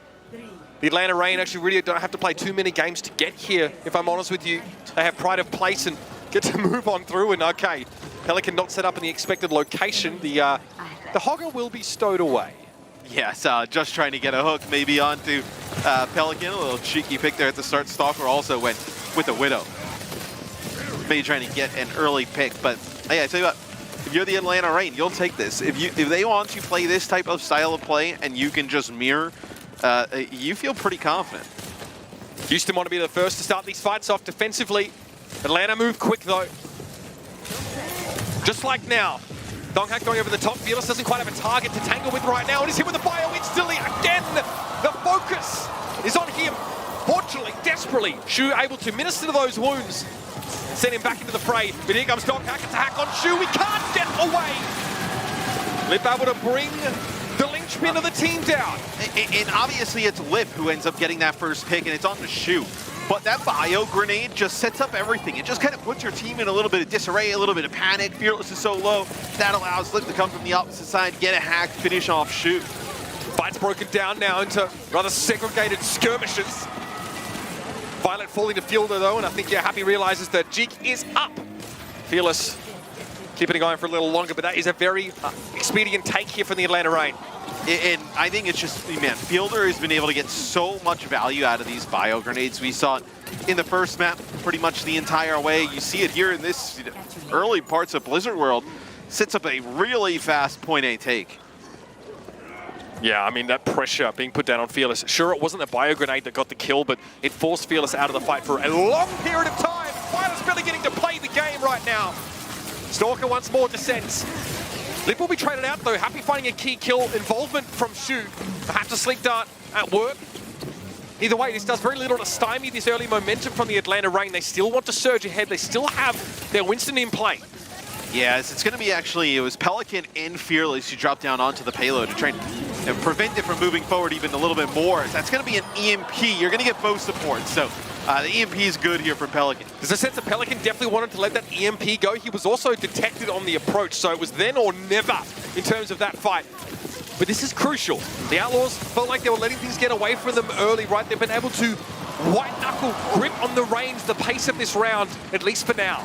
A little long-range shot there connection from Fearless is, yeah, you move up. You need to just start snowballing some of these fights, right? You know, just chaining them together.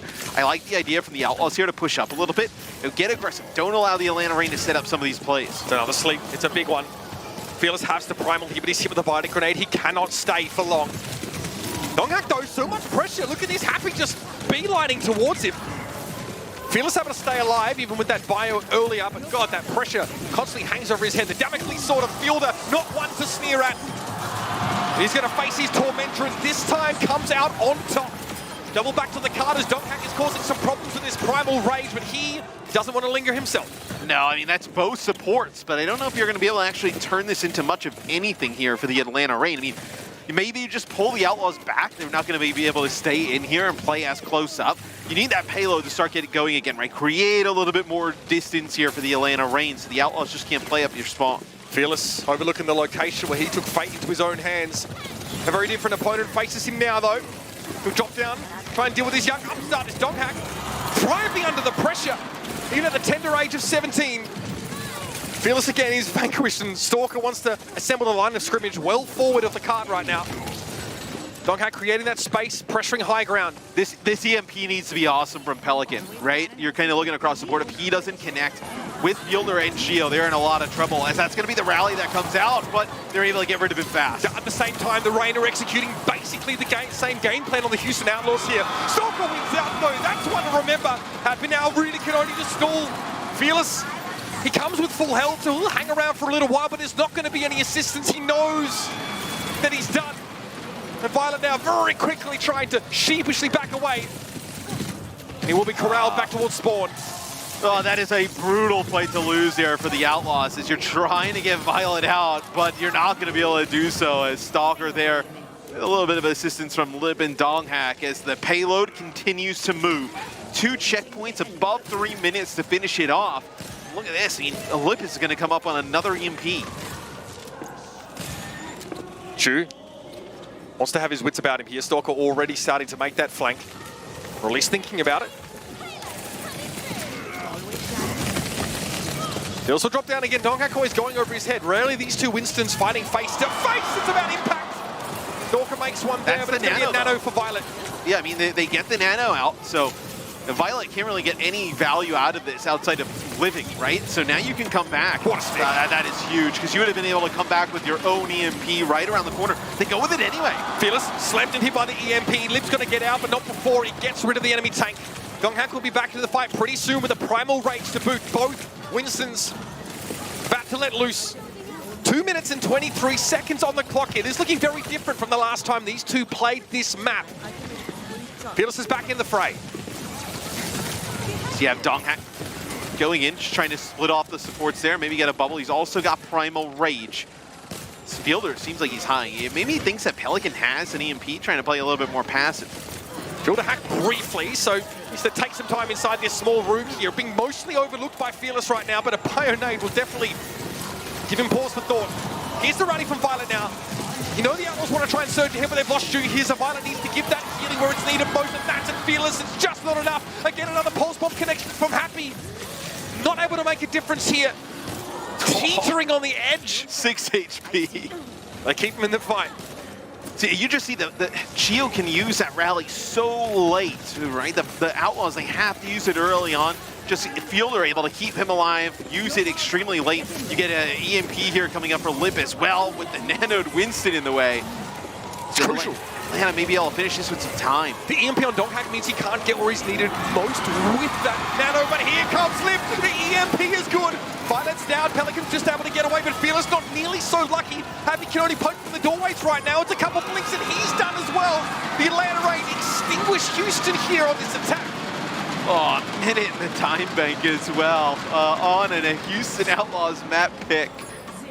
That is some brutal stuff there. The Outlaws just searching for answers just a little bit as it seems like no matter what they commit, they cannot get rid of Fielder and Chio. Just a tremendous job of just keeping each other alive, keeping everybody in the mix, holding those on support ults to the last minute, right? Whether it be a nano, whether it be a rally, and you're just getting extreme value out of them, just continuing these fights, keeping them going. Stalker on the Tracer all round.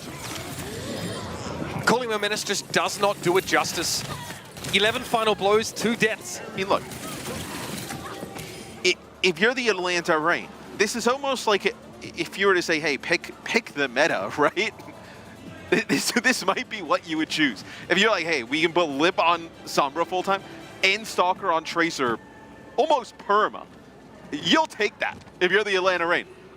Especially with Fielder on the Ana and then Chio on the Brig. Like, what else could you possibly walk into that would be better for the Atlanta Reign at the moment in terms of the meta? I mean, the only issue is sometimes when there are maps that really dictate certain compositions, and you know the Outlaws will try and pick those, but frankly, you don't see that in every game type. It definitely isn't in the hybrid game type. They have to play this style on Blizzard well. We know Outlaws chose this map. We know why. They looked very good on it beforehand, but the Atlanta Reign, there's been some evolution here. I think it's just the style of play. I mean, it's just so clean because you look at the Outlaws and you're like, hey, you know, we can have Fearless on Winston, right? And, I mean, that's a big, huge bio at the beginning there. Matt, connects on the violence. 6-1. Like, where's the pressure on the Winston? It's just not there. Fearless having to draw some blood at the very least here. Chio, though, got to slap him around the chops. Yeah, I mean, they have not been able to punish Donghack at all, right? And it always seems like they're playing on the defensive because he's like early biotic grenades that come in from Fielder, right? That biotic grenade right at the start, it hits Violet, and I believe one other player, they're able to get rid of Violet fast. What do you do at that point? You're just kind of scrambling. You're playing a player down. Atlanta Reign are ready for this. They quite freely give this high ground to Fearless. He's overlooking a land teeming with potential assailants. Happy hacked on the high ground. Lip. I mean, God, he always tries to take the solo kill. That would be something else. He does get punished, though. Maybe lingers just a little too long. Pelican wants to do a Stalker here, who is able to escape. He'll blink back down the stairs. Yeah, now they have to make a play, right? They get Lip out of the way. He's not able to build towards that EMP. Fearless slept. He's low. Very low. He's down. He's not able to make it out. So the Initiator out of the mix here. Houston have to make it do with 3. And Shu is hit with a biotic grenade, so you lose him. And then Donghack is going to get rid of Violet. Dude, Fielder is playing out of his mind throughout this tournament, man. Every time Happy deploys a Pulse Bomb, it's deterministic. It is a kill. It comes often late in the fight, or it's inconsequential up against just the wall Atlanta Reign are erecting. You get a tick here, though. You're the Outlaws, right? So you get some point progress, but still, I mean, that could have been your opening, right? You get rid of Lip early, you have a little bit of a window, not able to capitalize. Fielder really playing Look back at here. where he's playing. Yeah, they're tracking. I think they've tracked an EMP. It's a little early for that. Pelican hasn't quite had the success of Lip. But that's probably why we're seeing these supports play to the periphery. And that's no way Fearless is getting away from that. Not a chance. Their combos are just so clean. We see teams like EMP and then they have to follow up with like a Tracer or Winston. Sometimes they actually right there. It's like a defensive EMP and there's Donghack and Stalker are not there. I mean, we're seeing where they are right now. Violet's gonna pop Rally. And it's some follow-up from Fielder, Chio, and Lip with a biotic grenade in the mix. I mean, that is what they use on that, like those defensive types of plays, right? They're able to hit 3 players with that, deal with it easy. His EMP's gotta be big, but the follow-up again, it's absent. So is Pelican, as it turns out. Chio takes him to task, another sleep on Fearless in a stick to send him packing for the umpteenth time this round. Fearless is 6 and 10. Donghack, though, living in completely different reality. Perhaps one that involves a Violet-shaped pancake. He's thinking about it. Violet struggling to escape a bio nade defensively employed by Shu to try and get his troops out of dodge. I mean, 42 minutes, 42 seconds. I mean, feels like they may need 42 minutes. Probably feels like 42 minutes out of the Outlaws. Hey, we should give them 42 minutes. Keep it going. Fielder uncharacteristically doesn't connect the sleep. Oh, okay, so now maybe you can actually make something happen, right? Chio's popping the rally here, up on the high ground. They have to be careful not to like walk in and get baited into like a big lip EMP. They may have no choice. The Outlaws have to group and play the objective. They got rid of his translocator. He's going to go for it anyway. 3 players connected. Shu the first casualty, Violet the second. The healing is gone. Yes, Fearless and Happy are putting up the fight. Stalker takes a sidebar. Give it up. Needs a health pack. They touch. Donghack's able to touch, but for how long? Another sleep on Fearless, yet another, but they cannot get the contest. The Outlaws drag, kicking and screaming. Now have the card control. Yes, I thought they were going to actually fight that. Maybe like Fielder comes around the corner, the sleep, the nade, but Donghack was so low. Had to back out, nobody there to get a touch. So the Outlaws able to get the payload unlocked, but now only 2 minutes, Mitch. And this can be a really difficult part of the map to go through. Like, it even took the Atlanta Reign a few good attempts to make that happen. But if you're Atlanta, you finish with time. Just bleed out this clock. The win condition is like, it's an EMP to the backline, an insta-kill on an Ana, and you transition into that. Yeah, but you almost can't. Like, so you obviously can, right? And it looks like Pelican actually trying to camp the translocator. He overthought it. So if you don't go here fast enough, and that's brutal. If you don't go here fast enough for the Outlaws, right? And then you're forced to use this EMP up on the high ground. They're just kind of looking at where the payload is right now. You're probably not going to get another EMP, and then you can just play just the flood out of spawn for the Atlanta Reign, right? So it's really important the Outlaws win another fight fast and ideally hold on to that EMP. Donghack with plenty of respect. He doesn't hang around for too long. You can almost see like a palpable shift in play style when there's an EMP tracked. Presumably that's what they've done. Here's Pelican though, lays it down, and there it is. Chio disintegrates and Fearless finds Lip comfortably enough. That's the must-win fight for the Outlaws, but there's actually more where that came from.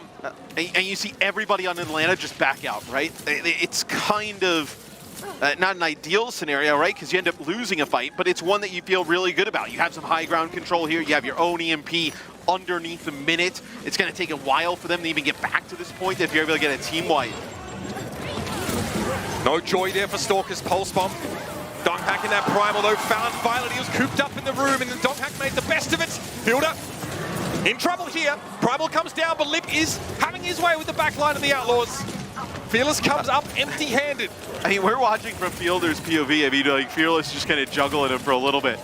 They don't even invest the rally there. They don't even feel the need to invest the rally when they have Fearless kind of juggling their Ana and Brig in a closed area. I mean, they feel that confident keeping them alive. This is what I was talking about. They're going to run right into this Lip EMP. They're not even close to getting another one. 3 seconds left. Lip the instigator surely. Pulse bomb, juice. Not a great look. Happy was hoping to make something work there. Lip is going to walk up somewhat, and that's the bio. It's always the bio to start these fights. Violet's going to back up. That rally is now expired. Fearless hacked, stunned, hacked again, shoot low. Lip now with the EMP he may not even need. The Outlaws forced inside the small room, and it's another bionic grenade to shut Fearless down. There's nothing he can do about this. The Atlanta Reign, perfect 10 from the judges of the Outlaws. So cartwheeling out of Blizzard World. And dude, that is such a sick play by Donghack. So we actually saw the bio on the Violet there. He dives in a little bit. You actually have Shu kind of peel back to try and keep Violet alive. And he drops like a perfect bubble, like right where the cart is, and like with that like long straight alleyway that they have to move it through. And there's just no way they can get to Fearless to give him any type of healing. I mean, Fearless tries to drop his own bubble down, kind of move into the side room. They're never able to get a line of sight on him and get him healed back up right away. Fearless has to rotate all the way around. It just all starts to fall apart. Hack, sleep, hack, bionade. Absolutely ruthless from the Atlanta Reign. Their protocols for dealing with Winston in these mirror compositions are airtight. At this point, it's muscle memory for them.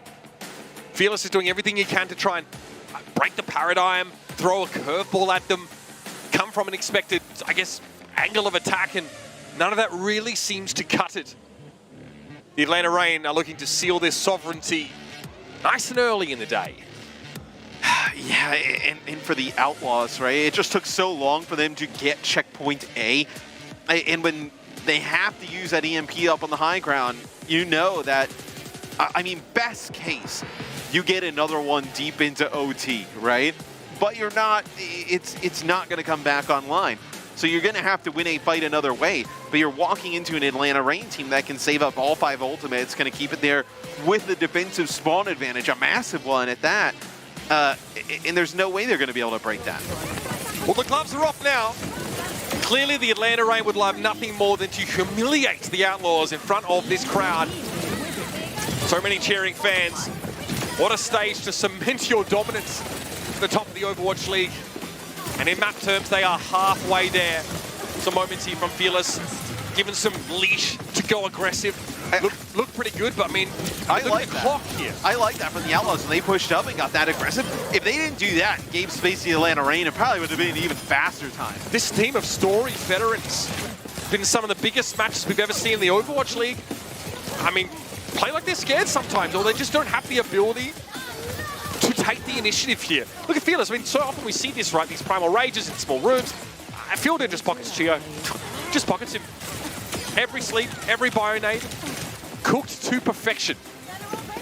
That sleep, he made that look so easy. That is definitely not easy, is that lip with the EMP there on the point. So the Outlaws get a map selection. They will actually go to Shambali Monastery. So I wonder if we're going to see a little bit of a different style of play, right? Maybe we see some Ramatra here come in. You know, if you can't win there, it's looking dire. Yeah, the Outlaws slowly running out of options, running out of those silver bullets to load into the 6-shooter. Stick around for a 3rd map in the series. An Outlaws pick, it's Shambali Monastery.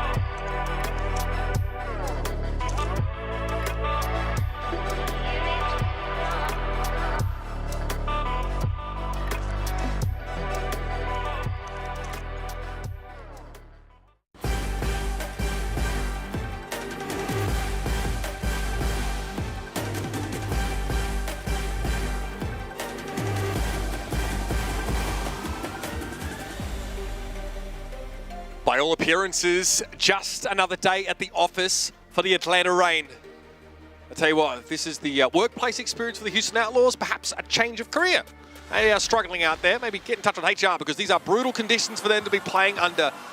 Absolute brutality from the Atlanta Reign on Blizzard Water. Map, of course, Houston chose. They looked pretty darn good on it last time. These two teams faced off, but this Atlanta Reign is a different beast.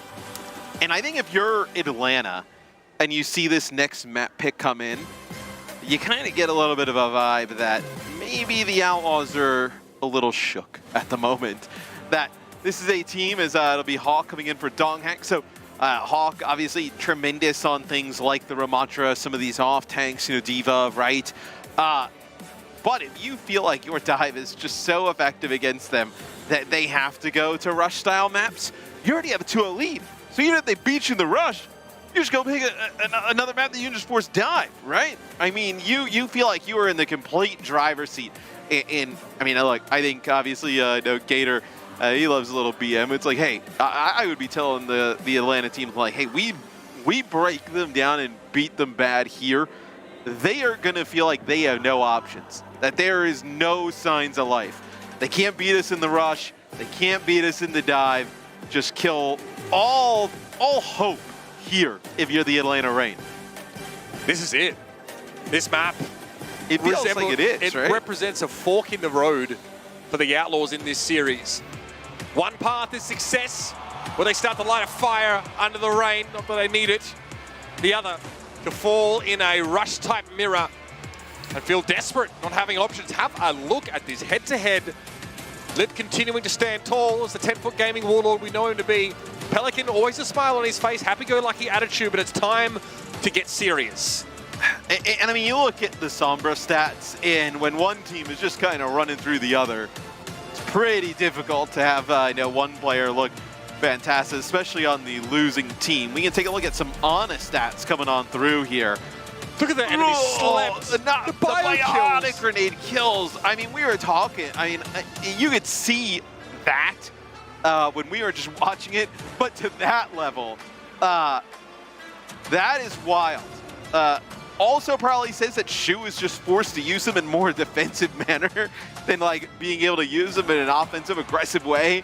But still, I mean, that is those are fearless kills right there.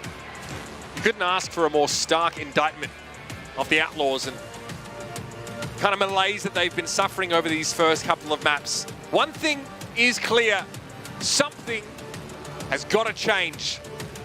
Otherwise, this goes from bad to ugly to, well, try not to think about it for the Houston Outlaws.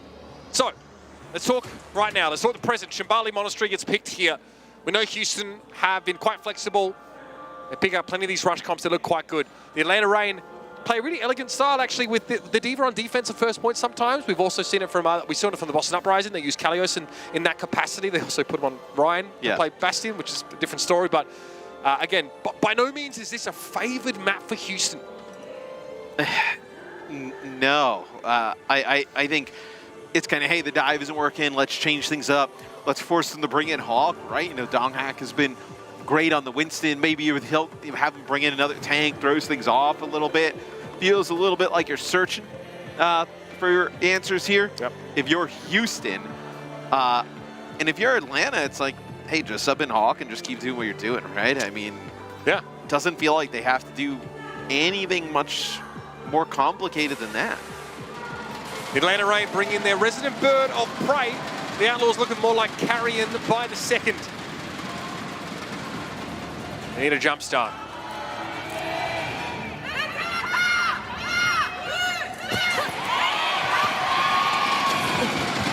that crowd looks awesome. We'll have the Houston Outlaws on defense here first. So May Sombra look here on D early on. Obviously, tons of time for Atlanta Reign to decide on their comp. See what Lip decides to do. Maybe just fires one shot here. Have a gander, as we say. And he's doing just that. Looking about, headshot on Fearless. I mean, that's some serious heel pressure you're putting down, but Again, a dearth of sight lines. The Sojourn pick is nice, especially the Outlaws already giving up this forward sort of spawn hold. They never really wanted to play that close, I guess. Stalker will just be teasing some of these players out of formation here. That cleave damage from the Mei really starts to add up as these fights drag on. And Violet's already down to Houston Outlaws. It's a full-scale rout by the looks of things. They got nothing to show for this hold. Yeah, a fast first fight in favor of the Atlanta Reign. Is I do wonder, do we see Lit continue to play the Sojourn? Sojourn can be quite good here, especially against some of these, Ramatra comps, putting down some big damage. See now where this next fight kicks off. I don't know if you're going to be able to make it around this first corner fully, and that is a spot that the Outlaws do not want to give up. They also don't have speed to get back here and challenge us aggressively. Yeah, Atlanta had the Lucio in this setup, right? Which we've seen teams combine really nicely with the Reaper looks here, but still very, very good. And Atlanta really want to get the fight started. Hawk, living dangerously. A good bio-nade connection there from Shu. Means the Ramatra has to give a little bit of ground, but that Mei wall, Fearless, gets a nano here.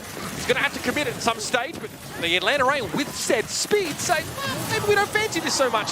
Oh, they tried to actually nano Stalker there, and he actually drops before he actually gets the benefits of it. So that is a huge pickup. Because I think what would have happened is, right, the Stalker is sitting there in block. They back out, run away from Fearless. He has that nano. They probably would have nanoed Stalker, dropped the Blizzard at that moment, right? And then just speed boosts back into it. But that is a huge pickoff, right? Getting rid of Stalker when he could have used that Blizzard, and also maybe it's really just a nano that goes for nothing. Says a lot about how they're trying to play here, but you can really let that go, right? You can just respawn, come back to the fight, try again. The Reign cares so much about keeping the pace up here. Here's a Blizzard though. Hawk is boxed in. Yeah, throw him in the ice chest, he is done. This is a really difficult corner to make it around as well.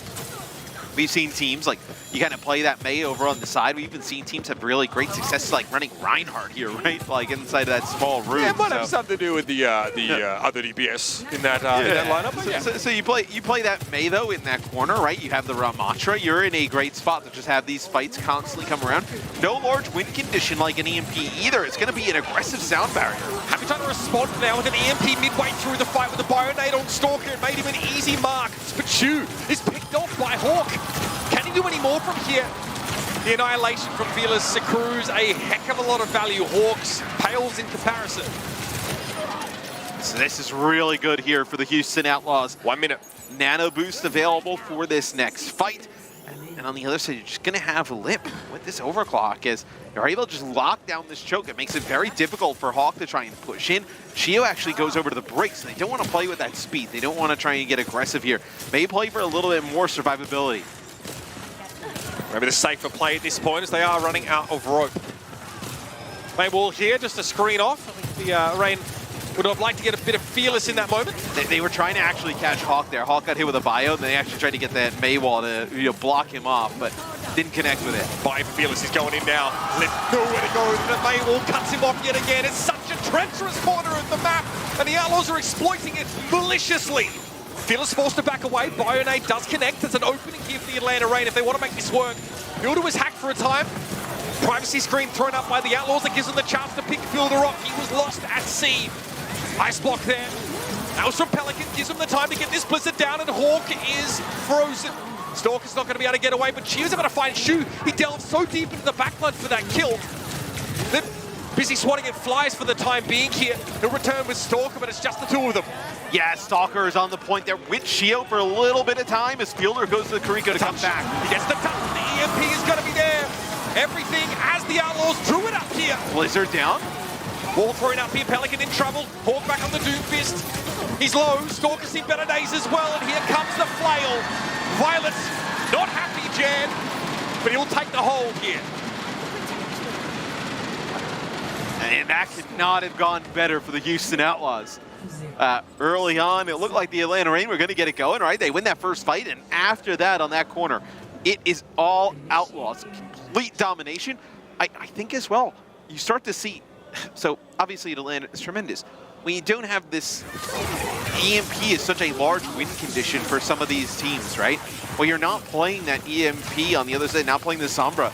It's a little bit less scary, kind of what they're throwing at you. A couple of really interesting picks, right? First, the Lucio. from the Atlanta Reign. You see Chio just getting punished there, and the Sojourn pick up for Lip.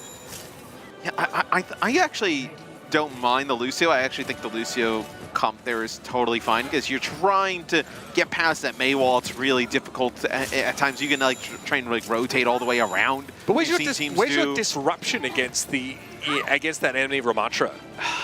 I mean, that's kind of where you need that Sombra, right? For the hacks, the EMP, make Fearless, like very difficult. As you now will see Lit pick up that Sombra here on D.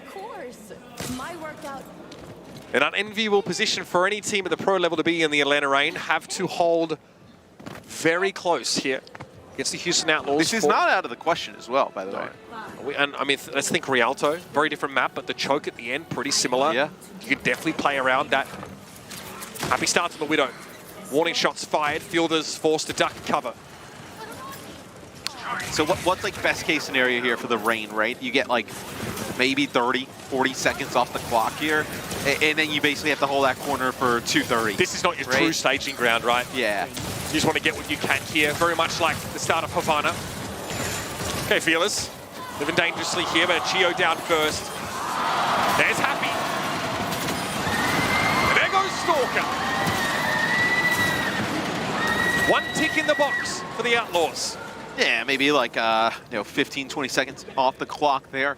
Not able to build towards really anything there for the Atlanta Reign. So pretty good for the Outlaws. Is Happy going to consistently run this Hanzo? So the Hanzo is a little bit of an interesting pick. Comparing it to the Sojourn, the Hanzo is you don't have to get the cart that far. Just a log around the corner, a headshot, right? Almost able to take out Fielder there. Let's talk Dragon Strike in this choke. That's also threatening. Happy getting a tickle here. Very quickly, Violet inserts himself. Clings himself in the way. That's asleep. Hawk's left for a time and he's low. Trying to back up here. Wall thrown up to disrupt the healing, but the Reign are playing ahead of it. Here comes Pelican. It's about to get Frosty in here. Stalker desperately trying to throw the wall up, but Hawk wasn't nearly as lucky. He won't be able to get away. It's going to be a nano boost over to Chio, but what can he do? Here's the Dragon Strike, and it's hungry. The Atlanta Reign forced off the cars. Signs of life from Houston. That was complete domination there from the Outlaws. A tremendous hold on defense, then into a lightning fast offense as Atlanta had no answers for them, playing some of those Ramatra comps. A bona fide fletter deadlift from Fearless. 13 final blows at 24 and just the one death. He gets everything he wants. A lot of support from his backline. They have the disruption advantage. The Sojourn pick for Lip, perhaps ill-advised. It definitely doesn't play out the way I would have hoped it to. In the Atlanta Reign, they get gooned. They get gooned on this map. They're so devastating with Lip on Sombra that if he plays anything else, you're kind of okay with it, right? I mean, obviously he's a tremendous player, can play so many different heroes at a high level, but his Sombra is just so difficult to play against that if he is going to play anything else, you'll take that there if you're the Houston Outlaws. 4-2 prediction favoring Houston there.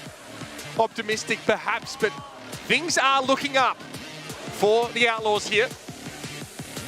Nice to see a bit of Soul Dynasty there. Big fan of that. Again, the vibe in the arena, the vibe here, some hope infused into this Houston Outlaws campaign, but the reality is Jabali Monastery, by some colloquially considered a bit of a gimmick map. It's where you bust out the weird stuff. It's where you get an advantage against a team, especially when you don't feel great in a dive mirror. Eventually the Outlaws are going to have to face the music. They're going to have to face that comp again. They better have something new. I think, though, you still feel pretty good here. You know, obviously the Atlanta Reign, it being in control of the series, getting those two maps early on, especially now with map selection, pretty huge looking back at it. But if you're the Outlaws, you can play well enough to steal a push or a control, right? Playing that dive style. Two modes coming up here rather shortly. And even on some of those maps, you may be able to play some of these types of comps here, like we saw on Shambali Monastery. But You just see me. You said it in the stats, right after that. The difference of being able to keep Fearless alive, right? In the amount of impact he can have when he's not constantly being hacked, biotic grenaded, taken out of the game. I look, the role is so different when you're playing Ramatri in a rush composition as opposed to Winston. You're so exposed as Winston to the power of an enemy backline, the prowess that they can have, especially on playmaking supports like Ana. It had to be Esperanza here for this push map. There's no way Atlanta are going to let Houston take them back to New Queen Street, even that was a map you probably think they'd do all right on. This is a situation, this is a map where that dive composition can reign supreme. Yeah, you think that dive can be really strong here for the Atlanta Reign. Expect to see Donghak come back in.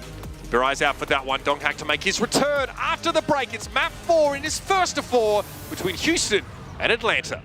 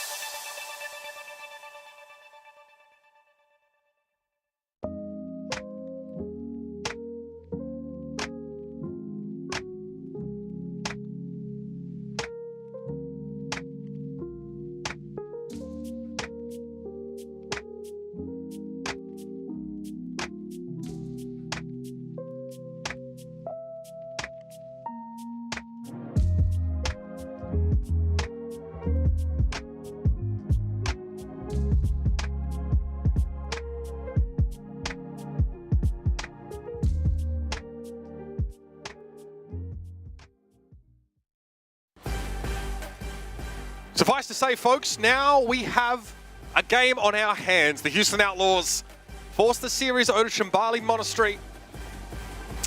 And they get the dub. Pretty convincing one too, Matt. A great defense, really making it hard for Atlanta to progress. Oh, that drink looks good. I've seen the ads. Yeah, there's so many different kinds. Like, you have your coffee, I presume it is, whichever way you want it. Drink your top, whatever TOP. Send it on over. I will give it a crack. The Atlanta Reign here, maybe probably a little bit frustrated. They would have loved a clean win here. They really would have loved to drag the Outlaws into the town square and make an example of them, but it's not to be. Fearless comes alive. This time gets to play the Ramatra. Gets to feel powerful. He looks powerful too. I mean, there was no breaking the setup on that first corner.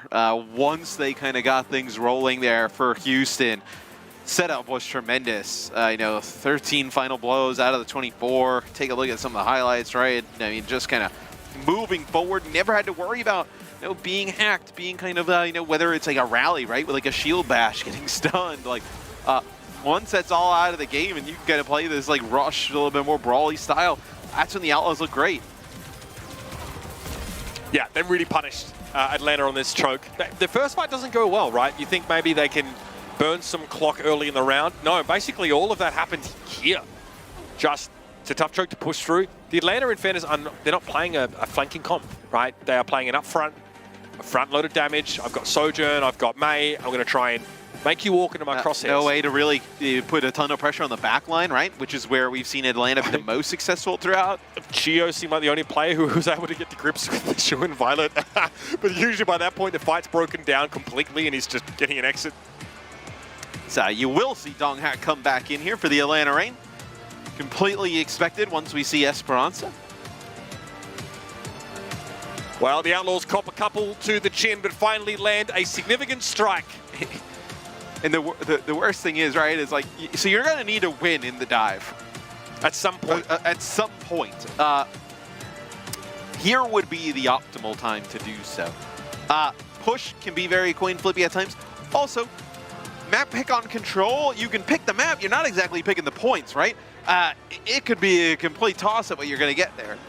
One thing we've noticed about Push, especially here, the Midseason Madness tournament, is that momentum is everything. Houston were behind by 70 meters, I want to say, some ridiculous amounts on New Queen Street. And all it took was one fight, gave them momentum. Atlanta was scattered, they were getting picked off, staggered. The Outlaws, got that lead with very little time left and were able to convert. That's all you need. You can have a bad start. It's about how you finish on these push maps. Esperanza is one that the Outlaws must win. Yeah, it is as close to a must win as you can get here for the Houston Outlaws. You win this, you swing that momentum completely in your favor, right? You put them on the back foot because now it's a little bit of a, okay, well, hey, they won on Rush, now they've won on Dive, right? They got things rolling. Where do we go? A little bit more of a coin toss there, and where Atlanta Reign has the option to bring you. So the Outlaws chose the right path at the fork in the road, but it's still a treacherous journey ahead of them here. The Atlanta Reign going to be seething after giving up that map. We'll be back with a vengeance here on Esperanza. I fully expect Tracer Sombra dive here. Nobody going to be deviating from the script there, as then you're looking at it again. The last time we saw these compositions, Fielder just unbelievable with the biotic grenades. Can they kind of get out of the way? Can they be able to keep Fearless and the supports alive? That's what the Houston Outlaws have to do. That's the evergreen question in this series. What can Fearless get done against the backline of Fielder and Chio? Can't just sit in the front line now and get pocketed and look big and swollen, rather Dorito-like. No, now he needs to dive in, needs to start these fights, needs to take some risks. Looks like maybe just checking a little bit there, Fielder for Pelican. Trying to go around on a flank. Yeah, you can't obviously really spy check on Ana. Your ammunition count's just too valuable, but you can spot that Sombra and then you can turn on him. Shoot, Bio to the high ground. Stalker went to capitalize, but doesn't quite stick the landing. Happy then is able to create a bit. Oh, the sleep's good. It's always good. This time, Pelican was there too. Yeah, and that Shu connecting on a biotic grenade up on the high ground there. So Shu hits one on Fielder. Both Honest traded out early on. Is it like, I don't know, like Wi-Fi haymakers just like across the map? Now these players are facing them. They're lobbing grenades at each other. Like that old-fashioned tank game you used to play. It's like a COD 4 where you just look at the sky and set nades. Yeah, that's right. Set nades. It's like 5 seconds into the rollout on strike and just a nade drops on your head. Yeah. It's COD Champs weekend. We can make a COD reference. All right, Pelican controls this neutral pack for a time. He just wants to make his presence felt, apparently. And he'll set himself up for a turn to the table side for a nice meal afterwards. That is a speculative pulse bomb. Stalker not happy with that, clearly. We'll have to wait for the next one. Happy's been very good clinical with his pulse bombs over this series when he's had a chance to play Tracer. Duels with Lippin. This is a good spot for the Atlanta Reign to be in, though. They control this high ground, so the Outlaws going to have to break this setup And the longer it goes, the probably better it is for Atlanta, as you can farm up this nano, you can get closer to an EMP, and you may not even need it to get that first checkpoint. Stalker just tears his senior to shreds there. Happy falls in the 1v1. There was a nice sleep onto Stalker, but there's follow-up. The Atlanta Reign come at you in waves, and they just don't stop coming. Rally attempt, there's going to be EMP to follow it up. Violet is not able to be kept alive. Donghack digs deep for that kill. It just seems like you're throwing a lot into that there if you're the Outlaws, right? Violet, I think, is thinking maybe you can get the rally off right in time to keep Shu up. Does not happen. Maybe they can use the EMP from Pelican to get a kill or two. Not going to happen there either.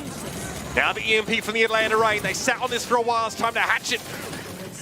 Donghack, again, really cares about controlling this high ground. As usual, the Atlanta Reign are making incremental progress, but now, finally, starting to run out of gas here. Yeah, and the Outlaws, they go to the high ground, right? And they can test, and obviously you end up winning this fight. As everybody jumps for the high ground, they just actually let that bot get that first checkpoint. So the Atlanta Reign actually do get that first checkpoint, which is quite huge. Brutal. Yeah, it looks like maybe Lip was actually still on the bot at the time, and it didn't need a huge amount of progress going forward, and he just kind of stumbled into it. Interesting, happy premature recall there as he tried to get some poke down on Donghack. Pulse, Fearless, hanging on. Nano from Shu, but he's going to fall after the fact. No one there to keep Violet topped up either, so now Fearless is glowing, all blue and stuff. There's no one to keep him in the fight. The bot will go back the other way, so 15 meters there for the Houston Outlaws. Not a ton of progress, especially when the other team has that checkpoint. And they can just, there's no butt scratch, right? You can just move on right on past all the long parts here out of the way. Fielder again, always threatening to sleep. Happy, very itchy trigger finger on that recall key. Does not want to linger for any longer than he otherwise must. Fearless would like to have started something up there, but he's hacked in place. Liv taken down low. Violet spots the Sombra out. Sleuths her position. And Happy needs healing. He's turning around. He's asking for it. But Shu currently is dealing with a very, large simian threat. And Donghack is deep. Yeah, he's going to go all the way back around. He's going to get some healing from Fielder up on the high ground. That's going to be an EMP. They're going to be able to follow this up. Fielder, they're desperately trying to keep him standing. He's still up. Somehow he's still alive. That is just ungodly. I mean, the ability for these supports on the Reign to keep each other up is just so silly. I mean, right there, he's got Fearless in his face. I think Happy is there as well. Oh, they don't even sweat. It's those Inspire procs. Come close together if you can sequence your whip shot right close to a swing. That's just nasty. Nothing you could do there. They were trying to chase and kill the Outlaws, but they're getting caught flat-footed here. This is starting to get out of hand. I mean, they got to be careful. Atlanta is definitely in territory of being able to finish the entire map here. What a statement that would be. Well, I mean, what? You got a nano here for Donghack on the way in. You have Rally as well. And they've done such a nice job of being able to keep each other alive, even without the support ults. Fielder sees Happy. He just backs up. Hits that S key. Fearless is nanoed. What mechanism does he have to actually engage? He looks nervous about it. You can give up space here, too, if you're the Reign. Like, you don't have to just march on forward. You're kidding me! Fearless has found the cure for insomnia. Lip's going to have EMP here in a second, but they might lose Donghack. Yeah, so I think you probably just save this at this point. There's no reason to force it. Look. He thought about it. Posturing for something there.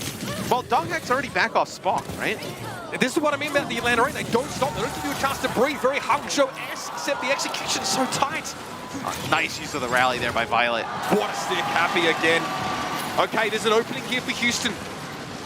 First destination is that checkpoint. They need that here, so they keep Atlanta Reign. Maladroits, they can convert. Yeah, I mean, you're just so far behind. You absolutely need the checkpoint in this push, right? You're pushing ahead here. Yeah, you're at 22 meters, obviously a little bit more now and counting. You absolutely need the checkpoint off this fight, because if you don't, the bot is going to go so far back into your territory. All right, Pulse there. It's good. Pelican is down. Oh, they're Shoot bios!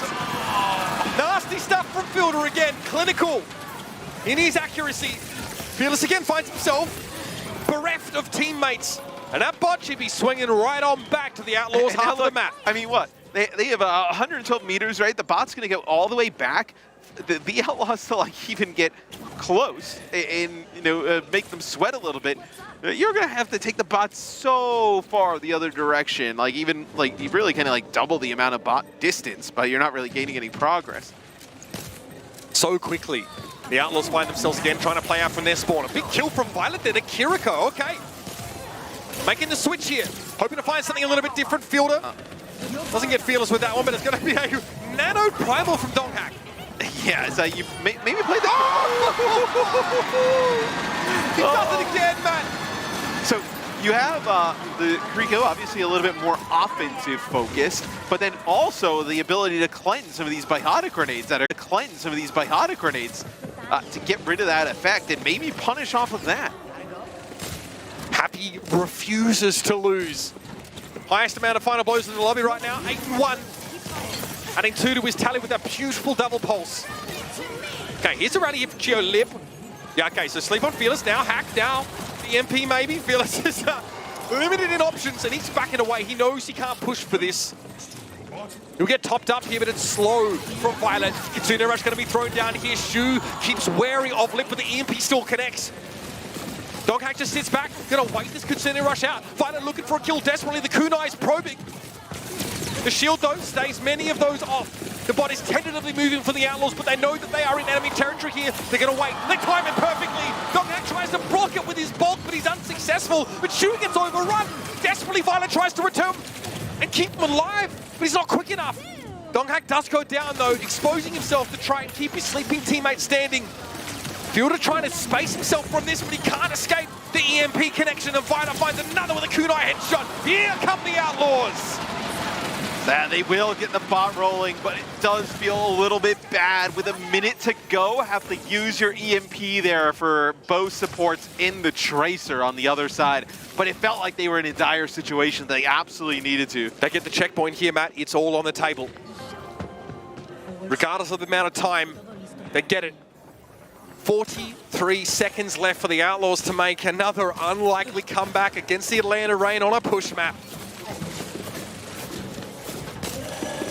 Donghak bioed here, Fielder just pre-healing him, I suppose. Donghak looking for targets here. Beam me up, Scotty. Dropping back down now. Happy forced away. He's hacked briefly, so he has got to give some ground. It feels like they're just waiting for the Outlaws to move through this choke, right? The Outlaws are waiting for a nano. Violet mending wounds. Donghak upstairs. Shu opts to abscond. Here we go, Happy now committing here. It's going to be a Kitsune Rush from Violet. Nano given over to Fearless. Stalker, respectful distance being offered. Lip revealed for a time, but the Outlaws are too busy focusing on big monkeys. And there it is. Violet's blown to smithereens. Donghak now dives in. Geronimo, he says. And it's on for young and old. The Atlanta Reign teared the Outlaws limb from limb here. The last vestiges of overtime tick down. It was just Pelican to have a look in. One more touch from Happy. He does get it with the last sliver of health, but that is going to be that. The Atlanta Reign take us to match points. Look as clean as ever. I think it is clear when these two teams are playing the dive that Atlanta is just on another level. I mean, we've actually seen that the Outlaws have proven to be on a different level than everybody else except the Atlanta Reign. It just seems like maybe in this specific comp, at the moment, there is a bit of a gap between these teams as Atlanta able to deal with the Outlaws pretty convincingly there on Esperanza. Yeah, apparently the scale of strength is logarithmic because the Atlanta Reign have a healthy gap between them and the Outlaws performance-wise right now. So the one question lingers. What's next? What's next for Houston? I mean, well, so what? I mean, you have obviously your map selection. You know you would like to play rush-style compositions, but I believe the next map in the set would be like a control, right? So what can you do in that type of map type to, because the points, right, are random. They'll come up. So really getting your map pick here You can't exactly force the strategy as much as you possibly would like. It might have to be Antarctic Peninsula for Houston. A map where they can force this rush style on the Atlanta Reign, but they don't have any... I mean, I guess there are chokes on those maps, but the context is so vastly different from Shambali Monastery. Let's have a look back over the map that was here, Matthew. Very strong start for the Atlanta Reign here. Despite the best efforts of Shu and Co, the pace was really favoring the Reign here. Yeah, and I think with how much progress the Atlanta Reign gained early, it just puts you on the back foot so much, right, if you're the Houston Outlaws, because the bot was constantly going deep into their territory.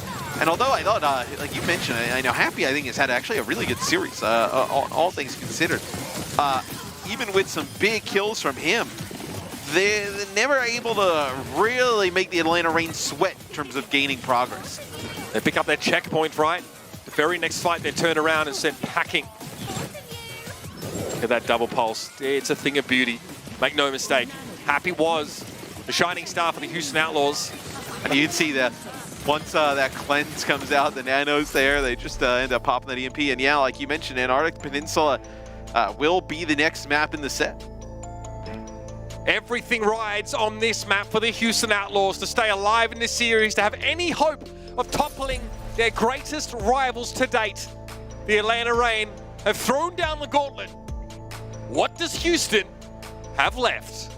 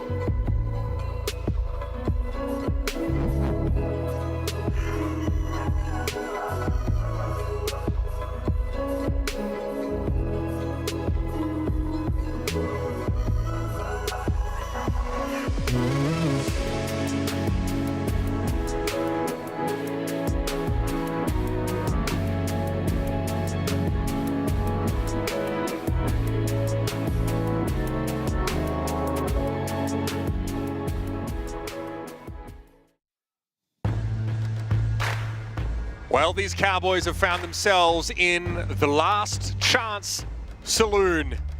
It's do or die for the Houston Outlaws now as they let Esperanza slip away, or rather have it ripped from their hands and have them suplexed after the fact. Brutal stuff from the Atlanta Reign, still looking perfect. Fielder is the most impactful player in this game, and it is not even close. I mean, Fielder has been unbelievable. Those biotic grenades, you're also then trying to deal with Lip and Stalker in your back line, making Fearless's life hell. I mean, it has been a rough one for the Outlaws thus far. No time for jokes here. Happy has a set jaw for this entire series because he knows that. He's played real, like, you know, there's one player maybe you would worried about on the Outlaws, even from the outside looking in. Like, everybody else has been, you know, rock stars their whole career. Like, Happy's been up and down at times, and you know, been on some teams that have not been awesome. But he has played great today, I thought. You know, in the Tracer, like, maybe not the same impact as Stalker, but constantly able to hit those pulse bombs at the moments they need him to get picks. He is. I think you were to take one thing away here from the Outlaws is that, like, you know, Happy can play on that level and, you know, be a big-time player in a finals. And that's amplified, right? In a match like this, in front of a crowd like this, when the rest of his team and some of their roles are floundering. I mean, look, we have some players that are, you know, all-stars in the regular season, and then maybe, you know, come back down to normal a little bit when we get towards playoff time, postseason. Seeing Happy play at this level here is a great sign. The rest of the Houston Outlaws want to come around Happy, get their engine started here. Let's talk about the big boss. I mean, yeah, I mean, the biotic grenade's coming back to normal, right? Only about 5 Oh, okay. today. Yeah. Sure, yeah, really converging to the mean here, Matt. I mean, just think about his career as a whole, right? Starts playing remote at the opposite time zone, right? When it was Paris. Going from there to win a stage final there. Yeah, going from there to being a world champion then. But it wasn't straight away on that Dallas team. Yeah, true. There was some real struggles, and Fielder had to fight through some metas that were kind of hostile to, like, Ana aficionados, like played Moira, for example. And I even think after last year, obviously people knew like Fielder and Chio were good, but I think there were some people who were like, oh, Dallas will be fine, like, without them, right? Like, you know, there's tons of supports out there. And to see them come to Atlanta and be so standout and so dominant, it just shows like how important they were last year to that Dallas team, and then how you know, essential they can be to a championship team now moving forward. On either side of the stage, the remnants of that incredible team. On the left, the heart, it's Fearless. On the right, it's the soul. Jake's probably got Fielder them doing a little bit of a summoning circle in the back around that Outlaws jersey. He was trying to... He's dressed for the part, Matt. Yeah, maybe they put him on the jet, they'll bring him in. It's honorary sub here. But in Arctic Peninsula, you picked this because, I mean, you mentioned it.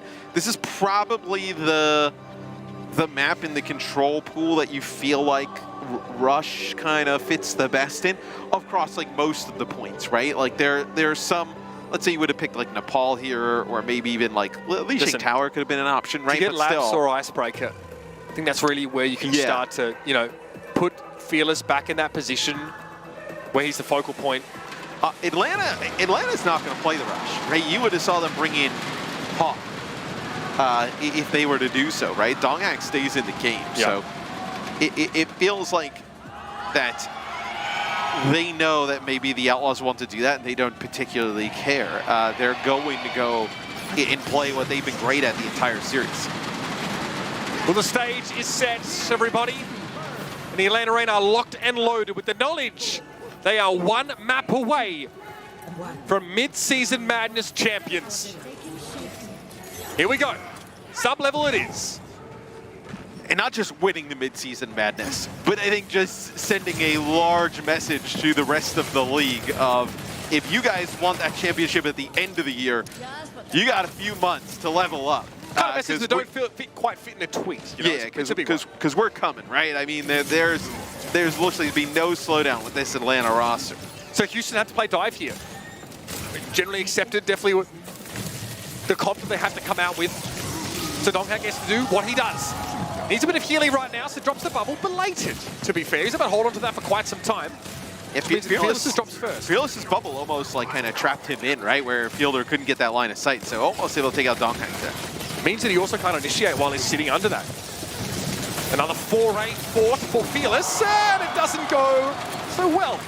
Man, the thing is like when we see Atlanta get a player weak or a buyout, it seems like everybody collapses on them so fast. It's deterministic by that point. I mean, remember even on Ilios in map 1, right? Fearless is going to try and chase Donghack when he gets low, and nobody else there to finish it off. Atlanta, it seems like if they get a player weak, everybody is converging on them within seconds.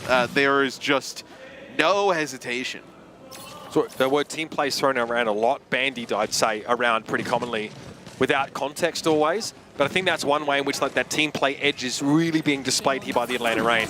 Here's an EMP. Shu under extreme duress is able to get out of the bubble. It's a pulse bomb on Violet though. They shift the focus to the other support just in time. Then Stalker doubles back, and he'll have both of them. So we'll see though. Maybe the Outlaws looks like getting closer to a flip here as Stalker forces Pelican out. So you still have this Tracer on the point. There's no flip here. Man, they are just nasty. Stalker with 3 in that fight. What an opener. Again, off the back of that lip EMP, but everybody from the Reign, they're like moss on a rock. They just turn up. They get their just desserts. The Outlaws do there. I'm sorry, like, Shu, buddy, get ready to learn Chinese, buddy. Like, yeah. These buyers are just insane. This doesn't make any sense. Get ready to learn Chinese. It's like an NBA meme. Welcome to the Guangdong Tigers there. Beijing Bears, mate. That is just ridiculous. Talk about styling on your opponent here. All right, Fielder, no sleep. Okay, Pelican gets rid of him. These are the Outlaws now able to execute their game plan. Chio being the next target. That rally goes for naught. He's not able to keep his team standing there. So that's the silver lining, I guess, for the Outlaws. Going to get the point. That's not really the biggest deal, but getting that Brig ultimate out definitely helps things. They're heading back into another EMP cycle. And this will be the big one, right? Can they live through here? Oh, Lip actually, he sees the translocator. The help. A little respect, perhaps, Lip. Sat there on what, 10 health? Steamrolled by Happy. You can't look at anything but right now. He means business. Business hasn't been great, though. They need to be able to live through this next EMP that's going to come down. That's going to actually be the nano there on a Chio to keep him alive. And that seems like enough for the Outlaws, at least for the most part. They start to...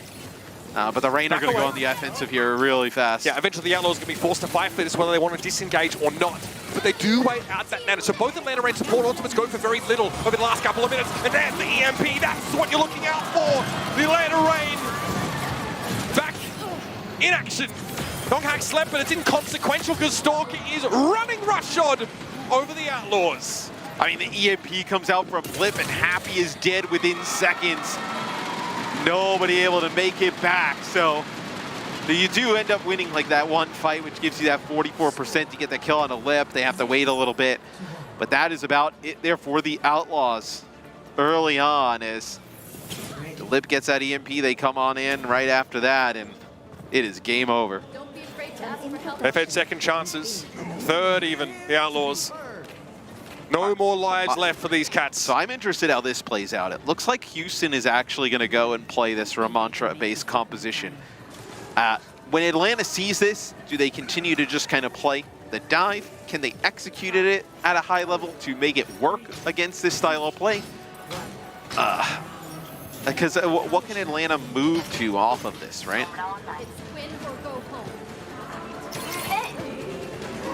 They may well be locked into this composition. We'll see how it stacks up against the Outlaws, who are, for their last desperate attempt, switching to the rush. Pelicans made pretty impactful so far. Tough to trap Donghack here. Even a May wall, you can just leap back over it. Meanwhile, buy time for Lip and Stalker to dissect the Outlaws. And Donghack moves on a high ground. You see Lip and Stalker coming from the opposite way, ready to try and collapse, but the Outlaws able to live on through that. Fearless really wants to stand his ground here. Nemesis form activated. Donghack does not want to tangle with those hands. He's able to get away again a second time. He got bio just before. He's able to walk away from that. This time the Outlaws try and collapse on him. He's able to get away once more. They do have to give up the point, Atlanta. And now they need to be careful how they approach. It's a piecemeal execution, but Stalker brings Pelican down. So there it is. Yeah, I mean, a few players get weak there for the Outlaws, and it does not happen as fast, but there was some shots from Stalker from behind on the supports. Everybody else trying to play for the point. They get a hack on the Pelican. He starts to get low. You double back, finish him off, and things fall apart. So let's see how the Outlaws play this. You know, when you don't have point control, right? Trying to like run in, because I think this is where the rain can really make this work. Well, this is where Lib can guarantee they're going to walk right into his range. Need a feather touch the rain to deal with this rather quickly. Oh, translocator's gone. Somebody got his translocator right before that. Happy, perhaps. The one making that happen, so we are going to invest, though. Don't hack. Yes, and Nano. Biding his time for now, but eventually that health bar is going to run dry. He's hacked from the high ground, or at least he's able to avoid it, but Fearless gets a Nano here at Stalker. Another pulse bomb on Violet. Finally had the rally going as well. Here's the EMP from the Outlaws, but the Atlanta Rain wait on it. Lip comes in second. Fearless stuck inside the Blizzard, but there's nowhere to go. Pelican brought to his knees. And the Atlanta Rain, 55% and counting here. They bring the dive cop in. They say, we're committed to this. We're locked in. In for a penny, in for a pound. Donghack, lead the way. Well, they're doubling down on it now, right? Because Violet is going to play the Lucio. You're going to have Shu play Moira and get a Reaper in the mix.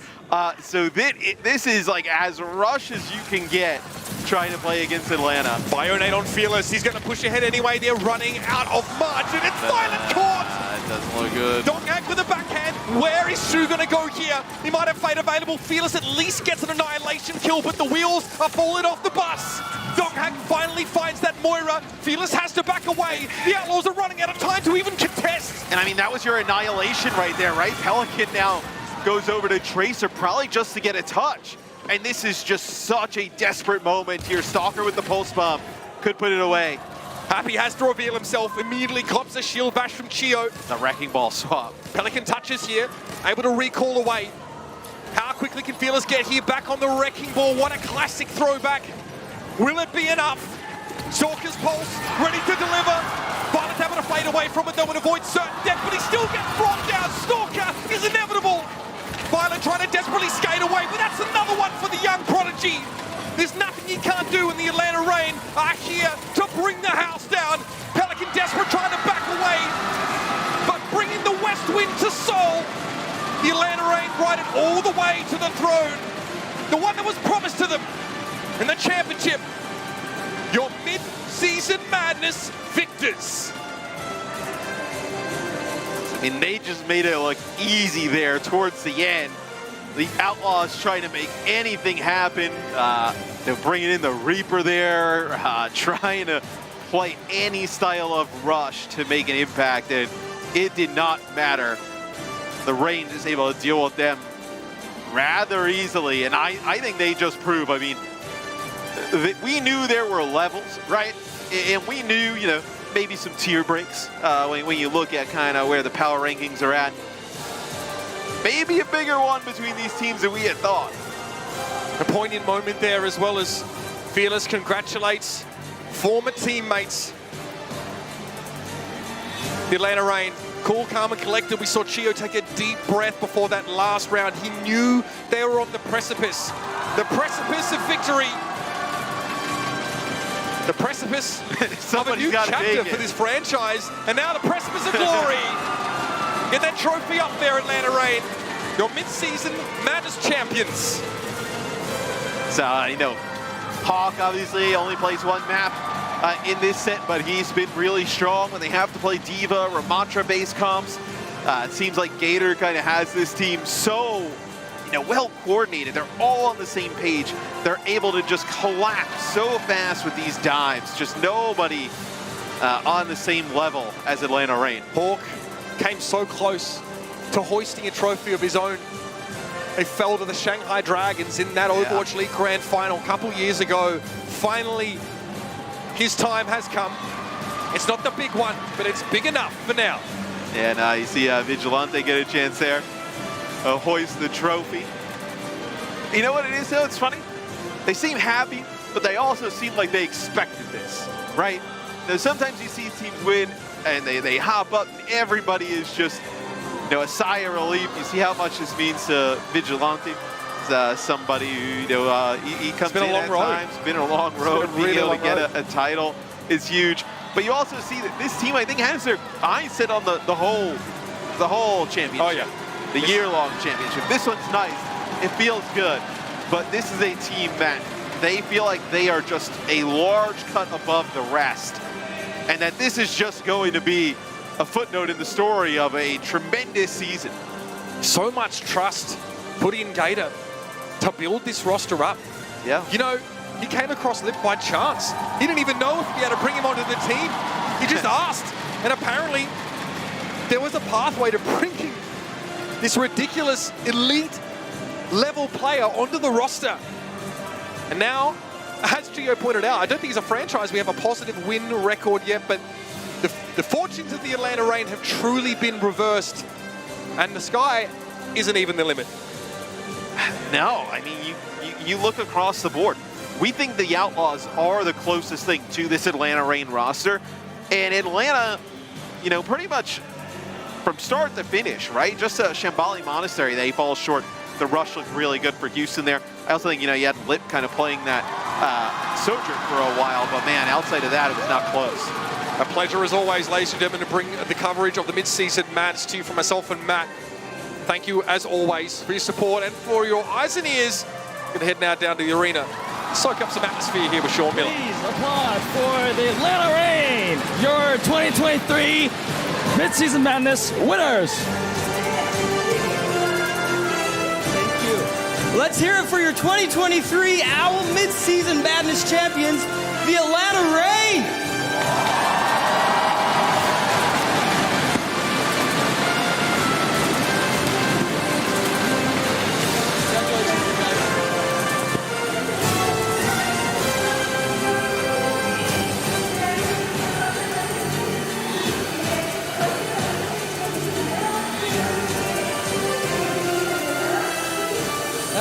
Thank you to everyone who made this event possible, the staff, the teams, the players, and of course, most importantly, all of you. Thank you. 이 이벤트를 있게 해주신 모든 분들, 선수분들, 팀분들, 스태프분들, 그리고 마지막으로 팬분들 너무나 감사드립니다. I just have a couple of things to say. First, Atlanta, home michota. 이거는 통역 안 해드려도 되죠? The only other thing, saranghe Korea, babon bun mokja.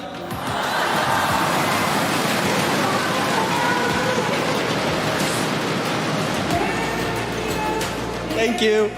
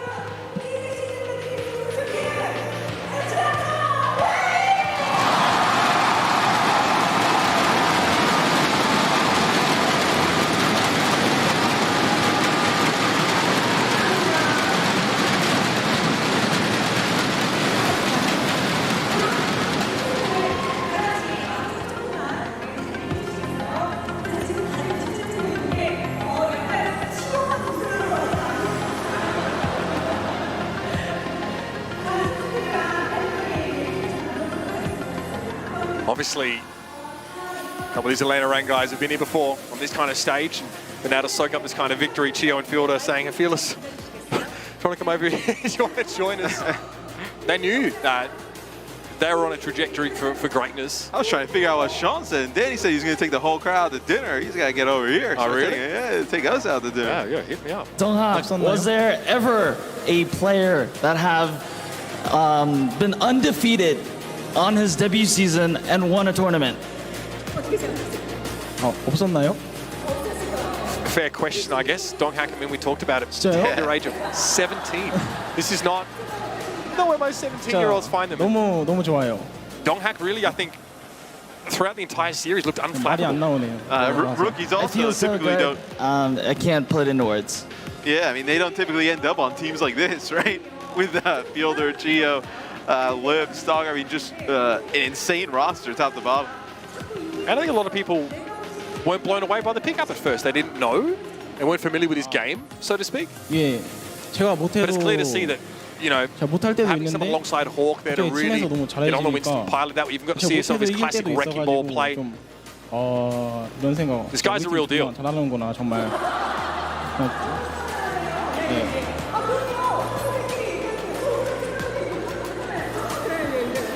그래서 팀에 처음 들어왔을 때가 진짜 정말 놀라웠어요.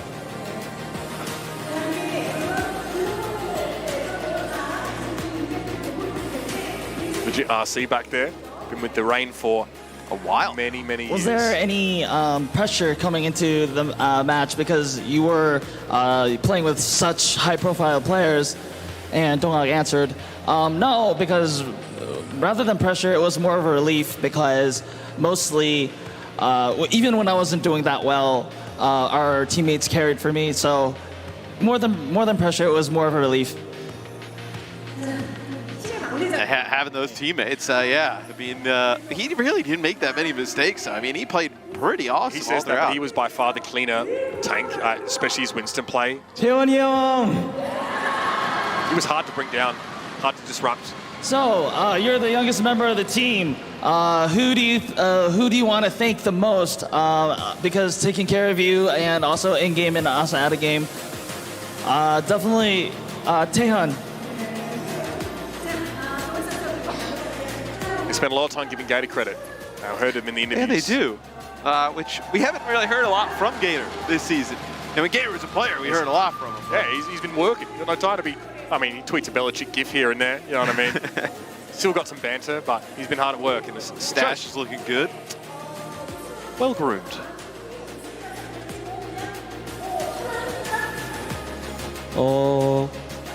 아니요, 그건 아니라 지금 살짝 좀 많이 침착한 척을 하고 있어요. 네, 네, 알겠습니다. So, since you've already have experienced winning a tournament before, you seem really calm. Are you actually really calm?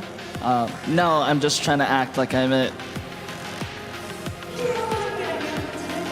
That's a fantastic answer.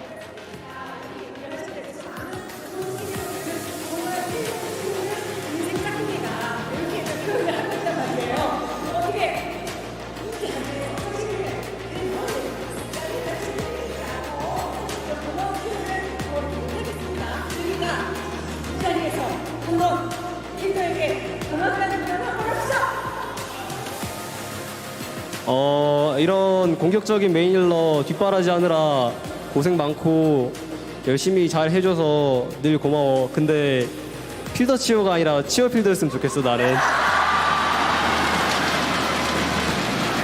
Okay, so we definitely have to talk about Fielder. You guys were really great. Do you have like a message to Fielder? And Chio answered, "Hey, thanks for taking care of like a main support like me. But hey, I want to be called Chio Fielder instead of Fielder Chio."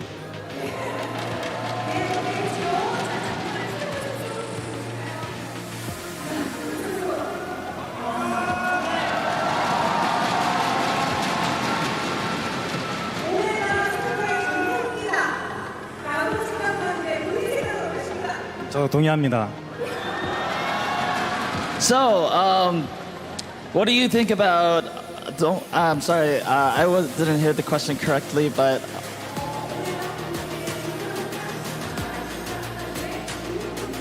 감사합니다.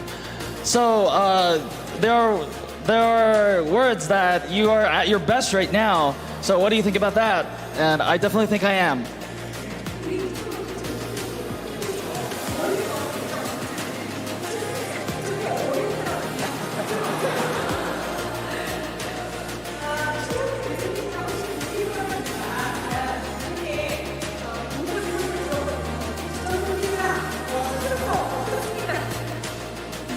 이게 프로게이머지 싶었습니다. 좀 경기가 뛰어야 재미가 있는데 작년엔 기회가 별로 없어가지고 재미가 없었긴 했는데 그래도 이번 시즌에 이렇게 돼가지고 좋은 기회를 얻고 이렇게 좋은 성적을 낼 수 있던 것 같습니다.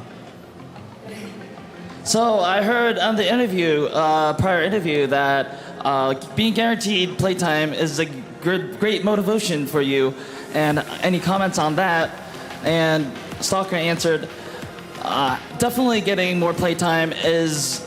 It feels more like I'm actually a pro gamer. And last year, when I didn't have as much playtime, it was a little bit disappointing. But this year, it's just great.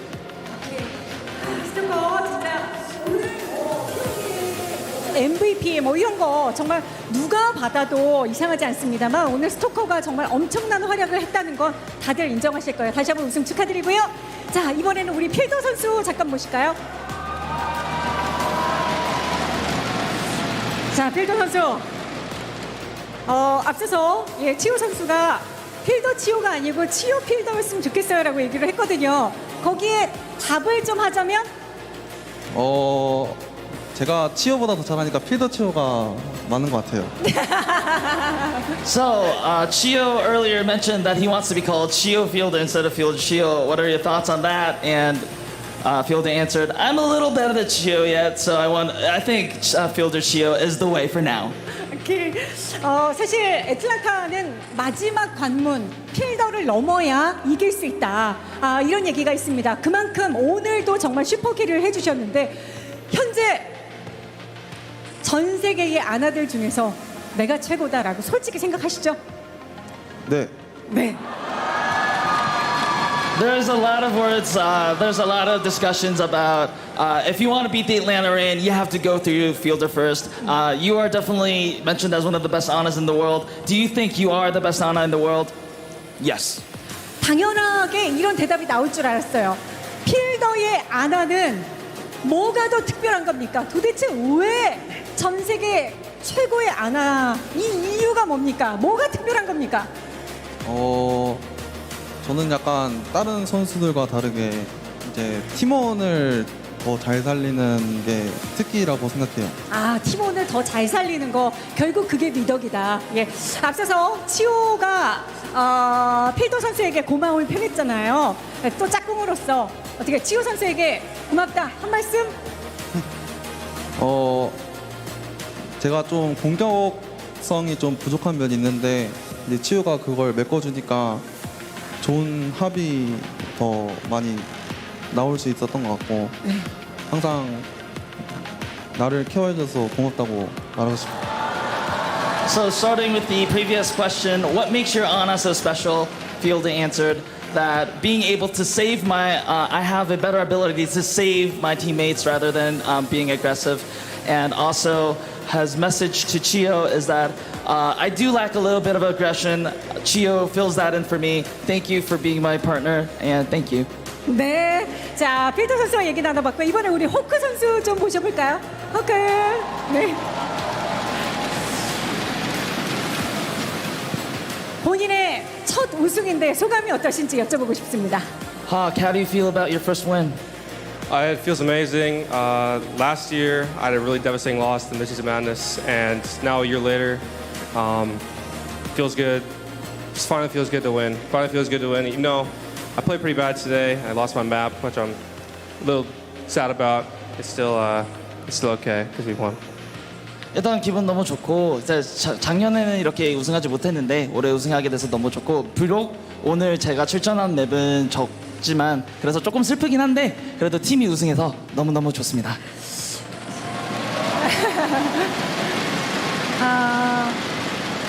사실 멤버들이 다 바뀔 때도 늘 애틀란타 레인에 있었습니다. 그래서 애틀란타 레인에 대한 애정이 좀 더 다른 선수들에 비해서는 각별할 것 같은데 어떠신지 여쭤보고 싶어요. So even through the rebuild, you were with the Atlanta Reign the entire time. I can only assume that you have very special feelings about the Atlanta Reign. Can you comment on that? They committed onto me, or I've been part of their org for 4.5 years since late 2018, and since Atlanta Academy, been with the same people. They put a lot of faith in me back then. They put a lot of faith in me back now, and they've gone through a lot of different rosters, and they just everyone's supported me and they trust me. They and I don't know. It's just it feels great. I don't know.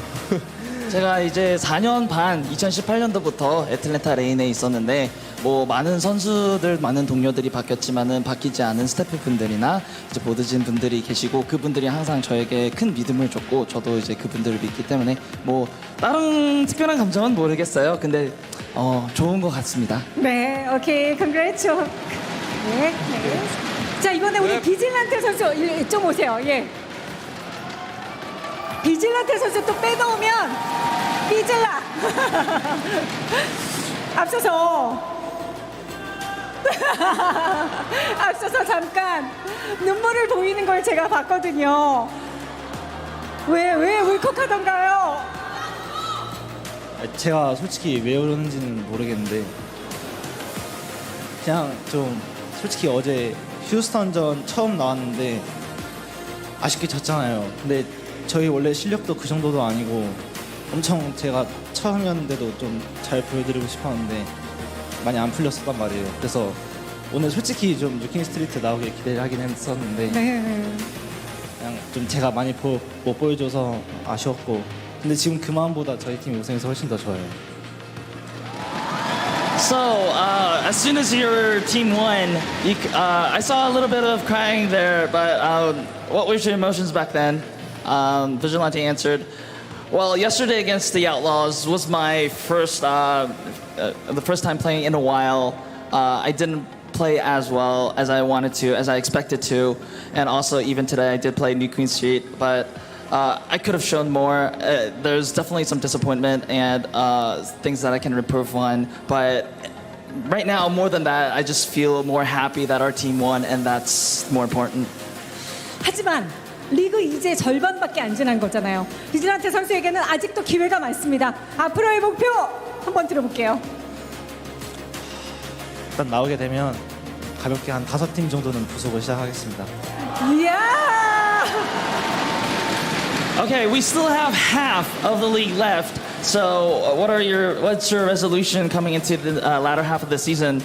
Whenever I do come out on the match, I will at least break 5 teams down. 네, 정말 열심히 응원할게요. 네. 자, 그다음에 이제 우리 립 선수, 네, 남았죠? 립 선수.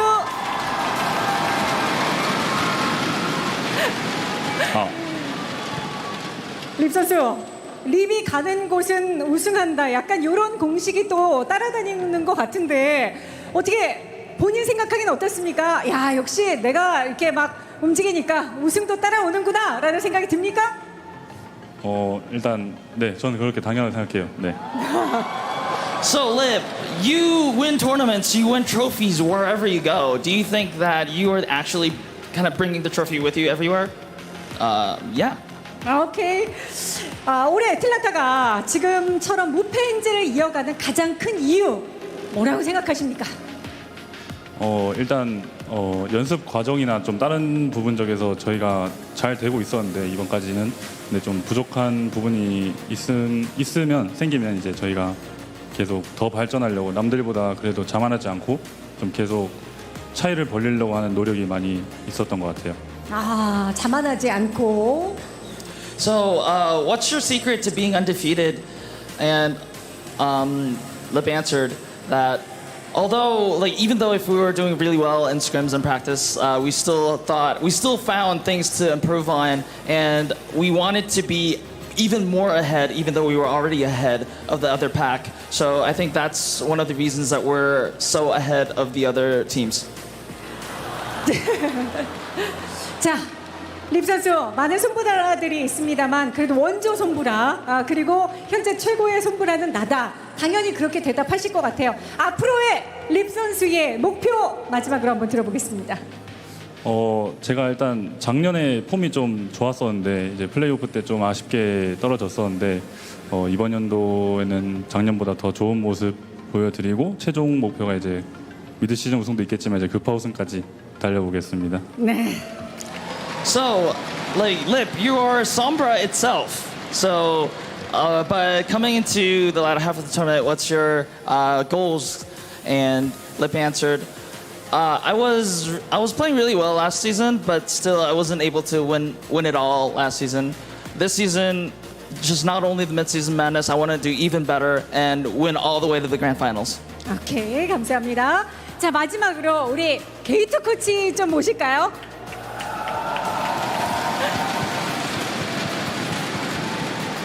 아마 애틀란타 레인의 우승이 선수들에게도 감격스럽겠습니다만 게이트 코치에게 진짜 좀 남다르게 느껴지실 것 같은데 지금의 이 우승 게이트 코치에게는 어떻게 와닿으실지 너무나 궁금합니다. So of course the players, this one's going to be really special to the players, but I can only imagine that this is so special to you as well. How do you what does winning this Midseason Madness mean to you? I lost my voice, so it means a lot. I've been on the team since the beginning, and this is the first tournament where I'm not on the roster, so I'm not sure what to think about that one, right? So I'm really, it means more than anything. I literally feel like this has been like a 5-year project, and it's just like, this is like finally the right one, you know? 일단은 본인의 목소리가 다 죽어서 목소리가 작다는데 일단 자기가 본인이 제가 처음으로 로스터에 등록되지 않은 상태로 이제 이제 참가하게 된 대회인데 이제 우승하게 된 데서 사실 이 지금 애틀란타 레인은 좀 장기 프로젝트 5년 정도 이상의 프로젝트의 일환인데 지금 올바른 방향으로 가고 있지 않나라는 느낌이 들었습니다. 장기 프로젝트인데 벌써 시작이 이런 거군요. 자, 마지막으로 애틀란타 레인을 응원해주신 많은 팬 여러분들께 다시 한번 감사의 인사를 좀 드려주셔야 될 것 같습니다. So a lot of fans are cheering for the Atlanta Reign. Do you have any messages to them? To all our fans, we try unbelievably hard every single day, and we really appreciate all the support, and it will not stop here. 이제 저희 여러분들께서 얼마나 저희를 응원해 주시는지 너무 잘 알고 있고 그리고 그거에 이제 보답하기 위해 저희도 정말 열심히 하고 있습니다. 그래서 앞으로도 많이 사랑해 주시고 저희도 열심히 잘 하겠습니다. 네, 다시 한번 축하의 박수를 부탁드립니다, 여러분.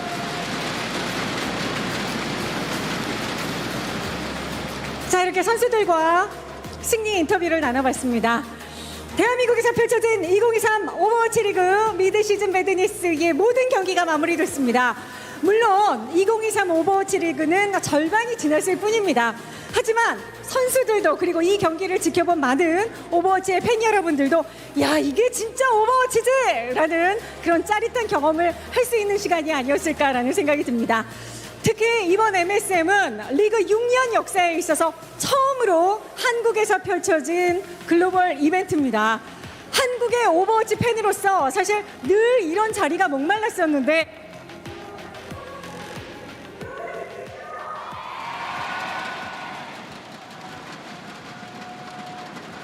Overwatch League, South Korea.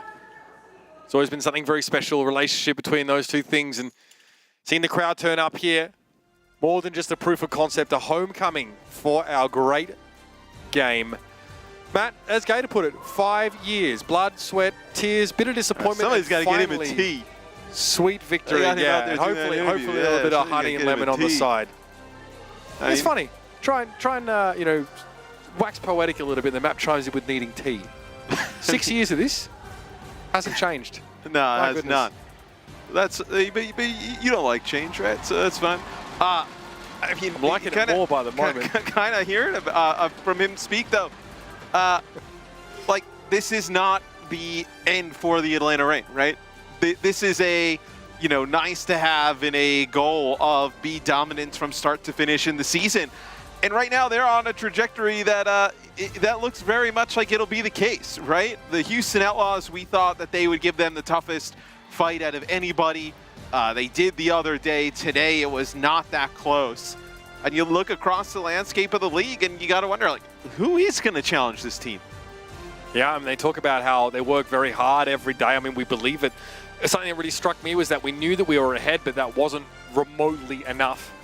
The Atlanta Reign of course, your 2023 Midseason Madness champions, winning it by basically a landslide, really tightening up in that, I guess, rematch against the Houston Outlaws. Beautiful moment. Let's talk about our player of the match here. It's unanimous. It's been decided. Fielder, player of the match.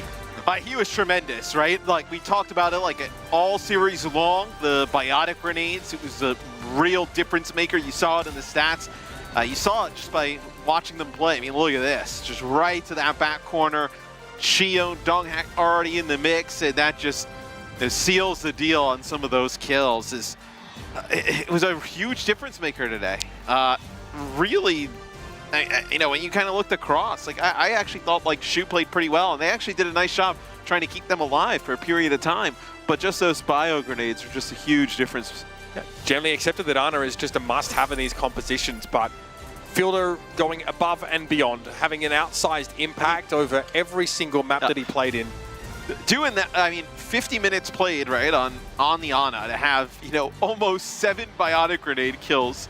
I mean, that is insane stuff there from Fielder. Obviously, all the other stats really strong as well. What a game. What a team. The Atlanta Reign have done it, but they're far from done here. That's right, still half a season to go. And on that note, again, it's been a pleasure. Myself, Mitch Leslie, Matt Morello here to take you through a journey of a match and a tournament. And after the mid-season break, we'll pick it right back up. But for now, good night. We're going to head over to the desk, break down an incredible performance from a fantastic team. Thank you both so much. Yeah, we're back here for Watchpoint to, you know, put a button on all that is the mid-season madness. What a dominant performance we just got to witness from the Atlanta Reign. Surely we did hope for a closer match. In fact, we hoped for the game we saw yesterday to happen for the grand final. But honestly, Atlanta Reign, they just looked like they downloaded everything the Houston Outlaws did just yesterday, and they rocked up with so much confidence and so much dominance. Any quick reactions to that match? Disappointments, maybe regrets? Anything, Jake? Anything? No, it's okay. They don't pay me to care anymore. I'm just happy that we saw such incredible play out of the Atlanta Reign. I think they deserve this championship as much as I was, you know, wanting the Outlaws to give them a challenge and make this a great grand final. So far, this meta, I just think the Atlanta Reign were untouchable. We heard it that they're in their mindset. I think that's exactly what you want in a professional team, right? Even though they're on top, even though they're the best team in the league, they're still pushing to innovate. And that's a very difficult thing to do. It's just really impressive mindset coming out from the Atlanta Reign. That's why they're the champion today. Yeah, I echo that as well. I mean, just pushing the boundaries when you're already the best team in the world, it's ridiculously hard. Really happy for these guys. Fielder, at this point now, just been dominant for so long, starting out on Paris Eternal in 2020, winning that stage, of course. Dallas Fuel in 21, 22. I mean, he's been competing in so many playoff games right now, in so many stages, right? And this is, you know, arguably his, you know, best moment in this mid-season madness right now. So Fielder, he has a full career of stage experience and playoff experience, but this was his best match yet. It was spectacular to see. Yeah, Fielder, Chio, also Stalker as well. He put on an incredible show today. I think every curveball that Houston Outlaws threw today, Atlanta Reign just had the answers to everything. They definitely deserve to be crowned the champions for this tournament. Yeah, but Outlaws, of course, still a tremendous performance they showed here in the mid-season madness, making it all the way to that final, showing us a lot of great looks, and it should be giving every Outlaws fan a lot of hope for the rest of the season. I mean, they are undoubtedly the second best team we have in the league, with the Reign spearheading it, and so far not many teams have come close to really take down either of the two, and they fought it out for not just, of course, the honor of the Midseason Madness Mad Lads title, which is not a real thing, but we make it up to be. We didn't call them that. Mad Lads. The Mad Lads. That's what they are now. Mad Lads. I don't know, actually sounds as good as I thought it would. Either way, the title doesn't matter because they get the cash to back it up, and that's what's really important. They will be walking away with $500,000 US, and of course the Houston Outlaws, will be awarded with $200,000. And yeah, it's not a little amount of cash to just be taking home in the middle of the season. They didn't have these prize pools when I was gaming, I'll tell you that. But that's also like A long time. Oh, it's a long time ago. $500,000 they've grown. is pretty. What would you guys do with $500,000? What would I I'll give it to you right now. You don't want to know what I would do with $500 million. You don't want me and. So give me a wholesome answer. Leave it up for interpretation. Even better. Well, I'm obviously saving it up from my daughter. All right, retirement, Sure. college funds. Boring. Johnny, My can daughter, you give me something? I'd buy Lee tokens, Moira skin. More Moira Yeah. skin. That's a lot of tokens, bro. How about you? I buy tokens for prepared. everybody, man. Sure. First thing I do I'm buying. is a round of drinks on me. Rest of it, I'm keeping it for myself. Yeah. Okay, so you guys spent like generous. $100 on us? Yeah, you guys get like $100. I'm a generous guy. How kind. Nice. Yeah, well, unfortunately, you guys didn't make the money, so we'll never know what they actually will be doing with it. Of course, one thing I want to mention is that not only did the teams fight for something worth fighting for, no, everyone in the back end of the show was also fighting it out in their brackets. The real The real challenge. The real Pick'ems. challenge. Who is it this time? Pick'ems from our production. They have a challenge going on ever since day one. And here's The belt. after The day belt. one, yeah, that's them. You see the belt. It's a championship belt. After day one, there were actually just only 2 perfect brackets left out of thousands. And one of them belonged to our tape operator, Neil. Neil. I know. What a goat. Genius. What an actual goat. So he was nailing the two-time. Spark The Mayhem two-time. one. The 2-time He's champ. the That's right. two-time. This is the second time he's taken that makeshift belt And home. he's gonna lord it over what a all of guy, us. What a guy. Well, as I said, the second time, so congratulations. There is another celebration, of course, also for our crew. Our producer, Nathan, is actually set to get married next weekend, so congratulations. Let's go, Nathan! Woo! Yeah, Nathan and Sophia, we wish you all the best for many, many years to come. Now, gentlemen, this is it. This was the Midseason Madness. Of course, there is more to come in the season, but I still want to get your final thoughts to wrap it all up. Final thoughts on the Midseason Madness? Everything. Whatever you already said. Whatever you want. Atlanta Reign, OP. There we go. Wow. Wow. Wow. Thank you, Danny. I think this really sets up the second half of the season in a really good way for the Houston Outlaws. I mean, there are tournaments that I played in that I think back on and I'm like, oh, that was really winnable. Like, how didn't I win that tournament?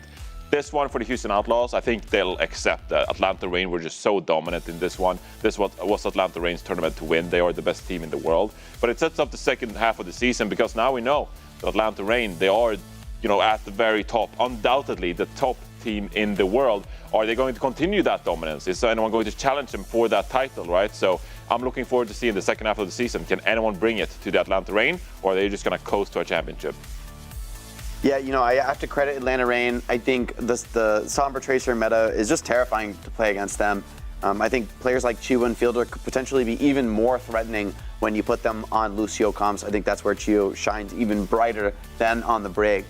So honestly, it's a scary team to look at. I think if you are other teams trying to take shots at Atlanta Reign, trying to find that crack in the armor, you're hoping, I think, for metas that bring out Hawk and Vigilante, because I think we know, not that they're weak players, but that this roster of 5 with Donghak in, I mean, they're unstoppable in these dive comps. So I think for other teams, for Houston Outlaws and the other teams sort of trying to make it on this top level, who even think they can compete, they've got to find a way, I think, to get Atlanta out of this comfort zone. So hopefully new patches come. I think the other teams are hoping for that to have a chance. Because I think if this is another Sombra Tracer meta, again, like you said, Johnny, for the Outlaws, I don't think you can be too disappointed. We made these mistakes. We should have won. It's all right, Atlanta is just the best team in the world at this team comp. They're just so insane, so clean at every single level. Yeah, and thus far, with the performances they have been showing us, Atlanta Reign definitely put a target on their back for the rest of the season. Can they remain that dominant juggernaut, or will another team take advantage of a potential meta shake-up later on in the season? Well, we will find out soon. For now, we are taking a break for the Overwatch League for a few weeks. Of course, if you're missing competitive action, don't worry about it. We still got Calling All Heroes. We still got Overwatch World Cup. Plenty of Overwatch action to come. So make sure to follow all of that and more. And we will be back with the Overwatch League second half of the season on July 13th. Thank you so much for watching and have a good night. See you then. Thanks, everybody.